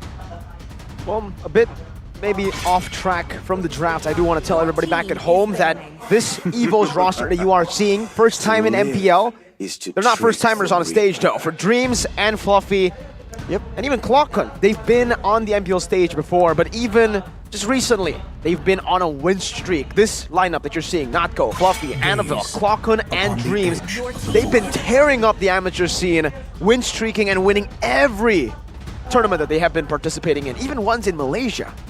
And not only that, there is some experience on the international scene as well. As we all know, WCG, IESF, team with a lot of history. The technically world champion Arashi. But the first pick for Dewa United They are known to be very Watt-centric, but I don't really expect them to pick an early gold lane in this case.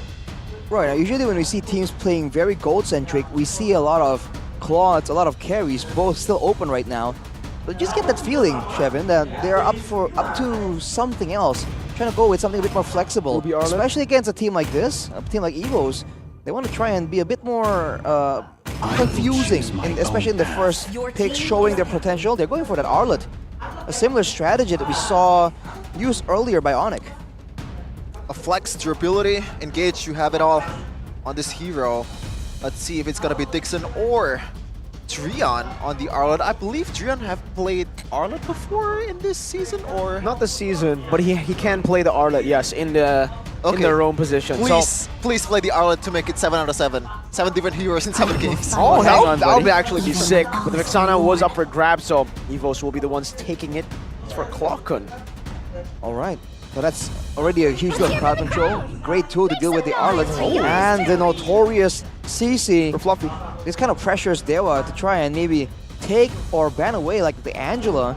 That's a very common combo we're seeing more and more. And it's used to take down Onic by Aura just last match.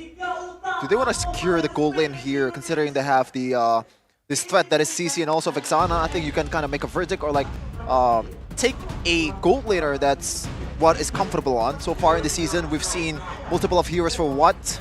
I believe he's shown with carry with his signature flank plays a lot of times. And have Watt played Irithel in this season? It's Chitera, right? It's not Watt. I believe it was Chidera. I don't think I've seen Watt on it.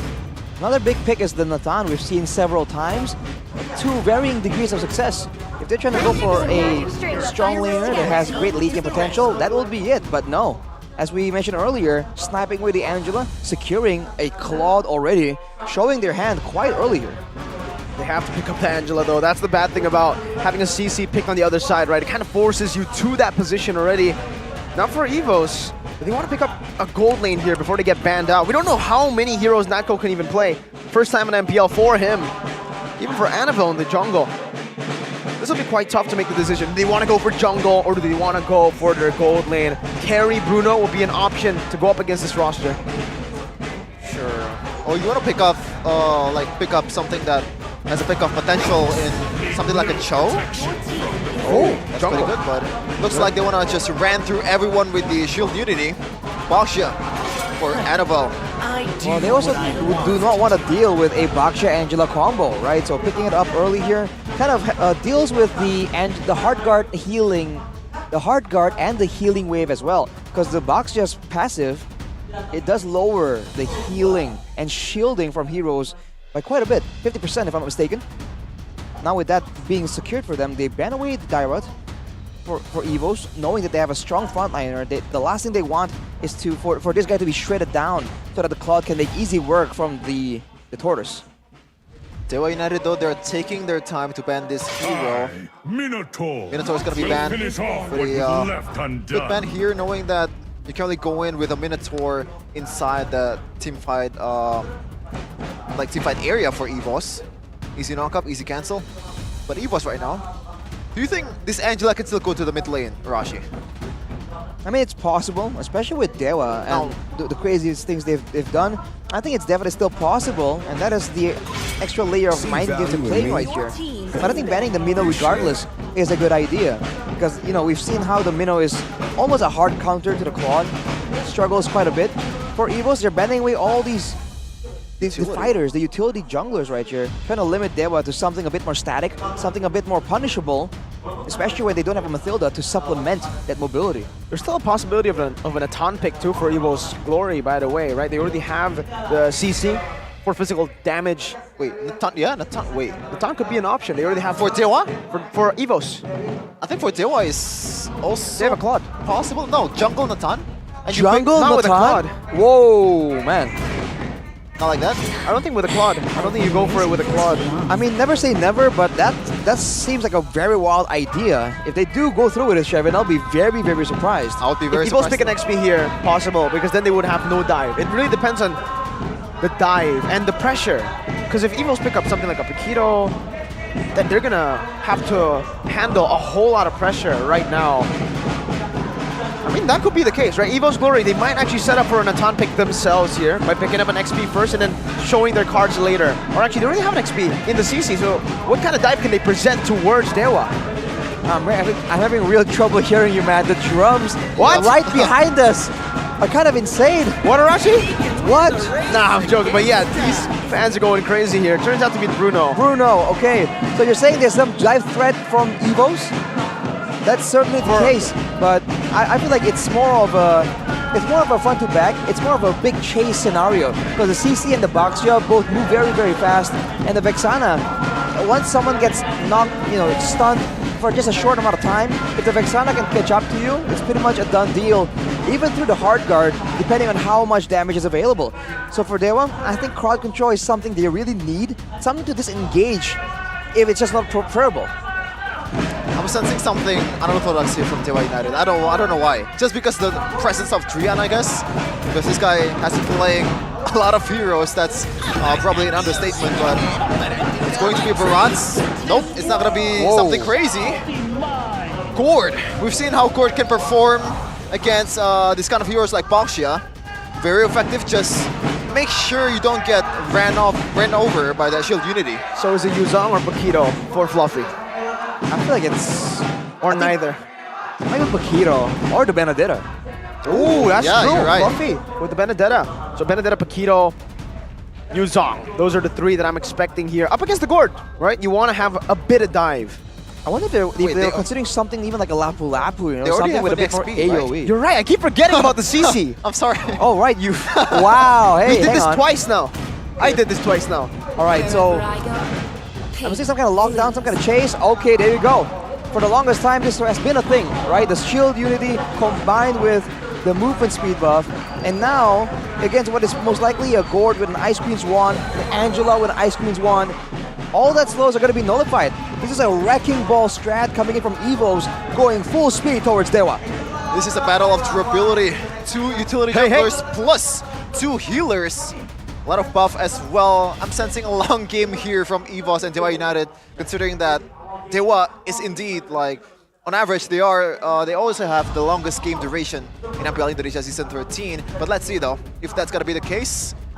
What is on a Claude, which can pop off quite early in the game, in the mid-game, once he got that Corrosion Sight and also Demon Hearted Sword. So you don't really have to wait till the late game to be able to make use of what. Well, just have to see how they make use of all the weapons they have. It's speed versus damage. Sometimes the speed can outmaneuver, but here we go, Shevin. The Apostles of the Gods versus the White Tigers is looking for glory. It's Evos Glory versus Dewa United. A whole new lineup to try to bring Dewa down and to bring a win. Their first one in Season 13. Can they do it? Off the bat, let's talk about Dreams with the focusing mark on the Rafaela. Trying to be a bit more aggressive, not only wanting to be utility-based. On the other side, though, Key's having the Impure Rage, more poke-centric more than anything. Not really going for anything too crazy when it comes to poke. So we'll have to see. Again, the durability battle is going to be there between Drian and Dreams. Both starting with D, which is quite interesting. Later on, though, I feel like Evos can chase down a lot better. But Dewa, they have the damage to just instantly burst someone down. That will be where it gets important, right? The mind game, the vision game later on.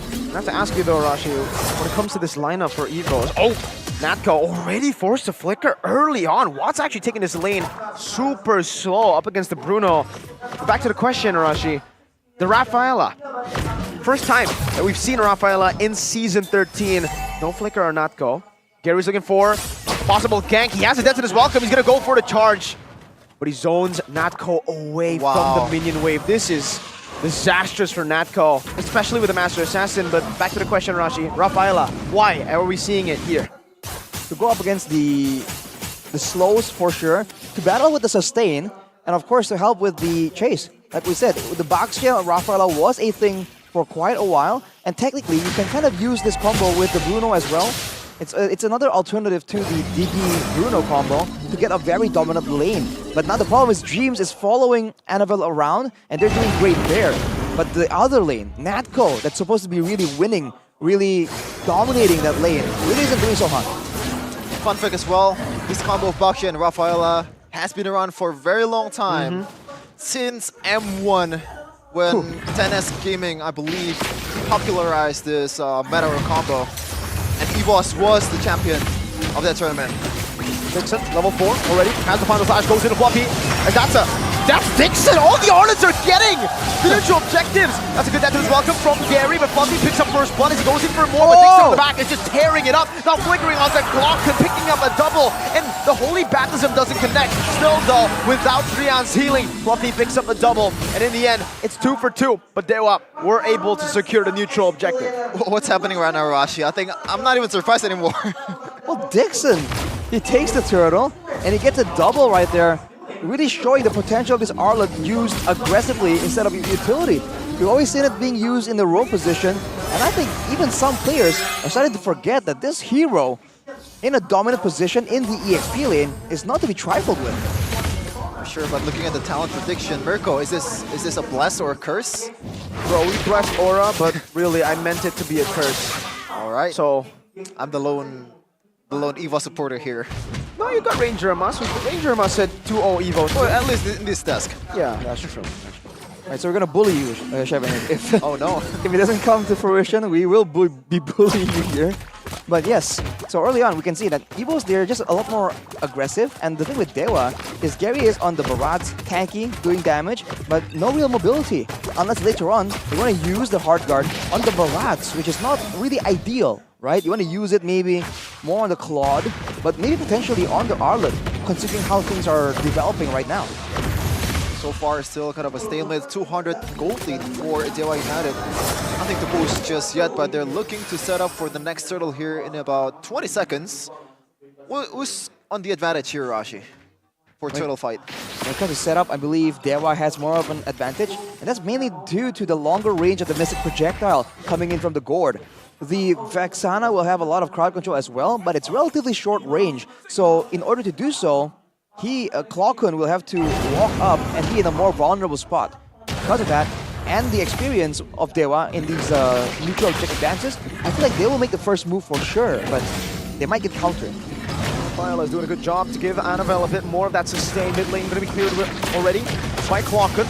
Shield Unity onto Dixon, Holy Baptism. Going to be able to connect, but Gary jumps into the back with that. Welcome, Annabelle still finds it!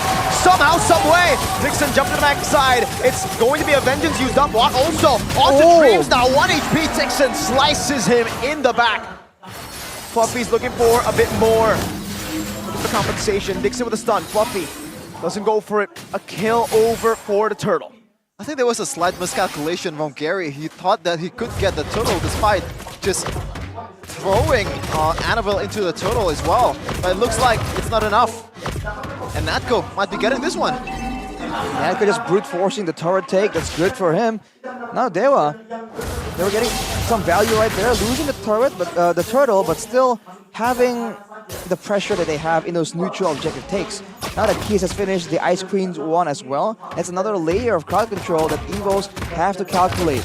They have to wait for Dreams to have the holy healing before they even try and go into those choke points where Dewa can just slow the whole team with those spells.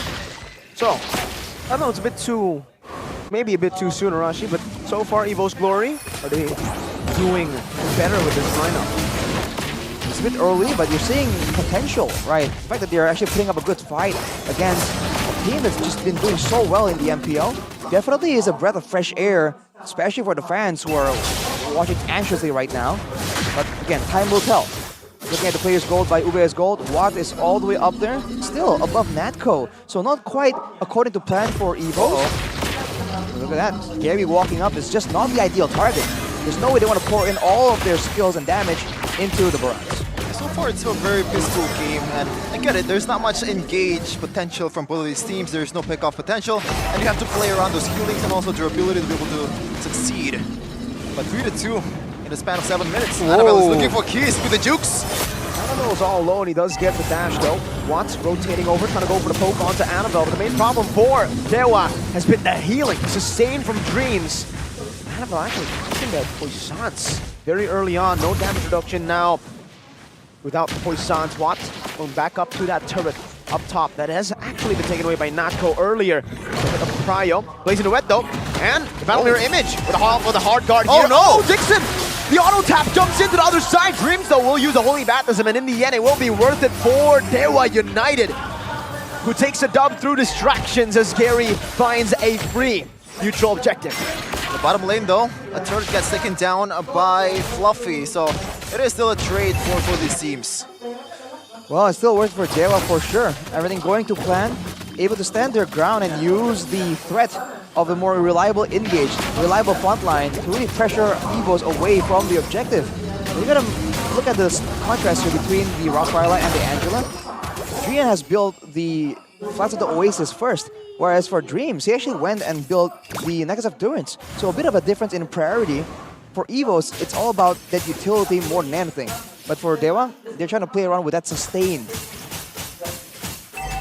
Take a look at the items, Arashi. Looks like Gary is prioritizing that magic defense towards Clockhood with Radiant Armor first item. Well, the glowing one will definitely be able to take down, well, to take and actually stack the Radiant Armor, so it's a good item. If the fights are projected to be long duration, then the Radiant Armor is definitely a better pick, because most likely Gary won't be the main target for all of the spells from Clockhood anyways, right? He wants to save those spells for someone that's a bit more valuable, so in that sense, the Radiant Armor still is a good choice. Confederacy of Drian and what is looking to carry this game for Dewa United. So far 3-2. Once again, Anafel is just kind of flirting with everyone on Dewa United's team, man. Like, he's not going for it, but hinting. He's hinting at the possibility of an initiation. I like the word you use, flirting. Flirting, yeah. Interesting choice of words, Shevin. And he was able to actually get all the way towards keys in the previous Turtle Dance. So that is something that Dewa are kind of wary about right now. If he can do the same in an actual big fight, it could be disastrous for Dewa. It's gonna be a long Lord fight, I believe. These two have healing. They need to know when to stay away from the trigger and pull the trigger as well. As Keys already got a pretty good position on towards that middle push. Clockhood has to rotate to be able to get that. Well, this is where Dewa United has so much advantage. They have the Angela for the macro play, and they have the Gourd for a pick-off chance, but Annabelle makes the first move. Haze as well, forced to flicker out. That's a worldie. Dixon final slash out of that call. Force gonna flicker and jumping into the back with the Eternal Guard of the Blazing Duet to slice them down. It's Watt again who comes to clean Evos up. The gold lane down, but Gary is low. Evos Glory certainly still have more sustain with the constant healing of the Rafaela, but they've lost a member. Fluffy putting some pressure down onto Gary, and it will be him who picks up the purple buff, a steal from the Dino. Small W for Evos Glory, but that was a kind of a weird engage from Dixon. Going in, knowing Watt isn't there yet, but it turns out doesn't really need to wait. He doesn't really need to wait because Watt is very, very speedy, especially with that hard guard also. Well, when you surprise the casters, you definitely catch your opponents by surprise as well. So, great play by Dixon, 3-1-1. He's definitely a presence that Evos want to try and find a solution for here. Maybe saving a stun to make sure that the final slash doesn't really throw things out of balance. How do you take care of Fluffy at this point? You can just go into the back line and wreak havoc, especially towards Keys. You can't really get away with a flicker. Look at the sideline. Just already on cooldown. Do they want to pull the trigger right now?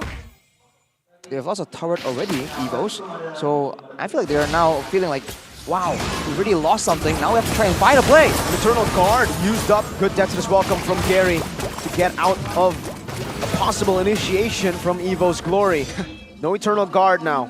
Annabelle has the Poissons, but doesn't have the shield unity in the mid lane. CC still there. No one's dealing with the bottom side. Drian is just having a field day with the turrets. Yeah, my guy Drian might as well build some physical items as well, just to push the turret, yeah.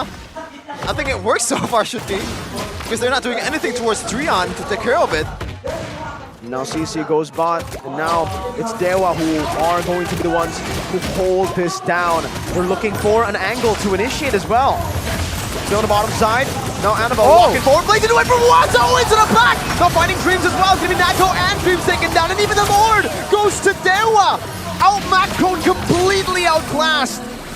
Evos Glory. They were stuck in a rough spot and they couldn't make a decision. it's looking really bleak for Evos Glory. The glory that they're seeking right now, it's definitely far from it. Right now, Dewa United is up about 2.8k, still pretty much catchable, but with the Lord coming up, it's gonna balloon towards like 6 or 5k. Especially if Dewa will be able to actually position properly and set up for those turrets, leaving only the base turrets. Right now, again, Keys, the threat of the possibility of his team behind him, he just walks up there with no backup at all. And Evos, they don't want to take that risk. They want to make sure that they try and deal with the Lord and the waves first, playing a lot more textbook. But Dewa is winning by making those unorthodox maneuvers. Keys with the long-range hero, already in the keys of victory. Oh, got it, and he's definitely performing so far. 0-0-4, not much in the killing department, but he's been very much effective with those Mystic projectiles. No Eternal Guard, it's been dealt with. Mystic Gush onto Fluffy Dreams and Annabelle. They're still able to sustain it, but the Lord will take the base turret down. They built enough waves, and without the Eternal Guard, with it being used a bit prematurely, they take a free turret with the first Lord, Arashi. I think Clocken was trying to use the Eternal Guard to stall it out, and it kind of worked just for a bit. But that also means that the Eternal Guard gets cleared before the Lord even gets in range. Looking at the items right here, especially for Keys, the 2-1s is an insane power spike, slowing you down and also burning you in the process. He's been very liberal with his skill usage, and with the whole team not really urgently pushing forward in these fights, he can afford to do so. In fact, for Evos, the fact that Fluffy is building a lot of damage and he's been unable to really get a domineering presence in the middle of these fights into the backline of Dewa means that the bulk of that gold isn't really being put to good use. Yeah, I think that should be the initial plan for Evos, right? Evos Glory. How to just isolate the frontliners and Gary and Dixon. You just take care of everyone with a single CC that has already, well, 1.6k gold over the opposing PvP laner. And with that Vengeance, what can really take care of the CC? With the Vengeance, I mean, like I said earlier, when Annabelle or Fluffy has been able to get in the backline, the fact that the Mage is a gourd with a skill shot Mystic projectile. Oh, hang on. Baptism already used up, but what is holding still? It doesn't use the Purify. Dixon diving to the back right now with the final slash on that coat, but it is going to be kited away, forced to flicker out. K's trying to find an angle, but gets poked down by the Eternal Guard for them to back away and set up for the next Lord. That was a good fight from Evos, but unfortunately they weren't able to get a single kill. The hard guard does come in clutch and saves Watt's life, but that shows again an inkling of what Evos can potentially do. You saw that when the fight isn't really a front to back, when Evos are the ones coming from the side lanes, Keys and Watt do struggle to really find an avenue of approach. So if they can mimic the same kind of outcome in the middle of a Lord fight using their higher mobility, there's potential here. No flicker on Dixon. Oh, wow. There's a holding baptism on the Dixon. Now he only can go in. He goes in with the final stack in the back line. What? Blazing too well to the back. Dreams going to get melted down. Nako follows next. Everybody's crumbling to Watt as he free hits Annabelle down. That's a double kill for Watt. Fluffy jumping in now only with the immortality. No vengeance left will mean that Watt can shred him down too. It's a triple. Oh. 3 out with the flicker, tying Clocken up. Watt with the sidestep. The winner truncheon just there for Watt to claim a maniac. Dewa have wiped the White Tigers out in the 15th minute of the game. It looks to be the final moments of Evos Glory in game 1 against Dewa. They claim game number 1 with style. The old man is not out of it just yet. He still got it. The veterans of the veterans in the gold lane took care of business in game number 1. Evos Glory still very far from what they're looking for. Never underestimate the value of experience. Dewa United has shown once again. When the new students come, the seniors teach them a lesson. Wow. Gotta be honest with you, like, it's not convincing, the performance that Evos Glory put up in this match. There's a lot of indecisiveness, a much more passive gameplay, and I get what they have to be passive, but at times you just have to pull the trigger and gamble for it. As Dewa United strike first. Definitely a bit of inexperience, a bit of cold feet in some of these moments. But that's all Dewa needs to try and get a decisive swing. That's going to be 1-0 for Dewa United. Evos Glory right now, they're on a, I believe, 4-match losing streak. I don't know how many game losing streak that they have, but it's definitely demoralizing. I think demoralizing is an understatement. I don't know how they must be feeling right now with even the whole roster changing. But the outcome remains the same for Evos Glory right now. Still a loss. We'll definitely take it back and try to learn from it, but are they going to be able to learn from it that fast? Into game number 2 they go. Up against Dewa, who again have been looking fantastic this season. I really don't think it works like that, man. Like, learning's a process. It's not really like one game, I learn and I win. It's not like that. There has to be a process, there has to be some time to be given to these players to perform, and I don't know, man. What's the solution here, Rashi? I mean, never say never in the Land of Dawn, right? There's always a chance that they shape up, and by all means, their draft at least had vision, right? There was an idea here that could have worked, so we'll have to see, man. I think it depends, again, on what can be fixed by the coach, what kind of advice can be given between these games. But for now, we gotta sing praises about the player of the game, Watt, presented to you by the official tournament smartphone, Samsung Galaxy. What can you say, man? It's Claude in the hands of Watt with good backup and a strong, solid early laning phase. He was just so aggressive, so confident against so many heroes that in theory should be a threat towards the Claude. It doesn't matter to him though. It really doesn't. In the end, that Baksha Rafaela combo that was doing well, at least in the early game, fell flat completely. Here are the highlights, Arashi. Yep, player of the game highlights presented to you by the official gold partner, UBS Gold. Early on, it's a lot more difficult, but there are moments like this where Dixon just was able to find the plays, and when you're supposed to be winning and you go for even trades, that's never a good thing. Yeah. And from there, the pickup potential was just too difficult, and you can tell that Klokun, it's not purely mainly his fault, but he is one of the players on Evos that can save his crowd control. But look at Watt, always waiting for the crowd control to be expended on everyone else.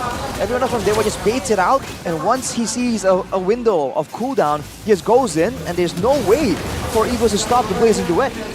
I think it's just a pure disrespect to Watt as well, man. Like, every time NFL goes for something, I feel like the whole team just forgot the presence of Watt. He can cover a lot of ground with his movement ability, with his BMI, with his Art of Thievery, his stacks. And he just, like, it's a free real estate. He just goes in, Blazing Duet. It's as easy as that. Yeah, I understand you. You know, it really does feel like Evos Glory were too innocent for this game of multi-layer damage dealers, and Watt, the cleanup. They were taking a look, they were tunnel vision to just front to back every single time, that they completely forgot the main threat, who was always lingering in the back. And don't forget the fact that they lost 2 turrets without anything to show for it because of the split push. Drian seemingly having a new playstyle, a new habit. It's been a trend in Season 13. Usually it's like you're taking candy out of little kid, but the little kid actually takes the candy from Evos. They took 2 candies, 2 turrets. I mean, technically, you know, both are kids. It's a younger roster. But looking at the emblems, though, even keys on the board, we talked about that long distance. The win condition for Dewa is having that long distance spell casting. And the Mystic Projectile is one of the longest range, technically, with the bounces. And he went with Inspire, along with the Enchanted Talisman. So he's going with the also popular 30% cooldown reduction, more or less. And that just allows him to just spam it out again and again. And unlike Evos, there's no need for Dewa to really save it, right? The fact that Evos were playing it so passively, there was no reason for Keys to question whether or not to use his Mystic Projectile as a potential catch tool or save it to try and protect Watt, because they were just that far ahead. Look at that, gold per minute and damage dealt to the max. This is the ideal gold lane stat that you want to have every game that you play. Obviously the wingman, also the roamer, dishing out the dimes, the meals to the one who's eating. That is what? Trian, 11 assists. 100% kill participation as well, man. This guy, a lot of people were doubting him, like, oh, he hasn't been active, he hasn't been in the scene for a long, long time. Can he really perform? But turns out, it's been solid on multiple heroes, the signature Drian style, so he is just showing all the doubters wrong. Hey, you know, as much as we've been praising Dewa, I think it's time for us to look at the other side of the coin right now for Evos Glory. Can you imagine the pressure the players were already feeling as the entire roster was swapped, and now with a loss? I really hope they can come back in game number 2, at least show a bit more of that glimpse of brilliance that we saw in the early game, because in the early game it was still okay for them. They just played it a bit too textbook for MPL. Right. In game 2, adjustments. Now that they have a read, they know how Watt plays, they know how Dewa have been playing. Can they do it, Arashi? Can they learn fast enough? I feel like a big limiting factor might be the whole mind game, right? The fact that they're like, oh, we're new, there's so many expectations. Because again, we saw that solo, right?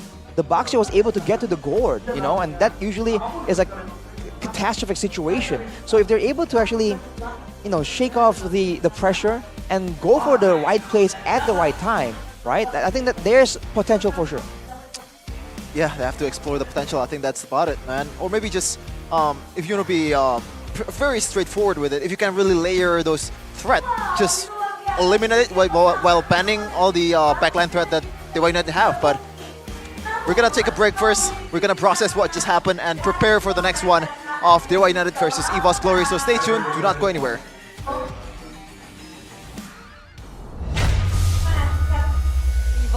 Ya, sudah sempat dibicarakan juga dari kemarin-kemarin, udah tahu juga ya.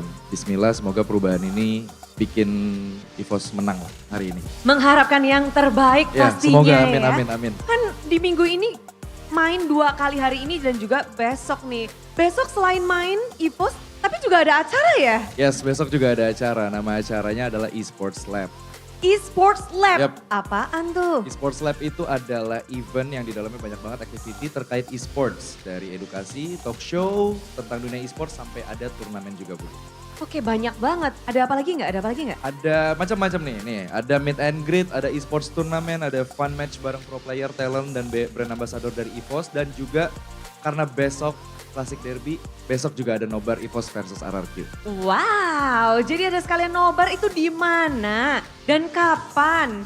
Mulai besok dan hari Minggu. Besok dan hari Minggu? Yes, karena kita akan mulai di 6 kota. 6 kota Ini ya? kota pertama di Surabaya, tepatnya di Galaxy Mall 3 Surabaya. Kalau minggu lalu kan, oh berarti ini ngingetin lagi ya? Ngingetin lagi, ini Besok, ngingetin guys. lagi. Yes. Ini Galaxy ngingetin Mall lagi. Surabaya? Galaxy Mall 3 Surabaya. Nah, kalau yang mau datang, ada syarat dan ketentuan nggak tuh? Ada, gratis. Gratis? Gratis, datang aja besok, acaranya dimulai jam 14.30. 14.30, setengah 3 udah Yes. dibuka, kalian bisa meet and greet. Bersama siapa tuh? Ada Yupi, ada Alisa, ada Psychots, Funstrong, AG, dan juga ada Pika. Rame. Arek-arek Surabaya, ojo Yes. kelalen. Evos membuat acara dan Evos selain membuat acara sebentar lagi bakal mau main gamenya nih. Kak Jil, semangatin. Ayo adik-adik semangat, I love you guys. Let's go! Akankah bisa mendapatkan kemenangan atau tidak? Mari kita saksikan bersama-sama di Land of Dawn. Caster, monggo!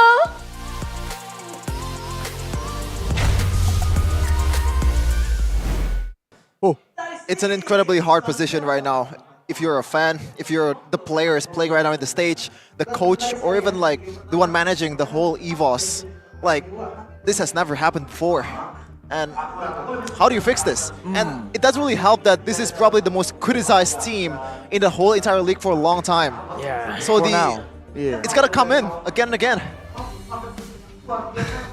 I am quite speechless actually as to what to say to that. I don't even know if I can answer that because right now it does seem like despite the failures, Evos Glory are trying. They're trying their best to swap in rosters, to get in a coach from the Philippines, Theo. They're trying everything they can right now. Unfortunately, it has not been enough. But what is enough, ladies and gentlemen, is GoPay app. The best wallet in the business. Download the new GoPay app. It packs a punch. Enjoy free top-ups and free transfers 100 times a month. You can use it 3 times a day and it's not one run out. To any bank to get up to 20k cashback for diamond top-ups directly in-game and the cheapest credit top-ups. Guess the winner of each MPL Indonesia Season 13 match and you're gonna get the prize. It's as easy as that.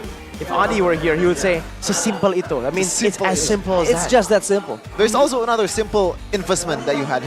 What? It's UBS. Oh. We also have a coming collaboration of MPL Indonesia Season 13 and also UBS Gold. Stay tuned in May 2024 on @ubs.gold and @ubs.lifestyle, available at ubslifestyle.com and UBS Lifestyle e-commerce. Just take a look at the previous collabs, right? We've had gold, we've had the crazy jewelry as Accessories, well, yeah. because it's actually so cool, man. I saw some of the other casters wear the necklace. Oof. I think we it was know like who you're talking Mia about. necklace, but drippy. It's drippy. Dripping, for It's sure. nice. It's so good, man. I love it. I want it. Please. Hey, if you love something, you gotta show it, right? So if you wear Mobile Legends accessories, you know, people are gonna be looking like, wow, who is this guy? And you know, I'm actually wearing it, but unfortunately, you know, I can't really show it right now. Bury it all. Huh? Do it. Bury it all. No, not today. if you get to I can't make 10,000 them- likes, If we get 1 billion likes, I'll show you my Mia collection, my Mia UBS Gold merchandise. Back into the discussion. Previous game recap, damage dealt to Hero. Look at that. Watt and Notco. Night and day, man. 2 times, even more than 2 times. These are 2 damage dealers with 2 whole different stories, Arashi. and that is with Natco going with a more aggressive emblem setup as well. And yet, Watt was still able to outmaneuver, outperform him due to the team synergy as well. And unfortunately in the previous game, for Evos, Fluffy is the standout player. And like we mentioned, the fact that he is an EXP laner, the fact that he's supposed to be diving in and zoning the backline, the Gord, the Claude as well. He was just forced to be pulled away by the Angela, and in one way, you're pulling the CC away from the team fight. That's great. You're also pulling away one of the more experienced players on Evos away from the critical team fights, and that is just double the value. And I have no idea if Dewa is that crafty and they planned for it that far ahead. You know, they're thinking that deeply about it, but it definitely showed immense value in those tight lord situations. So I think Evos have to simplify. They have to try and get a very straightforward composition, because if they're trying to do, you know, acrobatics against a team like Dewa, they're gonna lose out every single time. There's just too much of a gap. And let's see if the gap still exists in the second game. Drafting phase between Evos Glory versus Dewa United. Strategy versus Cassius. And once again, it's gonna be a Vanny and also Mathilda, but this time around it's gonna be the Framis on that second ban for Dewa. So a lot of utility that this guy can offer. Meanwhile, on the other side, still as OP as ever, as disgusting as ever, Nolan is out of the picture. No Nolan, again, still seems to be the same kind of mindset. It's still very generic though, right? It's not really targeted, but at this point it's a bit too dangerous for Evos to let go of any of these assassins. So without a Nolan, without a possibly banning away the Joy as well, for Dewa it's just the same thing. That unless Evos make the first move, the first change, they can just stay with this strategy, and there's no real threat so far. The falling stars brought us here. Varia. Alright, already a So, change.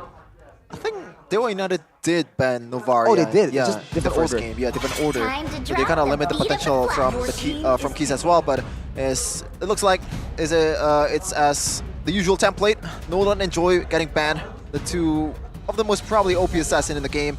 The highest 2 ban rates for assassins. But the first pick is still gonna be Arlet for Dewa United. What is gonna be the change for strategy? Fredrin and carry again.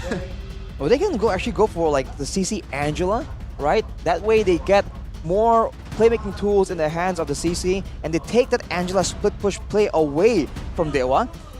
You know, simplifying the approach, I feel like there's value to that for sure. The Angela makes an appearance, the CC though, it's not there. It's gonna be the claw taken away from Watch. Wow. So as I said earlier, you know, if you don't want to face it, at least pick it or ban it. You can't really layer out those damage. You can't really think of the other threat that is lingering in the shadows in what. So you know what? Just play with it. You know what?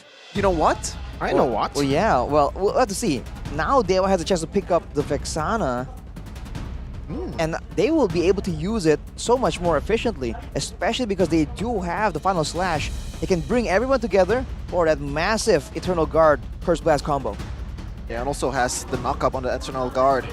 A single Terrify towards the Claude is going to be lethal if he doesn't take that Purify. There's also a bit of a dilemma here because they don't know if they want to pick up a CC or not. It's going to be quite a disgusting combination if they get a Claude Angela plus the CC, but it could also be a bit too greedy. Two members who need help from the hard guard, so that's why Dewa went straight for punish. If you want to go for greedy, we have the punishment. If they want to go for safe, it'll probably be the Baksha. The Baksha, huh? Yeah. It can work. It lowers the healing from the Minotaur, and it can really expand or force Dewa to expand the Minion Fury early on. That way, the Claude can actually come into the Blazing Duet, because as of right now, it seems to be a very easy cancel by the Arlet, by the Minotaur, by the Bruno even. So many ways that they have to really shut down Natco on the Claude. Interesting, they banned the Valentina, which means that they don't want to deal with those hard guard copy or like I'm offended copy. CC, obviously, already Angela. Wait, no, like this Ruby is most likely going to the EXP lane, right? There is still some unless it's a potential mid. on Angela mid. Yeah. But we're gonna see the history of Natco, the gold laner of Evos Glory, Sultan Cup Rising Star first place with Team Griffin, Liga Nacional Liga 1 third place, Liga 2 first place with Team Griffin. So you know what's the reason why he got picked up by Evos? Very, very good prospect in the amateur scenes, and right now, unfortunately, unable to produce the same results so far, but it is his first game in MPL. Give him time, unless there's another swap. It's a whole different game, man. It's a whole different game. There's a lot more pressure, a lot more attention, and also a lot more attention to detail in the gameplay. You can't only play like it's ranked game or like just guns blazing with a team fight. You have to play the macro game with the mind games as well. That's why a lot of these Filipino teams are dominating. Well, last ban for Dewa will be that X-Borg. So they were trying to go for a situation here where whoever gets caught in the front, they want it to be punished. They know that Evos can't really calculate everything with the lack of experience, so they don't want to give them any heroes that can survive a pick-off attempt or a misplay. So now they're forcing Evos into something a bit more straightforward, a bit more aggressive. But the Yuzong-Angela combo, we saw it a lot last season as well, I believe. Dewa, they're going to be forced to kite away from this or try and get more damage to ensure that these crowd control immune heroes like the Yuzong can be dealt with. I like how they're basically trying to force the Vexana. Do they? Valentina ban, Lilia ban. No Lilia, ban from Dewa, so it's almost like Lilia. Evos want them to pick Vexana. Go ahead, we'll dive you in the back. Could be really good cover though, still. It's a bit risky to leave that Vexana open. I think Dewa might just take it here, might just take the bait. And Fredrin, I guess? I mean, I would go for the Vexana and run the sprint to get away from the Black Dragon form, and then on everything else we can, like I said, man, we can avoid everything else. We can use crowd control to mitigate any other dangers. And now when the Yuzong comes in, you can shred him down, and that will be the end of it. This is very aggressive, this Tyrant. Oh my god! What? Hello there! This is a pick that you usually see in MDL because the heroes is already ran out. Yeah, global ban. But, you know, Evos has some history with Alpha. I believe Susujin was one of the guys that really likes this hero, especially against a Baksha. But this is a Tyrant we're talking about. Like, what's the head-to-head looking like, Arashi? Man, Dewa against Alpha? Yep. It's gonna be like damage against sustain technically. The Alpha hasn't been really as strong though, so I don't know how I feel about that. It doesn't seem that beneficial, that strong to me, but with this kind of lineup, if Evos can make the fight just get drawn out even more, then the Alpha and Ruby and Yuzong get more value the longer the game goes on. So this is now a duel between Burst and a bursty team fight composition and a long drawn-out fight composition. Let's see though, will Evos Glory will be able to end their misery in the second game? Can they extend this series to a game 3? It's going to be Evos Glory versus Dewa United. It's now or never for Evos Glory to show up against Dewa United. Still 0-4 in MPL, about to be 0-5 if they lose this one, and it'll be a 2-0 loss. They need to step up here, and you can already see the difference in clear speed, the Dynaroth and the Alpha. But why the Alpha here, Rush? I wonder if it's a comfort pick, if it's supposed to be like a surprise kind of situation put out by Evos. But again, in theory, it's good sustain, and their whole lineup seems to be about sustain, right? The Ruby has some sustain, the Alpha does, the Yuzong has one as well, and the Angela buffs all of it. It's almost like they were losing out in the front two backs in game number 1, and they're thinking, all right, now we have to just survive long enough to actually win the fight out. That seems to be the idea, at least on paper. Now, they also lose out in something, Rashi. That is the magic damage department. They only have Angela right now. You can't really call it a magic damage dealer. So the longer the game goes, I think it's gonna favor Dewa. Oh, what a bait! Oh, beautifully done. Even the Abyssum strike got dodged away. Fluffy was clean. Jeez. Yeah, I think that's kind of a disrespectful dive from Gary. Gary, yeah. Didn't really expect that potential towards that Petrify. Meanwhile, he's going in, lockdown. Dixon forced to flicker out. An early win for the White Tigers. Very, very early win. Finally, Rashi, some aggression. Well, we did see aggression early on from Evo's last game as well. It's all about maintaining it and making sure that you have a solid game plan going into the mid to late game. And it seems like, again, it's so straightforward that they must have some kind of inkling on how they want this game to progress. For Dewa, you have to put more respect on Evos, man. Gary going solo like that under the turret, that was a bit too ambitious. Level 4 already, Fluffy already has that Black 24. And Annabelle has that Spear of Alpha. That's a flicker into the back right now with a Minions Fury as well. Dixon looking for the full play. Kay's the one who gets it. Kay's in the midst of it all, still able to catch Annabelle on the back. But there's a furious dive on the Kay's this time around. And Fluffy picks it up. Now 2-0-1. Just what's happening right now, Rashi. Again, I want to say I'm not surprised anymore, but I am. It's the Roamer once again taking the objective. It's a new emerging pattern we're seeing in Season 13, for sure. But this is how close it's been. And showing again, the junglers are pretty solid on that Retribution game. So for Evos to have this early game momentum, that's great. Now they have to direct it in the right direction. They have all these strong heroes getting a lead. They gotta try and throw all that weight towards Watt and shut him down. Arashi, a question. Like right now, I just realized that Keys took the Purify instead of the Flicker. Like, what's your thought on that? I think there's really no good spell here for Keys. Like, it's gonna cook either way if someone goes into him. But the Purify against a Flicker? Generally, it's always the Flicker or the Purify. And I personally go for a Sprint on occasion, especially against a Yuzong or an Alpha, all these high movement speed heroes. So the Purify makes quite sense if their strategy is, again, to just stand their ground, use the Minion Fury and the Eternal Guard combo. But for now, Evo still has too much damage, too much sustainability for that to be a legit game plan. So Keys for now will be very easily zoned out or nullified from these fights. Good recognition from Natko, knowing that something is fishy. That is the beef hiding in the bushes. It's waiting there. But yeah, both teams are just matching each other. And what on the Bruno? He's been doing a great job manipulating the waves. On the other side, the Fluffy is just dominant on that Yuzong, and Dixon just isn't having the same kind of success he had in game number 1. Look at how they're positioned, Mirko. Look at that. Angela and Ruby already owning that push in the middle lane. Yeah, still playing around that turtle. Setting up for the Alpha, who's still in the purple buff right now. Gary's going to make it, two purple buff. Faster. Vexana, Eternal Guard. An attempted burst down on the Clocken. A forced flicker as well. Dreams will just disengage. And with Clocken that low, this will give Dewa more pressure to play with for the turtle. 4 minutes in, Gary on it. Annabelle rotated already towards that top side, and for Clocken it doesn't really matter. He still has a hard guard. Dreams, I'm offended. Unfortunately, not going to be able to connect right now.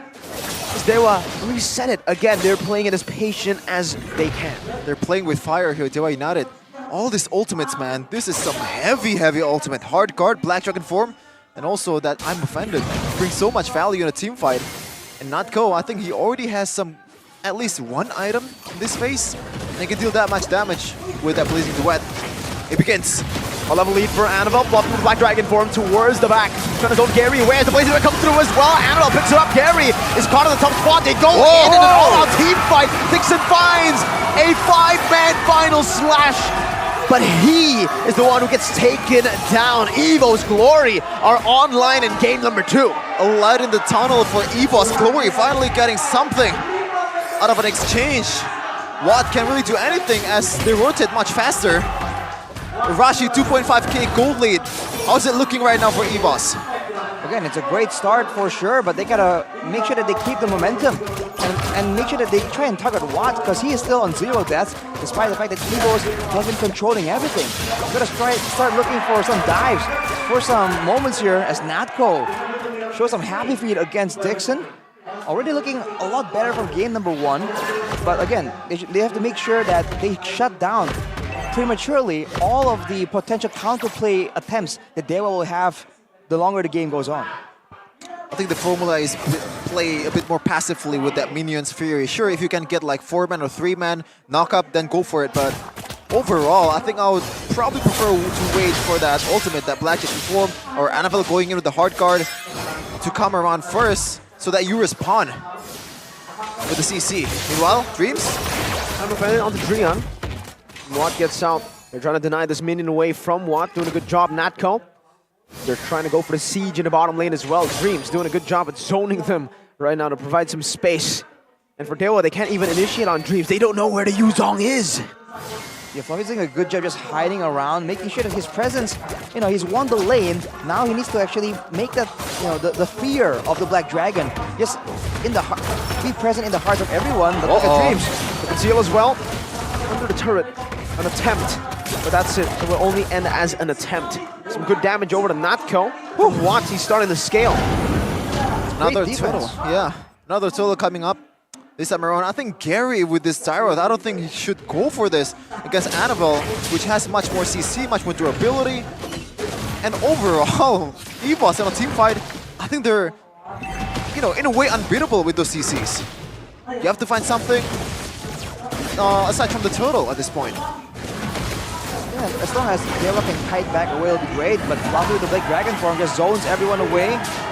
Evos will go for it. That was unnecessary, Fluffy, but we get it. Okay, the Dragon gets it, and finally another objective take without the jungler being involved with it. Okay, now for Dewa, it's all about the waiting game. It's all about avoiding all these early game fights that they don't want to take. But look at Natco, what? Oh, a bit too aggressive. A forced hard guard coming out for Natco to save him. Meanwhile, in the mid lane, you see a bit of an initiation there onto Dixon. Still able to get out. Dream finds it, and I'm a bit out to the back, but no! The guard knocks him up. Natco still able to get back to the BMI, but Dreams loses his life. Meanwhile, Dixon flickering back towards the turret. As it's a 1-for-1 trade, Roamer for Mage, still worth it for Evos. Oh, the composure, Rashi, to time the Eternal Guard towards the perfect target in Natco, and it cancel out the Blazing Duet. He actually almost survived with the healing coming in from Drian as well. I would say it's not even the timing. He just, in desperation, right before he was taken out, uses it in the most populated area, and it just happened to hit Natco. And that's the power of the Vexana, right? Even if you're taken out, your Eternal Guard still sticks around and does damage, still helps your team out. That will be more and more of an issue later on, because for Evos, their damage is gonna start falling off at about the 13-minute mark. With all these fighters, they're gonna be very heavily reliant on Natco, and there's still a lot of ways for Dewa to stop Natco alone. Everyone else eventually will be able to be dealt with. Also a game fact just now for Evos. The last time Alpha is being used is actually Evos as well. I believe it was probably Sutsujin or I don't know. He really likes the Alpha, but the last time they used it was MPL Season 12, week number 7, and this is the 57th hero that has been picked so far in MPL Indonesia Season 13. So a lot of colors, a lot of variance on the jungler area being added by Evos. Looking at the gold difference though, Natco with the 3 item power spike with the Trojan side, that means that the slower members like Keys, like Watt, they won't be able to just walk out of danger, and with that threat, they will back away and Evos finally just get all the control they really, really want. And for Dewa, it's even worse because Keys doesn't really have that much damage. He went with the Necklace of Durance very early on, and as a result, his damage is almost negligible to all these beefy fighters. I am impressed by the decision of Evos just blitzing the Lord, but I'm more impressed the fact that Dewa United just completely let go of that. They know that they cannot get it, and they just look for something in another side of the map. Yeah, nothing they can get at all right now. They're actually just playing turtling inside their own turrets. And Evos are capitalizing on it completely. Annabelle is level 14 to Gary's level 12, a 2-level lead in the jungle alone, and the Lord is slowly but surely making its way into the base turrets. You can see they're trying to slow push as much as they can so that they can try to take a base turret down. Rocket just finished the Necklace of Durance as well, so even less healing, less survivability for Dewa United. And now that they're at the base, this is where it gets kind of hairy for Evos. Having a direct means they can clear this Lord relatively fast. And now with Drian having the flash of the Oasis, they can't carelessly engage here, even though they would love to push their advantage even more. Watt already secured the Wind of Nature, and right now he can kind of withstand all the onslaught, especially from Natko. And those 3 physical damage dealer in Yu Zhang and also Annabelle. So a very important item, and it looks like you want to go for probably Malefic War after this. I think we have to wait later on for Dixon to really get his items. Because now he's level 11, it's kind of not where he wants to be. He is the EXP laner, so he wants to have some more levels, some more base damage on his spells. And later on, with everyone just pushing towards the base of Dewa, that's the chance for Dixon to use the Vengeance Reset to try and get behind, get in the backline of Evos. By all means, it's only a 7k gold lead, but the AI prediction presented by Samsung Galaxy shows the White Tigers at 65. See these recalls though? Evos have had enough of the recalls towards them. Now they are the ones recalling on Dewa. Still though, game's not over. 7,000 gold lead though. Is it too much for Dewa to come back? Is there still a possibility, Arashi, for Dewa to come back here? Oh, I think there definitely is. The fact is that Evos has a lot of advantage when there is ground for them to run down Dewa United. So the base defense is going to be a lot simpler, and when it comes to itemization, the tools are just abundantly available because, like in game number 1, there's a lack of magical damage coming in from Evos. So Angela is their main magical damage tool. Aside from that, Annabelle has some true damage, but that's about it. That's why you're seeing so many physical defense itemizations, and the Wind of Nature built by Watt. He'll have a lot more ways to outplay the later the game goes. Oh, I respect it, man, the recalls. I think, it's gonna get a lot of criticism from... Only if they lose. I guess, but, they're still 0-4. That's probably... Different roster. This roster is 0-0. Yeah, I guess, but, I don't think I can control the, how the masses think. But I respect it, man. Just play the game as usual. Just play the game like you want to win it, and you have all the advantages, all the opportunity to win it. I mean, you gotta take risks. You gotta go for broke sometimes, especially against a team like Dewa that just goes all in some of these plays. Even though it isn't supposed to work out, if your team can come in together with the synergy that is required, you can make a losing fight turn into a winning one. So for now, the fact that Dewa has Drian on the Minotaur really shows again how much they rely on him to try and get the fight started. They've been playing very passively because there's no other option. Final Splash already used up. Up top, Natko! Still with the Purify, able to escape with the Blazing Duet as well. Meanwhile, bottom side, Fluffy diving in, a base turret taken down by the Lord. That's an Abyssal Strike onto Fluffy, still gonna go in, forcing a Petrify defensively. They are able to crack one base turret.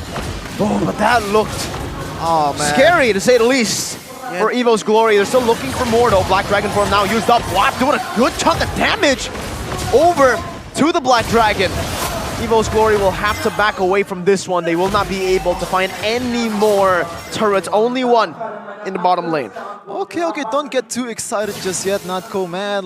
They should have been up 2 base turret by now if Natko wasn't doing what he's doing right now, back then. And, oh man, just play it safely, I guess. You're 0-4, still looking for your first W. I mean, he has to be a bit more careful because he is, again, the main damage dealer. That's why Dewa has a more straightforward win condition. Look at this though, hang on. Hang on a minute. Wait. Oh my god.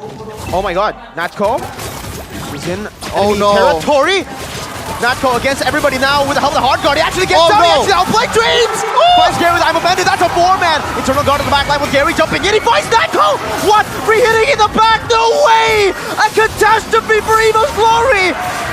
They have gone in a bit too hard. An absolute disaster for Evos Glory. What just happened?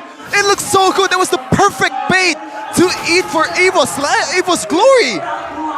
It's set up perfectly and they cannot capitalize on that. No way! It's a damage fall off, man. We've warned you since the beginning, and now with 2 members down, Dewa, they smell blood in the water. They're going for a base turret. Can they get one though? Annabelle has something to say about that. We said earlier that the recalls might be premature. They broke a base turret in the mid lane. Okay, good news though, they're still up 3K, so they're still technically on the winning side. Oh my god. But the Only. momentum is on Dewa United right now. They have the map cleared up in the mid lane. But it looks like they want to go for it? No. Oh. Not just yet. I would argue, Shevin, How do you throw that? they're only 3K gold ahead. Against a team like this, you want even more, man. It's a fighter meta. It's like the old Season 8 fighter meta. And in the late game, it really isn't as strong. But now Evos strikes back. First dive and a petrify onto Gary. Minus Fury gonna be popped in. Watt dealing a lot of damage on the Dreams. Taking Immortality down. Not going back now with a blazing duet. Dealing a lot of damage. Water Retention comes in the final splash. Baiting him out to go back. Watt still free. Hitting him. No what? Now caught in the spear of Alpha from Annabelle to finally take a win. It's a maniac for Annabelle. The savior, the hero for Evos Glory. Looked to be a disaster, but they have their savior. They're not done just yet. Evos Glory, the White Tigers, showing its fangs once again, and the crowd roars in MPL Arena, Nexo Hall, Jakarta. A day of maniacs. First from Watt, now from Annabelle. This is the moment that the Evos fanbase has been waiting for. Finally, a positive upturn. After weeks of struggle, a ray of light in the dark. Oh man. Woo! Finally, a chance at redemption, a chance to get the first W of this series. First W in the season for Evos Glory. Dewa United though, they're not just gonna go down just yet that easily. After showing that battle. What though? That was a really good fight until the end of it with the Spear of Alpha, the deciding factor, the deciding skill that won the game for Evos. The Spear of Alpha that went through Watt, that went through Dewa United. Oh my god, that game should not have been that stressful for Evos Glory, but in the end, Annabelle showed up when they needed him the most in that team fight. 1-1, we have game 3 on our hands, in the books. Can Evos Glory finally claim their first win in MPL Indonesia Season 13 to end the lose streak? They definitely have the momentum. We'll see if they can maintain it. That has always been the difficult part. But what a game. A lot of people wrote off this match saying, it's Evos. It's over. Say what you want now. Look, they're doing it. To be fair though, that was a bit too close for comfort though. I was not a clean game at all from Evos. It was clean until that one moment, or 2 moments actually. Natko has been, overextending a little bit too much, but it turned out that that was a good bait, but it doesn't get used. It didn't get used by Evos. And at the end, I thought there was also another bait from Gary. He didn't get knocked up by the Fury Staff and Petrify combo from Fluffy. And I thought Drian will be able to capitalize on that Minion Fury, but he's just, not close enough from the members of Evos. Very unfortunate, seriously. Oh my god, that game of inches. I think it's all about whether or not it's a front to back. Again, against a full fighter composition, a dive composition, Dewa has been doing well in the base defense because it's a front-to-front kind of situation. The moment Evos got behind them, it was kind of a done deal. Even though they were able to salvage it kind of, it just was not enough. And the MVP player of the game of game number 2, presented to you by official tournament smartphone Samsung Galaxy. It's really easy. It's NFL with the Alpha. On an Alpha of all things we haven't seen in a long time since the nerfs. He's able to actually get his team ahead, do the damage, and we were questioning like, okay, there's gonna be only one person doing real consistent damage in the late game, but NFL says no. I will find that backline, I will find the Vexana and the Bruno in the same exact spot and delete them. See what he's able to do all the way from the early game. This is the player of the game highlights, presented to you by the official gold partner UBS Gold. Yeah, overall, Evos was just dominating the objective part, right? Except for this one. This is kind of, again, like everyone except the jungler gets the objective, but after that, it was like very easy for Evos to secure the objectives when you have this kind of ultimate, this kind of resources that can turn the tides of a team fight. Look at that. Trian goes in, didn't really time it good enough, and goes in again, gets punished by all the CCs, by all the damage in the early game that these fighters offer. Dreams, very underrated as well. Does his job, especially with the that I'm offended at that time. That was huge. I mean, he just finds the right opportunity, but again and again, oh, man. There's just a back and forth situation, and Watt just has to get taken down, right? The fact that there's limited damage, but a lot of sustainability in the hands of Evos means that if they throw everything at Watt, it's going to be very difficult for Watt to really survive through everything, unless, of course, they make a huge blunder. So this is where that last fight happened. It's a bit of a dance back and forth, but in the end, Watt bit on the bait. He moved forward to try and clear as the backline just gets pinched. And look at Annabelle here, just outputting the damage, sustaining the spear of Alpha. everything. Boom! Oh man, decimating the whole backline. That'll be the end of it. That is the win condition that Evos needed. It was straightforward all the way from the beginning. Like we said, simplify all the decisions, and for the most part, this roster can perform. Shout out to Choji though, because I think him as an Alpha main, he'll be very proud of that 3-man spear of Alpha. For sure. As we take a look at the emblems and the builds, look at Annabelle. What is he going for? It's going to be Season Hunter and also Thrill, you know, enhancing the farming maneuver from this Alpha and also dealing a bit more damage in the team fight. Quantum Charge though. Is it interesting or is it just textbook?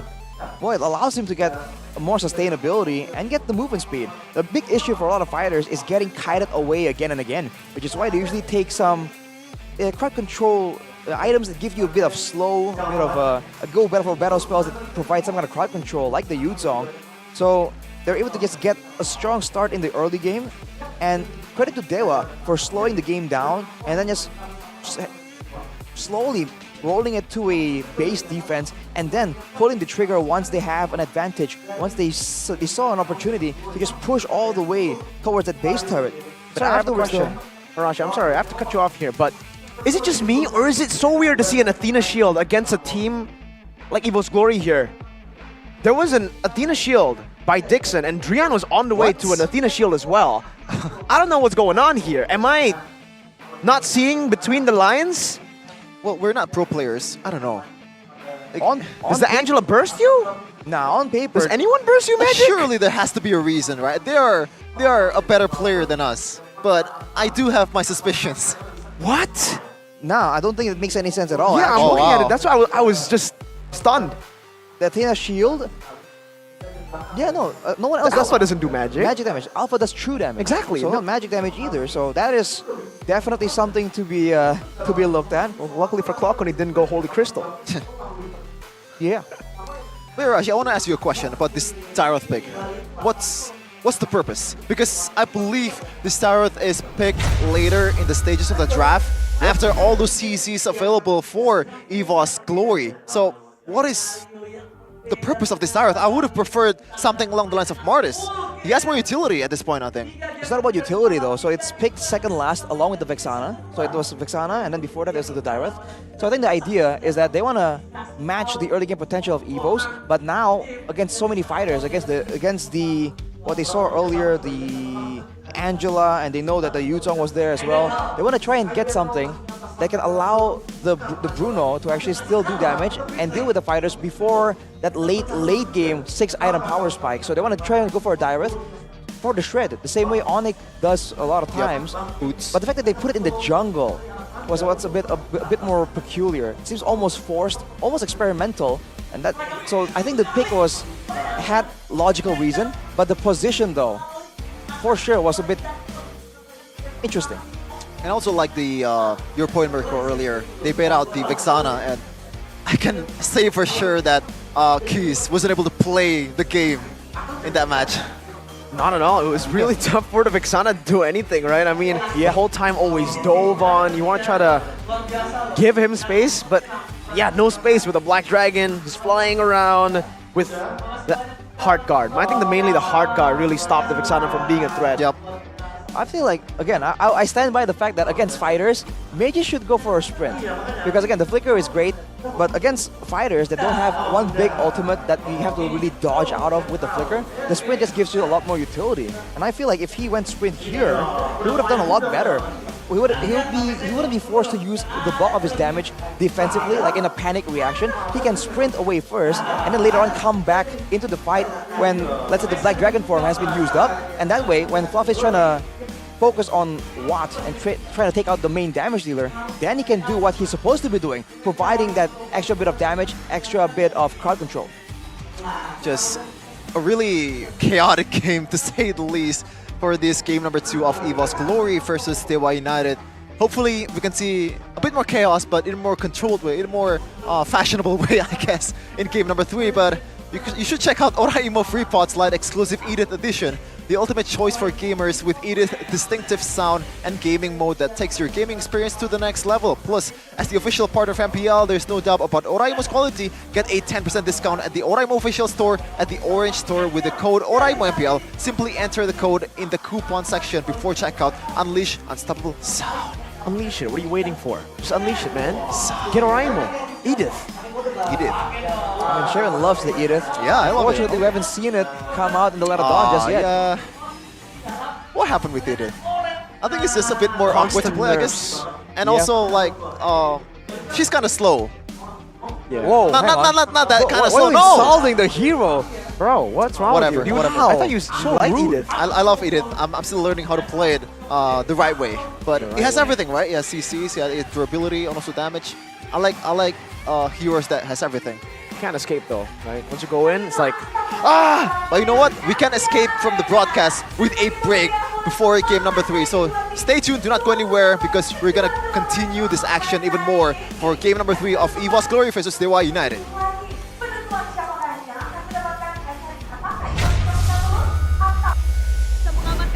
The match hari ini menambah poin, merangkak naik ke klasemen. Namun keramaiannya nggak cuma di sini nih, ternyata nan jauh di sana di Banten lagi ada rame-rame tuh. Halo Talita. Halo Kak, halo Kak Bude, halo. Wah, di sini ada Talita, di situ kok rame banget. Ada apa tuh? Halo Kak, ya jadi kita rame banget, anak Dewa lagi nobar, Dewa United Esports lawan Evos di. Halo anak Dewa semuanya. Wah, anak Dewa lagi ngumpul di Dewa United Coffee ya. Dan ini lagi grand opening kah? Dan apakah semuanya bisa ngumpul di situ? Bebas, terbuka? Iya, jadi kita habis grand opening Kak di Dewa United Coffee ini di Serang, Banten. Jadi kita ada serangkaian kegiatan nih Kak. Ada grand opening, kita ada buka puasa bersama. Dan kita ada mini turnamen, ada mini games gitu Kak. Wah itu ya acaranya ya, banyak banget ya? Iya Kak. Berarti udah disebutin semua tuh rangkaian acara untuk hari ini saja kah? Iya untuk acara hari ini kita juga ada nobar nih Kak, ada yang di lantai bawah sama ada yang lantai atas Kak. Wah jadi tinggal ngumpul aja nih ya di Dewa United Coffee di Serang, Banten. Oh ya, satu lagi nih Kak, kita juga anak Dewa yakin nih kalau misalkan Dewa United Esports ini bakalan memenangkan poin. Setuju nggak anak Dewa? Wah rame banget di sana pada ngumpul dan semangatnya pasti sampai ke MPL Arena. Coba dong yel-yelnya sekali lagi, Talita. Oke, yel-yelnya yang Dewa ya. Dewa United Champion ya. Dewa United!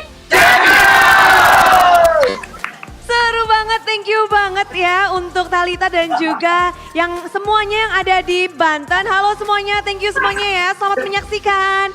Dan yes, itulah dia keseruan yang ada di Dewa United Coffee yang ada di Serang, Banten. Banyak banget yang nobar, dukungan terus mengalir dari Sabang sampai Merauke bahkan seluruh dunia untuk menyaksikan seperti apakah game penentuan game ketiga untuk Dewa United dan juga Evos Glory. Mari kita saksikan bersama-sama, inilah dia game ketiga.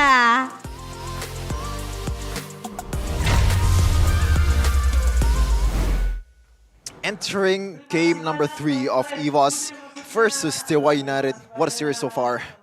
It's chaotic, it's a lot of surprises, a lot of blunders as well. It turned out to be such a entertaining match. It was very entertaining, but also those mistakes were like, come on man, really? And the Athena shield too. Arashi, was that real? I think I assumed that the itemization was so on point. I just kind of like didn't even notice it until you highlighted it. I'm like, you're right. You're absolutely correct. What was that about? Is it for the HP pool? It doesn't really make any sense. So a lot of improvements definitely still available. But before that, gotta talk again about the energy levels of these players, of the people in the arena right here, man. How are they so energetic? Especially after a rough fasting day, like you are very low energized. I usually tend to buy Point Coffee. It's a freshly made coffee drink served from 100% authentic Indonesian coffee beans by trained baristas. You can enjoy coffee, frappes, or other fresh drinks with legendary flavors that are always on point. Find Point Coffee on the nearest Indomart store. Thank God I have one near my house. We have one right here. Yeah. Arashi's been going there for snacks. And Point Coffee. The Indomart is everywhere, man. What are you talking about? Well, it's called Indomart. You're in special. It's called Indomart, man. Not every Indomart has What country are we in, Chefin? Indonesia. Exactly. I guess. But yeah, everywhere. You can also get 30% discount as it shows earlier. If you miss it, just turn it back again with the VOD. Turn it back. But yeah, speaking of turn it back, Rashi, we have to turn back in the draft of game number 1 and game number 2. 2 Cloud Pig, 2 W's from each side. What does that tell you? It tells you that both players are very comfortable on the quad. I do feel like if everything was played ideally, there was a possibility there that Dewa came out on top in game number 2. So credit to Evos, of course, but now Dewa will come more prepared than ever, knowing that, okay, now we've seen at least one strategy that Evos can do quite reliably. We want to make sure that that does not happen again. When we take a look at the previous game recap here, it's Matt, it's Watt. Wrong guy. It's the other opposite for W. upside down W. It's Watt against Fluffy, and Watt was doing a lot of damage right here. But again, when you're trying to maneuver defensively, you can only do so much damage, and when you're spending that much time positioning, and that is how Natko and Fluffy, everyone's just doing a lot more damage right here. And you know, on the topic of damage types, I guess Cloudkun on the Angela was still doing 10k damage, respectable amounts. But again, that's gold, not exactly against an Athena shield. I think that's gold, not damage. Or was it 10k? No, it was damage earlier, and then it changed to gold. But when Arashi was talking about damage, it was damage for a while, and then it turned to gold. Okay. Right, Arashi, I just looked back, right, because I was still so confused about the Athena shield. I really wanted to see. And it turns out for the Angela, he actually did have a Holy Crystal. So there was a bit of damage, but did it warrant an Athena shield? Was it that much damage? Well, see, I don't think so, right? I would have built it. You would have built it? Yeah, but I always think of like, these are pro players. They've done their research much more than us. And surely, right, surely, he has to do something. Well, hey, when we first see something being done in MPL ID, we first look at it with suspicion, and if it is a persisting trend, then we'll know like, okay, there's some logic to this. Because you know, some players do some questionable stuff sometimes. They gotta experiment sometimes. Yeah, speaking of experimenting, we're not gonna. Looks like both of these coaches will not experiment any further in the draft. They're gonna play their A game to the max for Coach Casius and for Coach Strategy. All right, let's see if the basics, the straightforward drafts come to fruition again. We start with the Angela, already banned by Dewa though. They did not like that at all. Having a Watt-centric playstyle, a marksman-heavy playstyle, having fighters back there with a hard guard was just too much of a problem. They'd rather have that, and they might let go of the Novaria. So far, Novaria has been banned by Dewa United over and over again.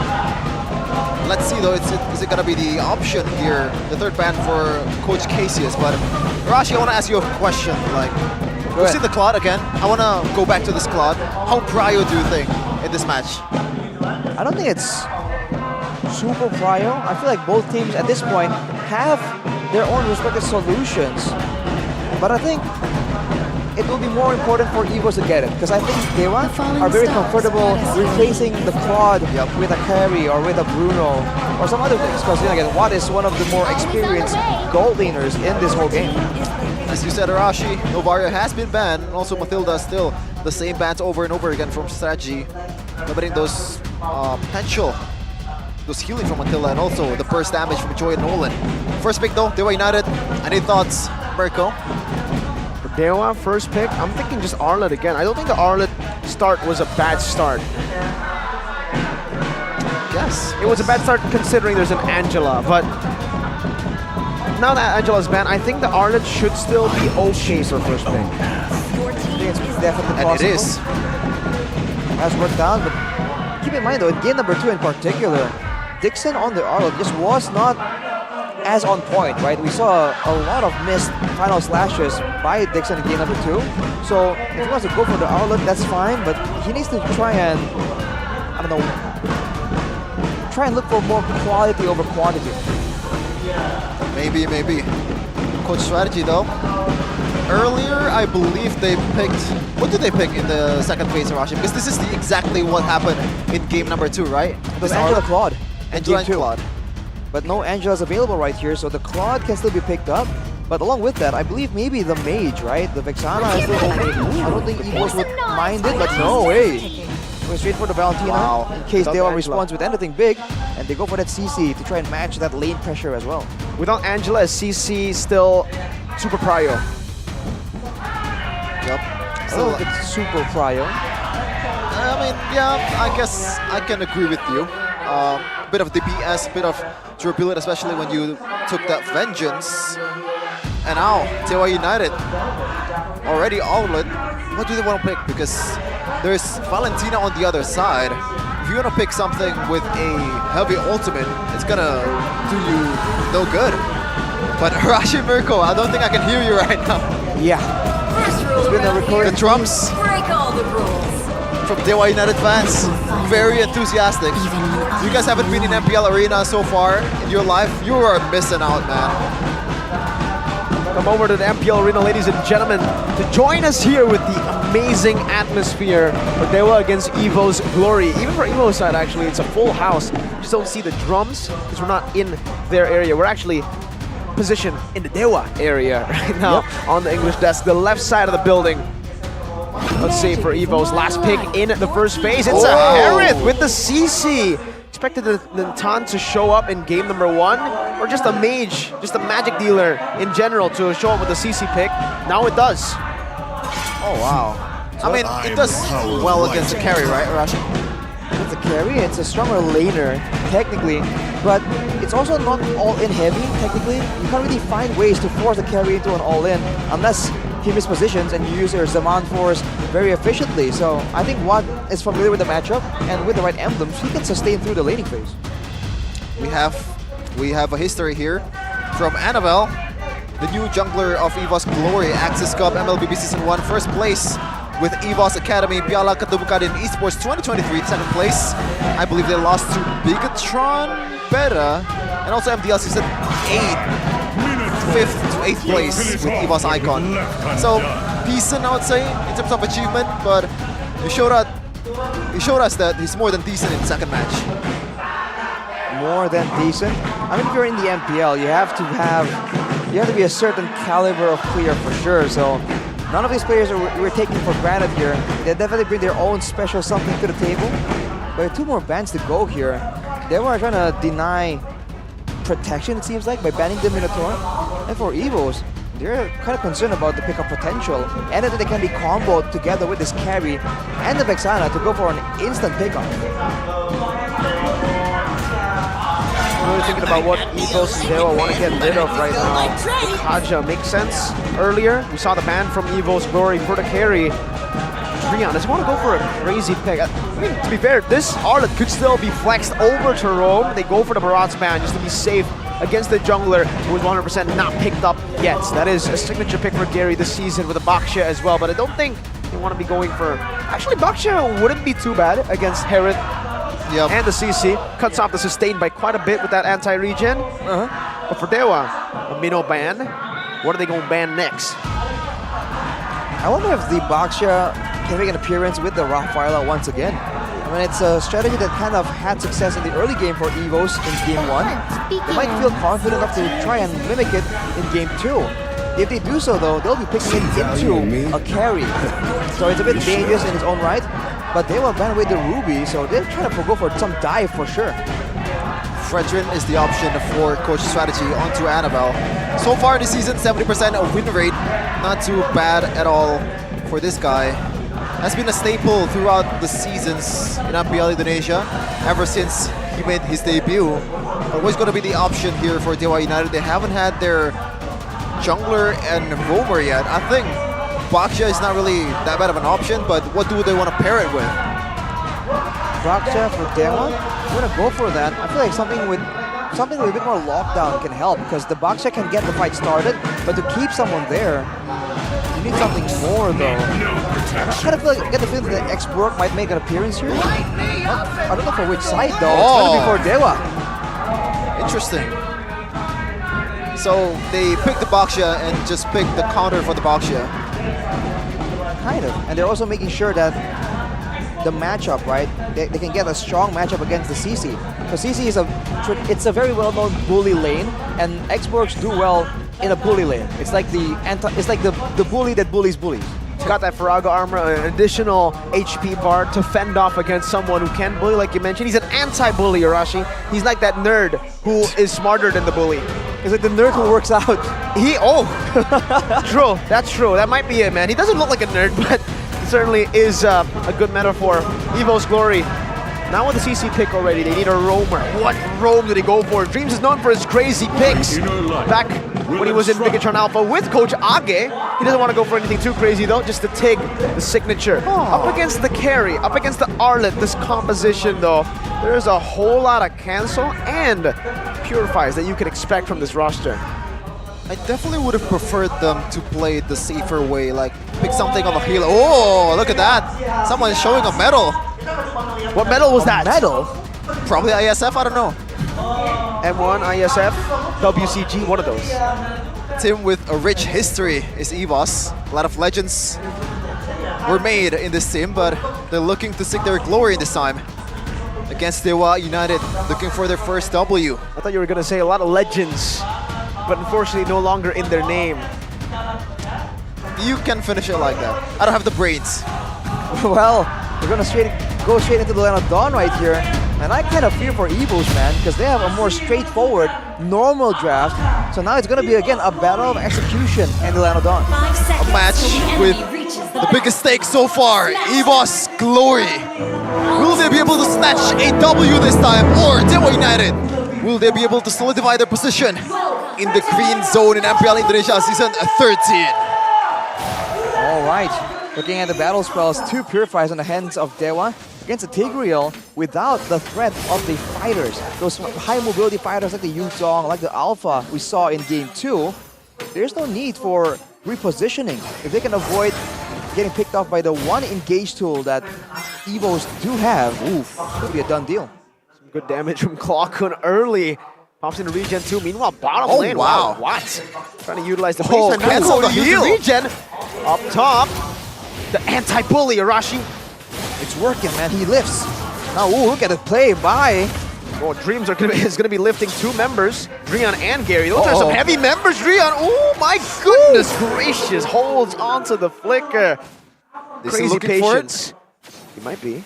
Dreams, another skill 1. Yeah, Another Terrify from Clockun. Kaze misses the Terrify and will be zoned away from the minions. So far, good sign for Dewa United. Just bullies 2 lanes, top and bottom. This way, the pressure is not going to be available for Evos to play with. But talking about the mid lane again and again, it seems like Keys just isn't as familiar with this hero. We talked about how his specialty is that long distance. Vexana is kind of mid to close range, if anything. So I do wonder if this is something he's not comfortable with. He's going with a Rupture, so there's a lot more damage early on, and he needs that Wilderness Blessing to get around the map. For the side of Evos though, Inspire for Natco and Clockun, they want to try and get that utility as much as possible, because damage-wise, it'll be great, but it's not as critical. Dreams already chunked up real low. Has to heal up a little bit and probably has to recall before he joined the team fight in the total. Meanwhile, in the top lane though, Dixon finally getting bullied. 3 people on the top lane. The Firaga armor coming in handy. Clockun actually stealing away the last Insanity. Goes in for a few shots on the turret. Dreams gets chunked. That's a flicker from Drian. Oh! Dreams now shoves Drian back. No vengeance. Gary walks up. It's a one-man advantage for the Eternal Guard, knocking him up. Now with last Insanity. Annabelle, well played. Still on point on the Retribution. Clockun gets a trade though in the mid lane against Kaze. 1 for 1. But Evos Glory get the neutral objective. I would think that Dewa has the advantage right there, but it seems they're trying to chase too many targets at once, and they didn't really get any of those ones that got really low. And the fact that they lost out on the neutral objective, small win for Evos. Again, they have to just maintain it, because we've seen that Dewa can falter if the gap in gold does get significant enough. Okay, so it's gonna be Carry and Harith in the gold lane. Rashi, later in the game, I think it's pretty obvious that this Carry is gonna be much more useful than the Harith, but like, what do you think? What's the interaction there, especially in a team fight, in a big team fight for Harith? Well, I think Harith does decent damage, and with the current itemization that's popular for Harith, you do a lot of true damage as well, but it's a lot more burst heavy for sure. And later on, against a Baxia, right, he'll be able to tank quite a bit of damage, and so can Dixon on the X-Borg. But look at that bot lane duel. An all-in from Natco. He might be able to get a solo kill here. A flicker from Dreams, catching 2. Gary Poissons. Drian shoved back. No final slash used up just yet. Drian will fall, finds the final slash, but Clockun comes in to take that kill. A lot of people might say kill steal. I say kill secure. Clockun. Annabelle, good sidestep. Wants to go for more. Gary zoned away. And Natco will be able to completely bully Watts here by taking a few more good shots over on the turret goal. Gary, though, doesn't want to let that happen. Zaman Force again from Natco. You can already hear the hope of these fans here in MPL Arena. Evos fans just roaring in Exo Hall. Natco, though, having a very low cooldown on that Zaman Force. The fact that the Watt was even there to just walk up to the Harith and go for a 1v1 duel, that was definitely a miscalculation on their part. And I don't think they can really contest this unless they get a pick-off. We're going to Fluffy. Does a lot of damage. Last Insanity plays down as well with a vengeance, and it doesn't matter because he gets blown up. Now, a 3-man jump back to the team. Dixon with a flicker out right now. That's going to be another Last Insanity from Clockun. Who picks up a killing spree. Now, onto Kaze. Clockun is absolutely massive. He is taking everyone down. Clockun just clawing everyone on Dewa United. He doesn't need a fang, he needs a claw. This time around, 1.6k gold lead for Evos, and they're looking to capitalize on the absence of the Baxia in the blue buff. We're gonna go to Clockun right now. Nope, just to clear out the wave. Annabelle is going for this purple buff. He still has the retreat, takes it, and slides away. Dewa United getting outsmarted.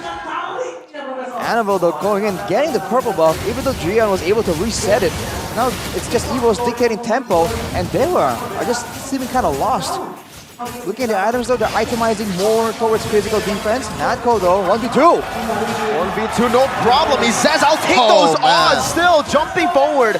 Kaze, though, is looking for a play. Doesn't have the flicker to really make a big play happen. Gary is trying to look for a dive, but Dewa say, we're done. We're not going to go for more.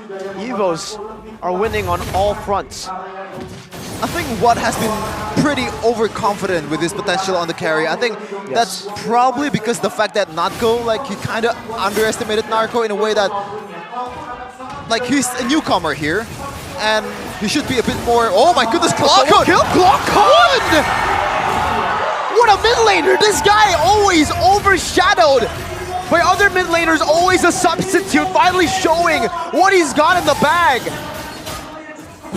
5-0, all the kills on him. So 1v1 solo play in the mid lane. That's just crazy coming in from a Valentina. We haven't seen the Valentina being so popular, and we know this hero does better if she is ahead. So this is a bad sign for Dewa. And look at, whoa, Drian. An potion to cancel it out. Drian baited in now as they look for more, but Clockhood has stolen the last insanity once more. Notco dodging away from the last insanity. Now Clockhood might be looking for it. A two-man taunt into the back. Clockhood with the last insanity. He wants everything, all the kills.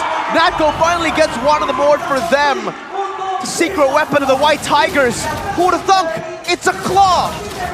Oh man, Evos came out guns blazing into this game number 3, and Gary already getting bullied in his own jungle so far. Dreams just playing with his HP.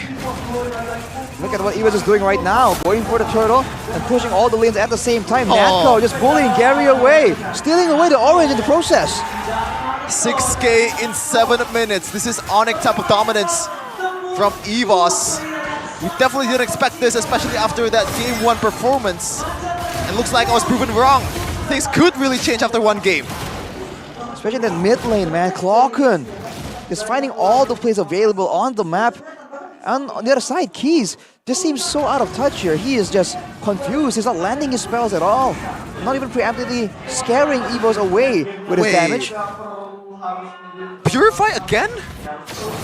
Interesting. Well, like, what would you take at this point, Rashi? What? No, the Vexana. Case. Yes. Yes, Purify, really? Against the Tigreal, I think it's a great spell. I mean, if you went for the flicker, then maybe you can try and make the plays happen, you know, flicker forwards and go for a pickoff.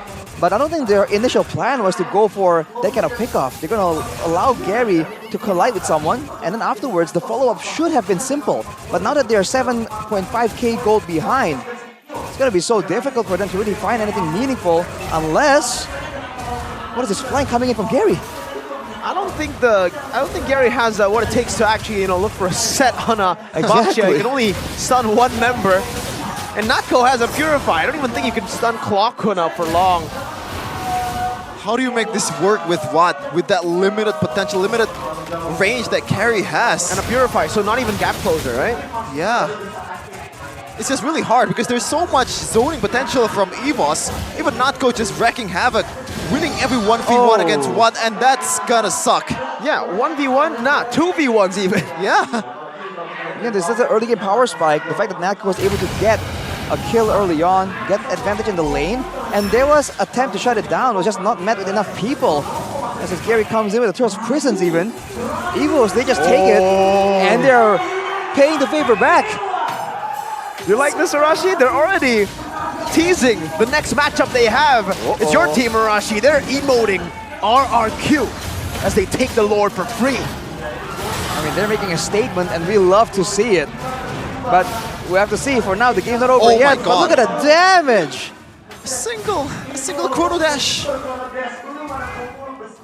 Already that much damage. There was like 1/5 or like 1/6. 9k in 9 minutes, bro. 9k in 9 minutes. In 10 now, okay. It's about to be 10k. Yeah, they're cosplaying as Onic right now. Now, for Dewa, it's back to game number 1. It's just the defense. Or game number 2, actually. Losing up in the early game, then going for a base defense, trying to stall out until the items do even out. They were able to do it in game number 2. Now it's looking like the same kind of deal, unless Dreams can make a play happen. That's where the Purifiers do come in handy, because for now, Dewa can't really find a play. They can't really initiate anything, because their frontliners can't even take some damage. Just Dixon, once Fear Agar armor is gone, his potential is also gone. And this is gonna be a really hard defense for Dewa United. So only the first Lord though, so it should be alright. Eternal Guard, Dreams able to get out 4 now. Oh, good zone wow. from Dixon, and they are able to defend. Only the first Lord. They have pretty good wave clear. Not the worst. They have an X-Borg, Vexana, and a carry.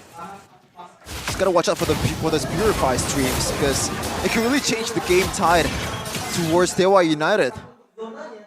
to a degree, even the Baksha can serve as clear if he just preemptively uses the first persons from a distance.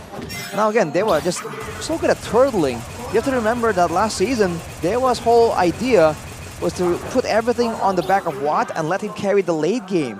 You know, save all the crowd controls, all the ultimates to ensure that he can free hit, he has space to actually fight in the middle of a huge 5v5. It's just, they're trapped in a cage. Dewa United can't really go out. Just gonna hope for these minions to pile up, get some gold for Watt. Look at that. Just giving it all to Watt, the last hits, and kind of stacking it up so that the minion wouldn't get too far for them. Looking at the items right now though, see he has keys, he has the glowing wand, but no enchanted talisman, so very limited amount of spells being thrown out. The Necklace of Doings though will be applied by the Eternal Guard every swing. That will curb the shielding from Natco, the regen from Annabelle, and Fluffy as well, so it's a good pick. But if you look at the gold lane, 2k gold ahead, Natco already with the Feather of Heaven and the Starlium, he's going to be doing a lot of pure damage. A lot of true damage when the fights initially first start. I mean, it's pretty usual when you see 3k gold lead on a gold lane or a jungler, but 3k gold lead in a mid lane position? This is a role that doesn't really farm too much.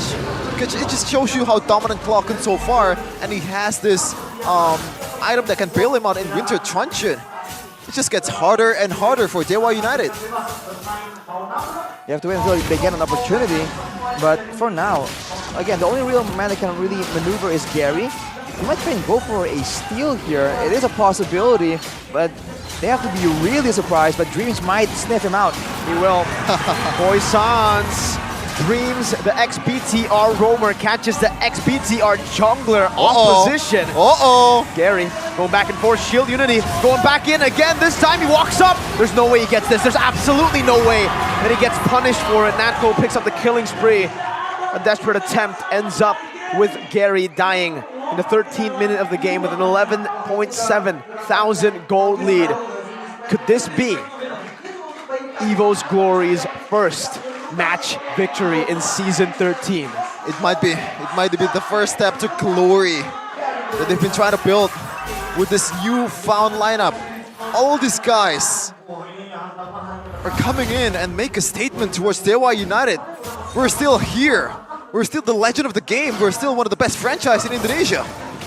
With Natco and James picking up more items right here. Divine Glaive for Natco, more burst, and Dreams with the Athena. Let's see if Dewa can defend.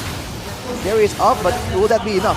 There's a charge down in the mid lane, trying to go for the siege as Clocken tries to zone them away. Dixon still in the front with the Faraga armor, trying to sustain. Natco cutting them off, forced out the case. Still has a Purify, gonna get tipped down, but has a Winter Truncheon. Dixon in the midst of it all, now jumping in, finds Natco. Natco's down, and on 2 men. Eternal Guard though comes down. This is a bad fight for Evos Glory. Immortality to be lost right now as Clocken jumps into the back line once again with Last Insanity. Has a Winter Truncheon, jumps in Clocken with a Winter Truncheon in the back. Now flickering back, but he is gonna be shut down finally by Drea. But Appraiser's Wrath to 3 members. Still, they're going to be able to survive. Fluffy on the base, targeting it down. Drea trying to get rid of Fluffy. That's a final slash, that's an Immortality. That is going to be Fluffy still targeting it on. Annabelle doing the same thing. They will be able to claim their first match of victory. Setting up for the Classic Derby tomorrow. Evos Glory have broken the curse. They have broken their streak. The White Tigers finally retained their fangs once again in MPL ID Season 13, showing class. Showing a worthy gameplay of MPL against Dewa United. Take a bow on this new lineup, Holy to Glory. Finally, man, the moment we've all been waiting for. The return of the White Tigers. And the energy in the arena is just insane. The thrill and the agony. But finally an answer to the fans. Oh man, all of these Evos fans has to breathe a sigh of relief. Finally a W. A hard-earned W for Evos. After 2 weeks of winning drought, they finally found it again.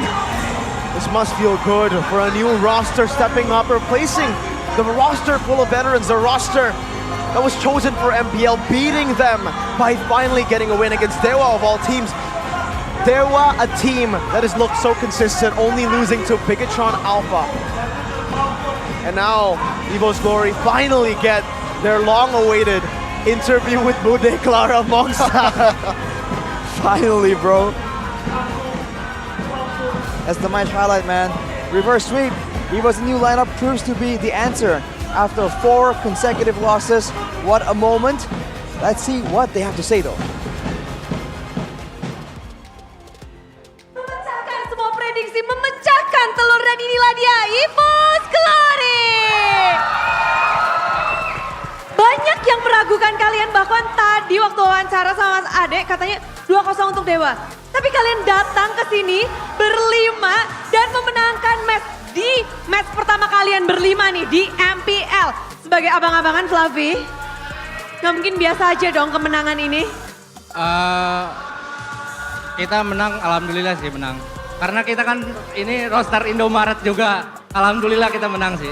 Senang banget. Tapi gimana sih dengan kamu melihat banyak sekali yang meragukan roster baru? Apa? Banyak yang meragukan, walaupun udah ganti roster pun tetap diragukan Evos gitu. Seperti contohnya tadi Mas Ade ya. Gimana kamu ngeliat orang-orang ragu itu? Ya kita cuma bisa buktiin sih. Nggak ngasih janji juga, tapi kita cuma bisa buktiin kalau kita Indomaret terbaik. Iya ada janji, hanya ada bukti. Dan mereka yang terbaik. Oke, ini menarik di mana kita ngeliat juga ini berlima baru banget loh. Semuanya menjajaki season 13. Hari ini berlima, rame-rame tanpa adanya mungkin. Dari mana kalian mungkin ada, gimana caranya kalian bisa beradaptasi dengan cepat di panggung MPL yang besar ini? Siapa nih yang mau jawab nih? Klaukun. Klaukun katanya mau jawab, Klaukun. Ada jimat. Ada jimat, siapa jimatnya? Klaukun. Klaukun kamu jimat? Halo Klaukun, kamu akhirnya kita sudah mendengar nama Klaukun. Namun ini adalah perdanamu di MPL Klaukun. Bagaimana merasakan panggung MPL di tengah-tengah tekanan yang begitu besar untuk memecahkan lustrik juga? Senang. Akhirnya bisa di MPL? Iya. Iya. Namun gimana kamu ngeliat banyak banget nih ya yang rame banget mengharapkan kemenangan untuk Evos. Apakah itu menjadi dorongan untuk Evos? Ya, kan kayak biasanya sih. Ada ini gak sih misalnya kalian mempersiapkan MPL berbeda dari mungkin liga-liga yang lain ataupun mungkin yang sebelum-sebelumnya kalian lakukan, di MPL kalian lakukan untuk persiapkan ini? Lempar. Tapi tadi juga kita ada Natko dan juga Anavel. Dulu namanya Nea ya, Anavel ya. Kenapa ganti nama nih? Karena melepas sial aja sih. Oh gitu. Oke. Kalau Anavel sendiri itu dari mana? Dari karakter game. Oke. Dan tentu saja kayak akhirnya kamu naik ke sini dan membuahkan hasil yang baik juga. Seperti apa untuk kalian mempersiapkan diri di MPL? Ya paling screen seperti biasa, terus kita kalau udah nyampe di stage ya main seperti biasanya aja sih di screen. Main seperti biasa. Dan kita ngelihat juga besok kalian tuh akan langsung menghadapi Derby Classic. Dreams, Derby Classic. Kalian baru naik, besoknya udah Derby Classic loh Dreams. Ya. Apakah kalian siap menghadapi lawan yang memang paling tangguh, bisa dibilang ini Derby Classic dari season ke season sangat hangat? Siap banget. Siap banget, kamu siap banget? Kamu Siap pengen banget. ketemu siapa? Nungguin siapa? Skylar. Ingin Skylar turun. Gimana kamu melihat Skylar? Jago sih, tapi lebih jago gua. Mantap! Ini yang dicari. Kamu datang dari out of nowhere, kamu belum pernah MDL dan langsung ke sini, tapi kamu berani melihat Skylar yang sudah bisa dibilang veteran juga di MPL. Bagaimana kamu nge-build kepercayaan diri ini? Ya pede aja udah. Pede aja. Kalau Skylar punya Cloud, kamu punya apa? Harit aja udah. Harit aja udah. Kali ini kalian udah ngedapetin kemenangan pecah telur 2-1 juga. Besok bakal gimana nih lawan RRQ? Ya 2-0 lah. Amin. Amin. Semuanya langsung berseru. Kamu langsung ke panggung MPL. Siapa yang mengajarkanmu untuk kuat, untuk bermental seperti ini, bermain apik pula? Semuanya lah teman-teman dari Evos. Dari Evos, kalian mempersiapkan diri ke MPL ini sebenarnya udah lama gak sih? Atau baru? Gak terlalu lama lah. Wow, belum terlalu lama tapi udah seperti ini Sehari ya. apa? Gak nyampe berapa bulan. Berarti bentar banget ya. Tadi ada yang bilang gak nyampe sehari. Apakah benar? Tapi Dreams, ini banyak banget fans yang menantikan, kalian menantikan kemenangan dari Evos yang begitu lama akhirnya mereka dapatkan di minggu ketiga ini. Kamu mau menyampaikan sesuatu gak sih kepada fans di seluruh Indonesia dan bahkan seluruh dunia yang mendukung kalian juga dan haus akan kemenangan dari Evos Glory? Ya untuk Evos Fans sama Evos Garis Keras, terima kasih lah. Selalu support kita. Walaupun lagi kalah, walaupun lagi menang, tetap dukung lah. Sehat-sehat terus ya. Sehat-sehat terus ya. Tapi gimana kalian kalau dari Dreams, Derby Classic besok kamu akan kembali ke Derby Classic Dreams setelah beberapa kali kamu melalui Derby Classic. Kalau dari Dreams akan seperti apa nih Derby Classic? Lebih seru lah. Lebih seru karena apakah kamu punya senjata rahasia untuk melawan RRQ? Gak ada sih, kayak biasa aja udah mainnya. Kayak biasa aja udah mainnya. Dan inilah dia, satu pertarungan yang begitu luar biasa yang udah dinantikan oleh Evos Fans. Mendapatkan pecah telur. Sekali lagi mari kasih tepuk tangan untuk tim Evos Glory. Congratulations. Dan caster, bedah, what happened?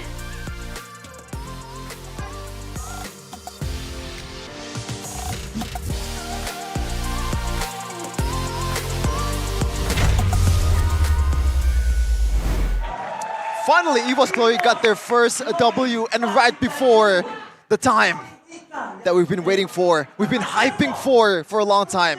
Finally, the matchup of the century. Well, not really, but still. Classic Derby is waiting for the White Tigers. It's RRQ versus Evos Glory.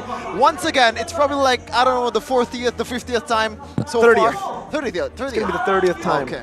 I believe. Get Get it right. Get it right, Sheffin. We don't know Sorry. either, but get it right, bro. It's the classic derby. Evos Glory, they've already set things up. They declared war against the Kings of Kings by spamming those emotes in-game. And then out of the game, Natko was asked the question, yo, what do you think about Skylar? He said, what did he say, Arashi, earlier? There's a headline as well. Skylar's good, but I'm better. Natko He ain't me, though. challenging one of the best goal laners, arguably the best goal laner in MPL ID, according to a lot of people. Classic Derby 30 from generation to generation. No, to regeneration. To regeneration. The fact is, the player of the match, again and again, has been very dynamic in these classic derbies. You just do not know what is going to happen. So who's next, right? What's the next big thing? With all these new names showing up for Evos, going up against the new faces on RRQ, who the heck's going to take the player of the match? Well, technically, Coach Fren, I believe, in his Instagram story, has been teasing us that someone is coming back. Who do you think is gonna be, Rashi? What? Have you heard of it? Naomi, is it? No? No way. Naomi? Right, What? this Naomi was there. I mean, Dyron! There's some options. Lemon! Sin, It's Lemon. Rex. It's Vin! Vin! Vin. Oh, no, it's Sin. I meant to say Sin. Wrong alphabet. R7! Oh, R7. You know what? I really miss R7. Or get this. I really do. They get the legend from M1, Taturu. Oh, I don't think she's... Or Mr. AP! Royal Rumble just walks in the cage. Oh my god. That would be funny. That would be wild, man. That was going to break the internet. Yeah, But hey, just walks up on let's stage. slow down for a bit. Player of the match for that insane series presented to you by official tournament smartphone Samsung Galaxy. It's Clocken, the Japanese Claw. Clocken. And Dude, what a- legit, right after the first win, Dewa was like, will you win? He's like, nah, I'd win. Look at this pose. Yep. He Gojoing, man. That's crazy. It goes to the page. For sure, man. Once everyone or like someone is in his domain, he just pounds on them with his claw, not the fangs. The new weapon for Evos, I guess. The new offensive. Player of the match highlights by the official gold partner UBS Gold though shows you again that he was just very creative with the playmaking, and he just knows how to get in the back line. Again and again in the previous games, we already mentioned how, hey, it's just like Keys and Watt, they're kind of vulnerable to these dive-in heroes, but no one from Evos has been able to get there and really seal the deal, right? It was the box chain game number 2, and he didn't do enough damage. But now you put Clockman in a situation with the last Insanity as well. Look at this, man. The backline was just completely non-existent. Watt keeps getting deleted, and Keys was not having a good time at all. Even with the Purify, he is just bullied, ping-ponged all over the place, and Natco, he was just feeling himself, man. What is going on there? I think it's a mix of like a really good mechanics and also a bit of a disrespect from Watt. The 1v2, like that should not happen, man. You should know that Harith can do this with the shields, with the lifesteal if he has actually concentrated energy. I don't think he has it, but still, it's a force to reckon against a carry. Yeah. And the end of they were 13k gold. Very significant, but the way that game ended as well, it was so close, so intense, all the way till the end. You could not ask for a better series right now. If you're an Evos fans, the way all that played out, it's just chef's kiss, bro. Chef's kiss, chef's kiss. Whoa, what? Hang on. That is not what I meant. But yeah, still, as the late and great Kobe Bryant would say, the job is not done for Evos. They're looking for glory, and it doesn't stop here, right? Exactly. 1W, but still, there's still a lot more to do if you want to get through the end, get the championship, maybe possibly beat the Onic, and represent Indonesia in MSC. A tough task. Whoa, wait. Well, the name is Glory, so that's the only glory that's available in this. How far Remember, forward are this you is the holy traveling right roster, now? though, right? So one step at a time. They just one step. Sheffin, they beat one team. Let's take it slow, still. You know, we still have a lot of time. There's still a long season. First game, up they ahead. changed this much to the second game. Then they changed again in the third game. So next game, there's gonna be AP Bren. Yeah. What? Is that what you're trying to say, Sheffin? No. I'm not beefing with Filipinos anymore. Okay. He learned his lesson. Yep.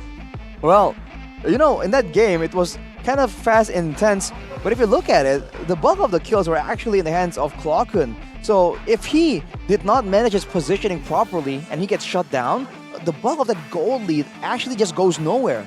But the fact that he understands his role here, being the guy who kept quote-unquote securing all of the kills, he just knows how to use it efficiently, even before Natco really got online. So, like you mentioned, Shevin, it's a lot of improvement in a very short amount of time.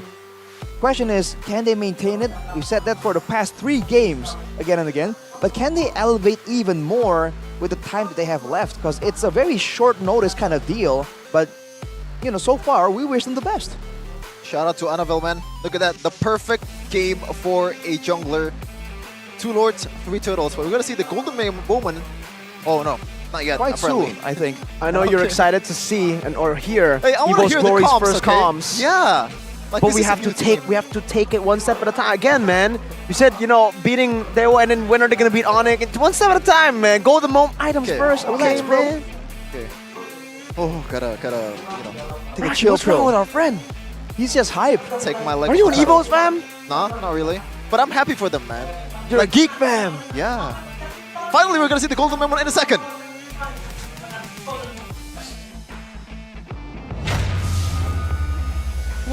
Gua ada naga juga nih. Kasih gua hajar depan-depan ya, guys. Sini lihat gua konsen dirot. Ayo, brother. Gua Petri tuh. Ya. Bisa kah? Bisa ini. Aman. Gue imo. Pelan-pelan lah, guys. Aman, bisa. Lihat Brunonya, Nek. Sikat, Nek. Aman. Gue cek. Menang. Kalem, boy. Rata. Kalem aja. Aman aja, boy. Gua usah teriak-teriak, boy. Kalem aja. Sorry, boy. Terlalu bersemangat nih, Goco. Yoi, aman aja kelas, brother. Okay, as that said, in that last moment, calm. I should probably calm when the players are calm too. Well, they weren't that calm. You know, we talked about how there's a gap in experience. I mean, they're showing like a bit more hype, like the good old days. You know, they're not that cool, calm, collected machine just yet. They're still going. Let's go. Oh, hey, calm down. Let's go. And you love to see it, right? That's what makes it so relatable, because you guys have been there before, right? In your own ranked games, and you know these pro players are just on a higher level, but we're not that much different. Yeah, the frustration, the journey, and also the euphoria when you actually win the game on a tough game too, after a long losing streak. I've never been there because I've never suffered a long losing streak. Oh, really? Yeah. Even in my solo games, I'm that good. I'm him.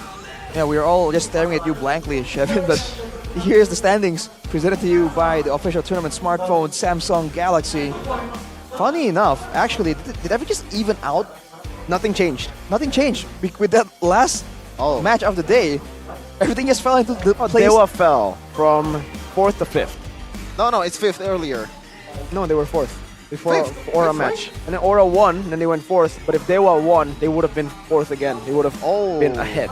But now because they lost, they are below Aura. I see. So, you know, so much for the excitement, but still, 9th, even though like they're still 9th, the first W is something to be celebrated for all of the EVOS fans out there. Shevin, slow down, okay? Live in the moment, okay? You're trying to play the long investment. Should I bandwagon to EVOS? What? Nah, just kidding. What kind of question is that? Do you not like how GeekFam plays? No, they I beat love Evos Glory. I love GeekFam. GeekFam to death. Okay. That was a very quick change of heart, Shevin. Should I? Nah. Just joking around, man. But Pikachu Alpha, Onic, Alter Ego, then Aura, the big four so far. The Boar. The Boar? No, Boar. Big It's A. Oh, the fourth one is A. I thought this is R. I'm Boar. sorry. Boar. Pikachu, Onic, Alter Ego, Aura. Yeah, what? It doesn't even say Boar. No, it like says Boar. Yeah, he's saying he misread A. it. I thought it was R. This was R. So he's saying I am Boar. dyslexic, alright? I'm dyslexic. Boar. But like, I want to ask you guys something. The top 4, like, is it to your expectation? Because this looks like no. The yes. Yes? Really? I'll just say yes because you know. Shush, Miko. We don't want to hear that right now. I do expect RRQ to be in top 4, but sadly, not the best prediction out there. Hey, we don't talk about this yet, bro. No, it's my prediction, alright? I'm able to say that. Let's talk about this though. RQ and Evos tomorrow. Ooh, 2-5 and 3-9, 29%. Game rate is kind of the same though, so I'm looking forward to it. It's gonna be a really interesting matchup, but this is the full schedule tomorrow. Aura versus PTR. Oh man, the first in the standings and the up-and-coming threat to the throne of Onic. The second one though, Rashi, you want to talk about it? Well, it's the Classic Derby. We've been hyping it all. We've always been hyping the Classic Derby, and somehow, some way, regardless of how both teams are doing, it never fails to be a banger. But I would like to highlight the fact that for all three of us, tomorrow, all of our teams are playing. Oh. And not against each other, so hey. RQ, GTR, GeekFam. Geek versus AE. This is two teams that holds a lot of family values. We're El Familia versus Geek Fam. It's literally in the name Geek Fam. So community. Even if they lose or win, they're still gonna be family. As like the Dominic Toretto would say, it's all about family. Okay, relax, Vin Diesel. Relax, Toretto. Slow down. See, you move so fast, bro. You're trying to... Oh, you're a bit too fast. You're about too furious. Because it's all about family. I was confused. Slow down. I was confused, like, who the hell is Vin Diesel? Then I realized that Dominic Toretto is Vin Diesel. Bro, please, right? help. Send help. My bad. Send help. Hey, I'm fasting, alright? I'm fasting. You've broken your fast. Okay, this is a Friday, but I'm feeling Saturdays right now. Well, look at this. Go ahead and wear it and try to read. Can you read with that? I can't with the definitely sunglasses? read. Can you And read now, without that? I'm not the only 2 eyes in the desk. 4 eyes, 4 eyes, 4 eyes. Exactly. Now we have, man, I wanted to say 6 eyes, you know, but this really doesn't add up to 6. 6? Where's the 6? I wanted to say 6 eyes. I don't get it. Anyways, the MVP collection gear up for the launch of Saturdays and MPL ID collaboration on March 4th. This eyewear is the secret weapon for dominating the battlefield. Available at www.tomorrow, no I'm joking, Saturdays, because it's tomorrow.com and all Saturday stores. For more information, follow at Saturdays.lifestyle and their TikTok. Well, actually, no, both. It's Saturdays.lifestyle for both, their IG and their TikTok. Look at him. He's looking at the lights. I feel like and it doesn't even hurt his eyes because he's got those sunglasses, yo. I'm rejuvenated. I feel like I'm a new person. I can see things that you cannot see. All right, well, predict tomorrow then. RRQ is going to lose 1-2. Excuse me? Okay. Okay, we'll see, buddy. We'll see. You're looking at sounds right now. What about Geek Fam Alter Ego? Geek Fam will win 3-0. Okay, and then the first match, BTR or Aura? I think it's gonna be a draw 2-2. What? A draw, What? 2-2. I can see things that you cannot see, okay? So Just shut up. You're literally looking at sounds right now. What are you talking about? Maybe I'm looking at sounds. The sounds of the earth. The sounds of the... What? This guy is acting like this and he hasn't even watched Dune, by the way. What's a tune? See, he doesn't even know. And he's Lisan al-Gaib. I don't know what that is. Exactly. But Sounds you'll Arabic remember. though. Sounds Arabic, which I like. Okay, Yeah, fair. We are already rejuvenated. I already tried my Saturdays. Probably gonna take this home. You can't. I can? You can't. You can. You cannot. All No, right. okay? That's for us on the desk. I'm We have gonna to use lobby it someone. together. Yeah. But yeah, tomorrow will be a 3-game match day in the Saturdays. You're usually, if you have a couple, if you have someone to go to MPL Arena, then go for it. Go here in EXO Hall, and don't forget, while you're at it, like when it's not on the weekdays, we still have some Mobile Legends action in MDL, in Parabanas Institute. You can also come there in person without any money whatsoever. You just go there, like not bringing anything. Well, you have to bring your clothes or like wear it, but yeah, no money at all. That's right. Just watch it.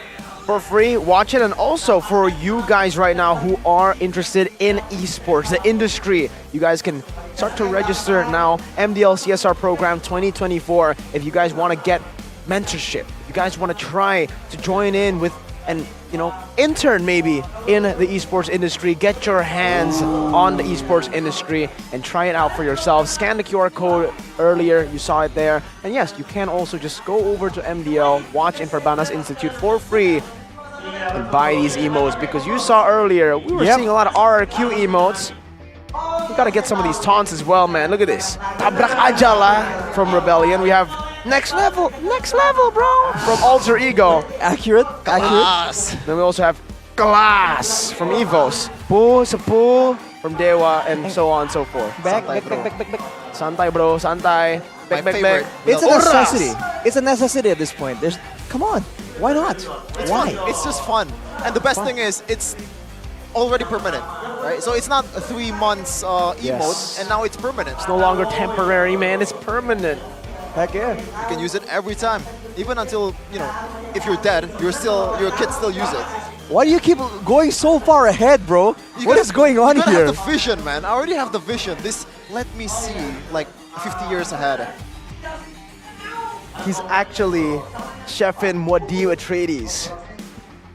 He's having visions. Lisan al-Gaib. Lisan al-Gaib. He's as written, well, man. You can't tell what you saw. What? I'm not gonna try We to waited see. for you to peer into the future. Okay. Put it back on now. Who's going to be the MPL ID Season 13 champion? Ooh. Hot take, alright? A very hot take. Hot take. I thought you said you're gonna predict, you're gonna see the future. Oh, yeah. How is it a okay, hot okay. take if It's it not a happens? take. Just call it out, bro. Come on. It's probably gonna be Onic. Oh, okay. So You there heard you it go. here first, guys. It's probably gonna be Onic, he says. If Onic doesn't win, no, let's not do that. Let's not go there. But yeah. What a throwback. But I can see in the future, this broadcast gonna end, and we're gonna throw it to Bude Klaramong Star. Wow. Rashi, can you do me the favor? Throw it. Bude. Did it work? Do me the favor. Bude.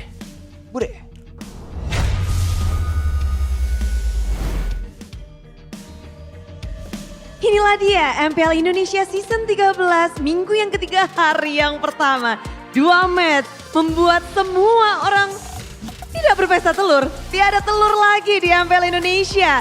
Tiada yang selalu menang dan tiada yang selalu kalah.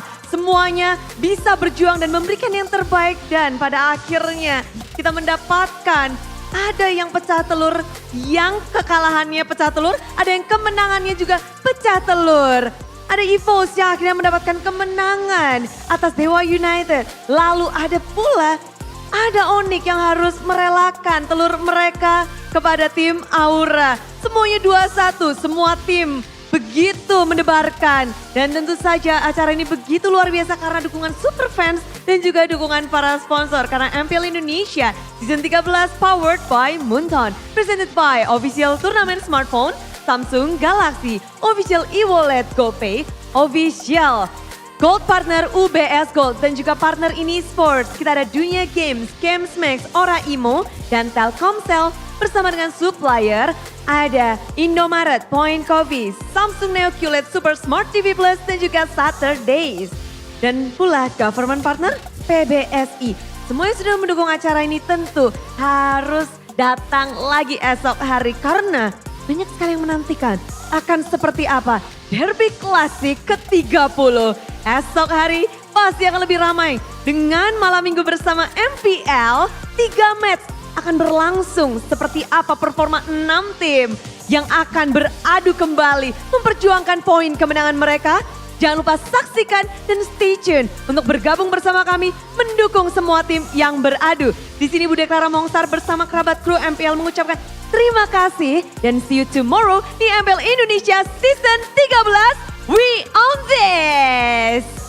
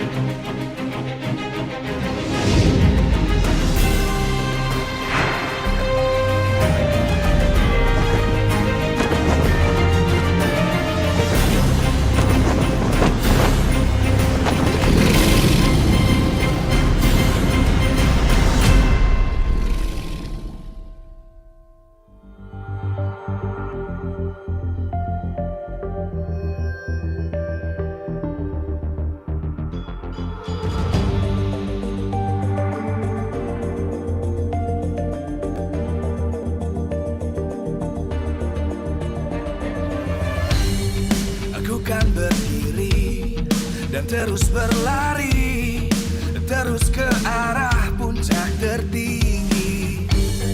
Ku takkan berhenti, hanya sampai di sini. Kemenangan abadi menanti. You know we won't miss if we unite our focus. And if you haven't noticed, we all live. Nyalakan apimu, hadapi semua tantangan, hadang semua serangan, jatuh bukan halangan. Bakar semangatmu, janganlah engkau menyerah. Kita akan buat sejarah. We all this, we won't miss. We all this, we won't miss. Saatnya beraksi, jalani ambisi. Aku kan menyawa